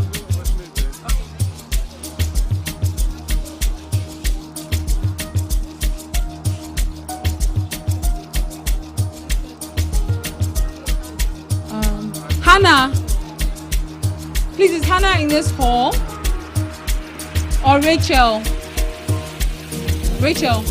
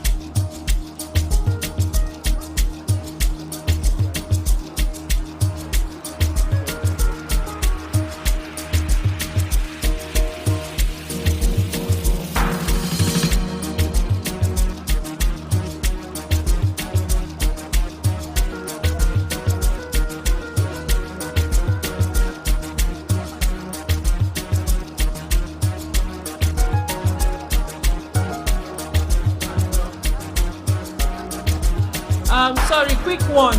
So if you're a business owner and you want to, you're interested in running ads, but you're having issues with it, Ayokule is here. I'm going to call him out. Please sit with him. I'm a business owner. I'm running my business. I'm running ads. Is not converting. Speak to him. He would help you. He will be able to give you more. The guy on brown, number 8. Please speak to Ayokule.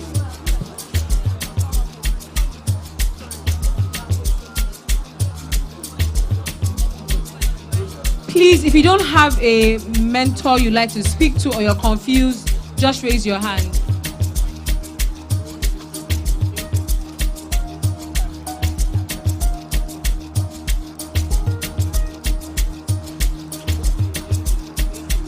Okay. If you'd like to understand how to optimize your LinkedIn for career visibility, if you're a career professional who is, confused, or you just need somebody who is very seasoned in that area, you can come over here.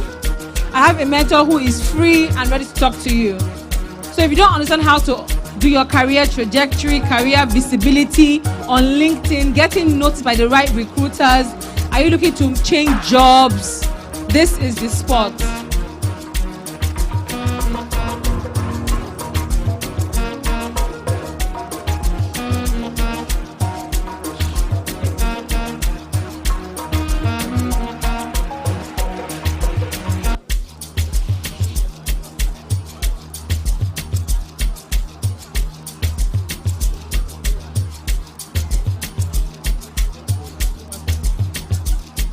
Please, is Miss Adeshakwa in this hall? Miss Adeshakwa, that's right.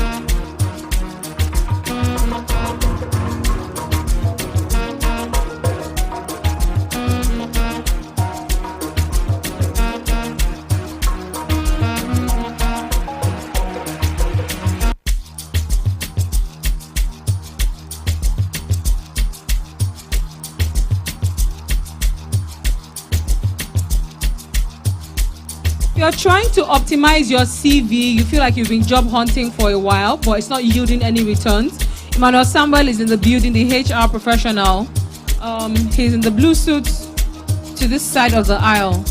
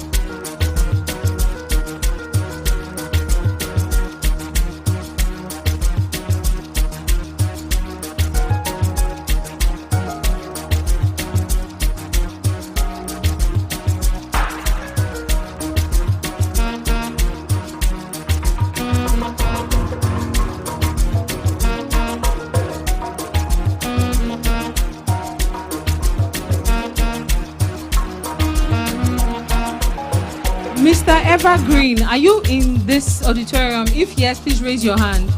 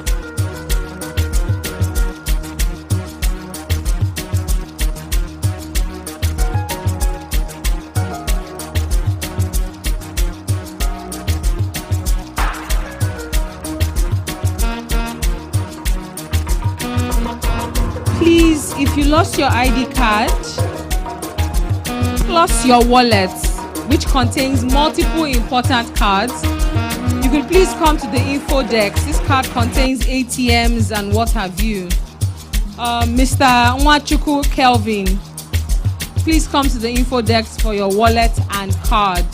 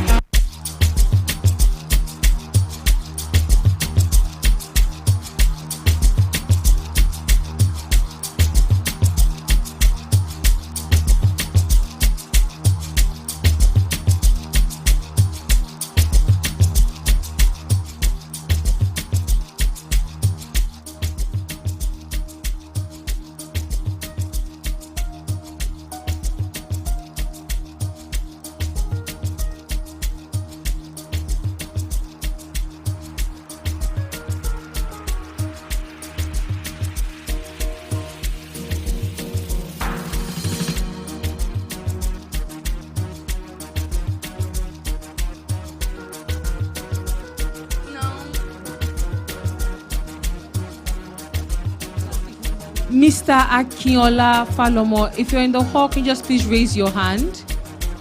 He's not around.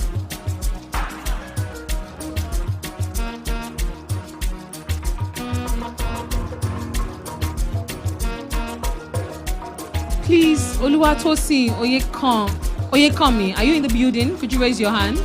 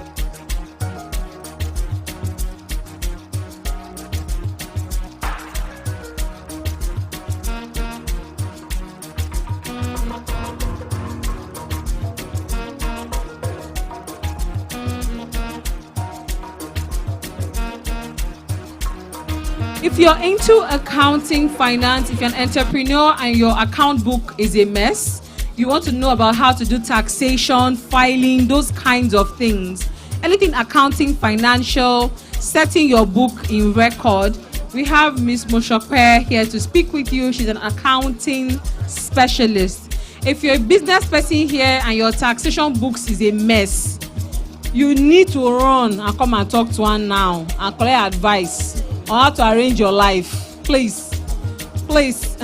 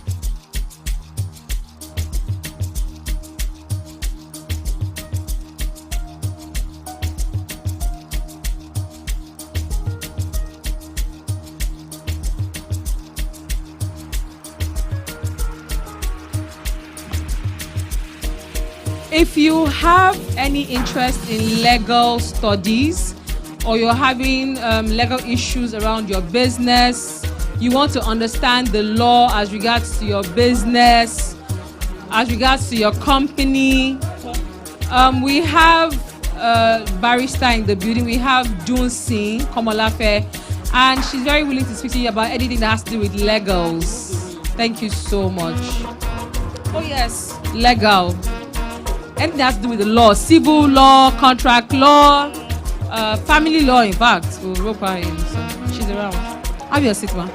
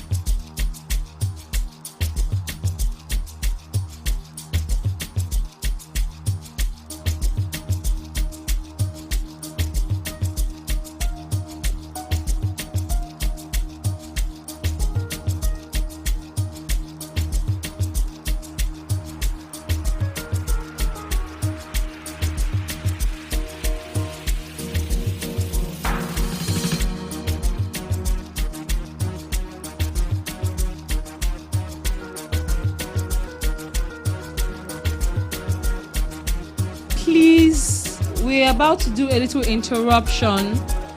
Just for a minute, could I have all the mentors up on stage for a group picture?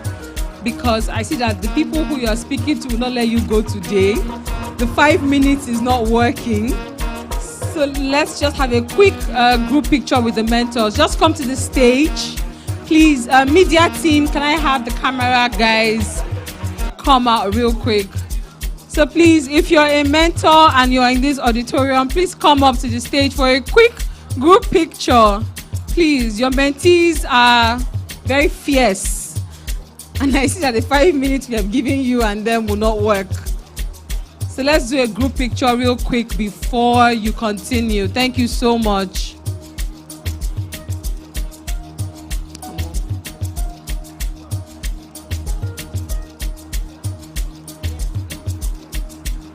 Dear mentors, please, just 1 minute, a quick group picture.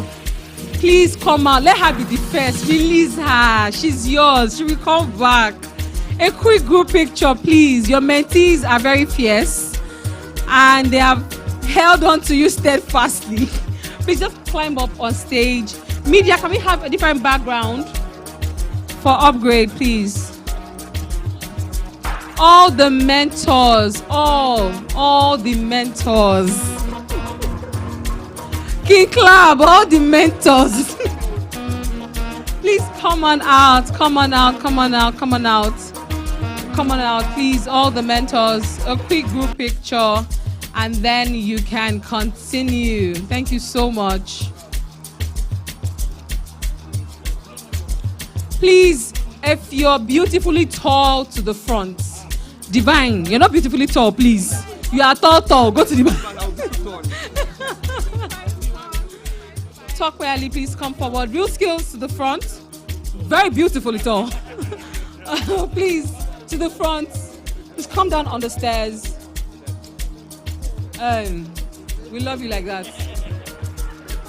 Some people are hiding. I can see only your head. JP, please come down. Oh, no. Switch with her instead, please. Come down. Beautiful tall. I agree. Calm down. Can we arrange? Somebody behind. Man, somebody beautifully tall. Come down, sir. I love you too. Besides Ali. Perfection. Come down. Madam, beautifully tall. You what? Unless you switch. No, Divine. Switch with Divine. The person in front of you is tall to show your hair. Can we see all their heads? Sir. Something else. This side feels a bit off. Do you want to come down, sir, for me? They just stand where he is. No. You're perfect. Stop. Trust me.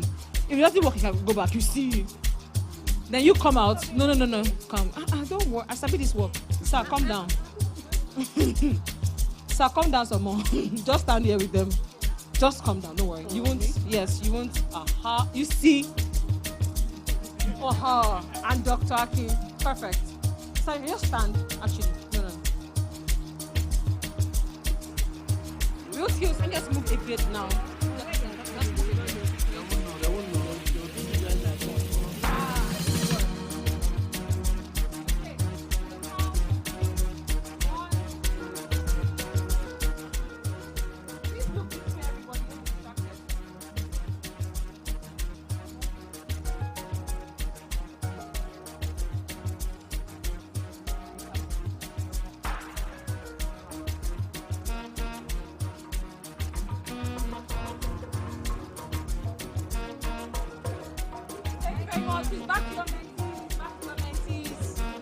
Appreciated. Please back to your mentees.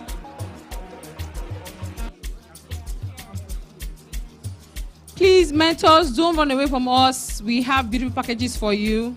Bayo, I see you trying to escape. Back to your mentees, please.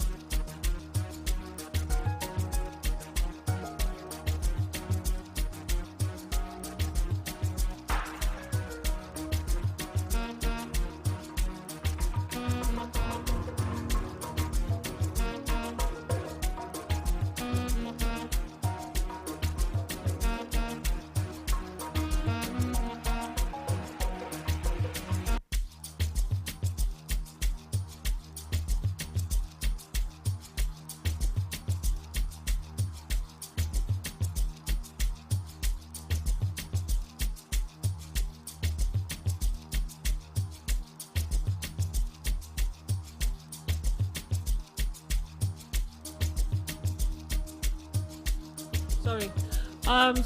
Sorry, just a quick one for mentors. Mentors, please don't run away because we also want to network with each other. Some mentors want to meet some other mentors. So please don't run away, please. Let's try as much as possible to wrap this as quickly as we can so that we mentors too. I want to be mentored. Thank you.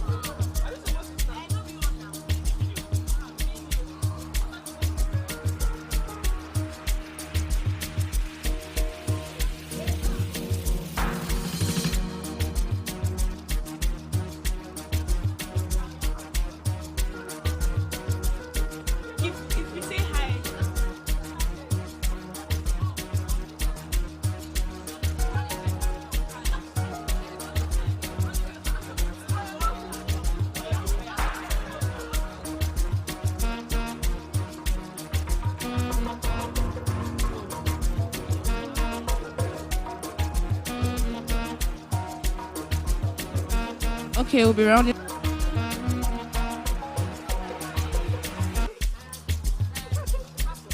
Just follow.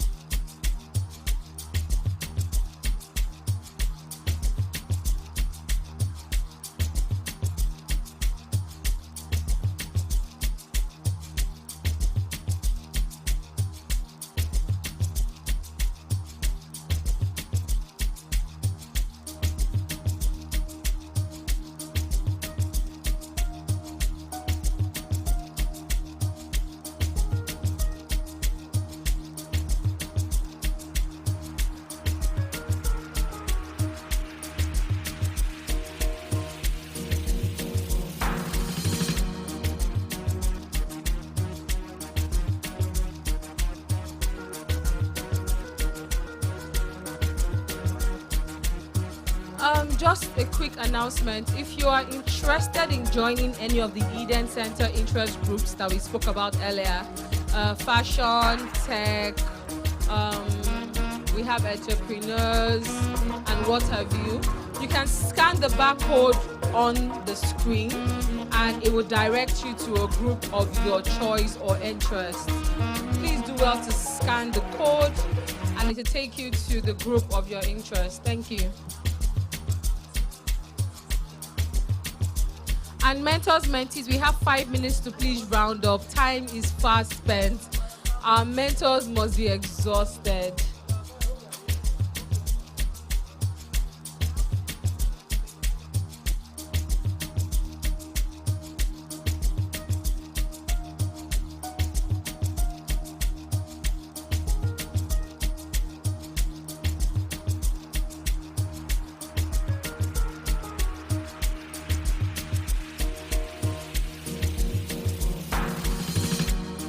So the barcode will direct you to a group actually, and on that group there will be someone who can explain the different other interest groups, and you can join 1 or 2 of your choice. Thank you.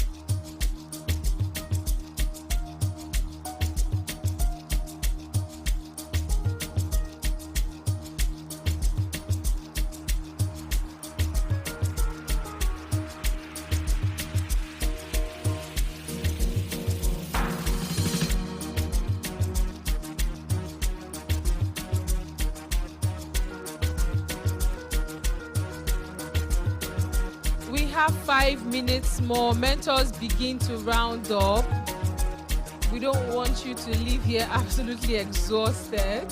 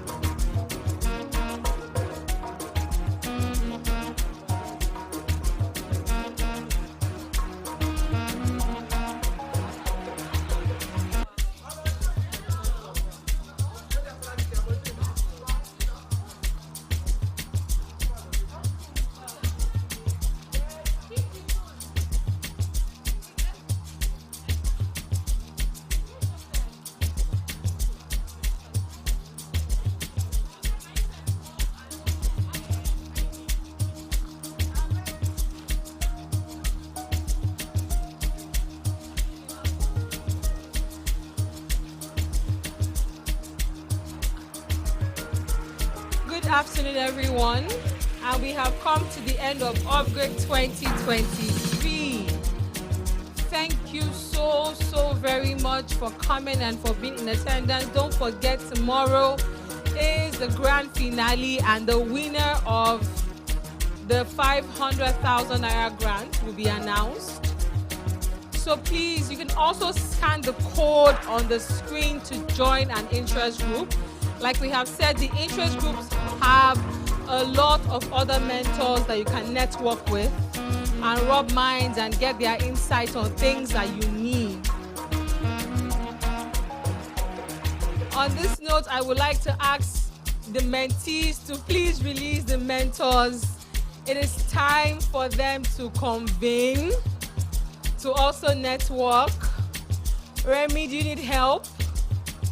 Remy, just do SOS and I'll come and rescue you.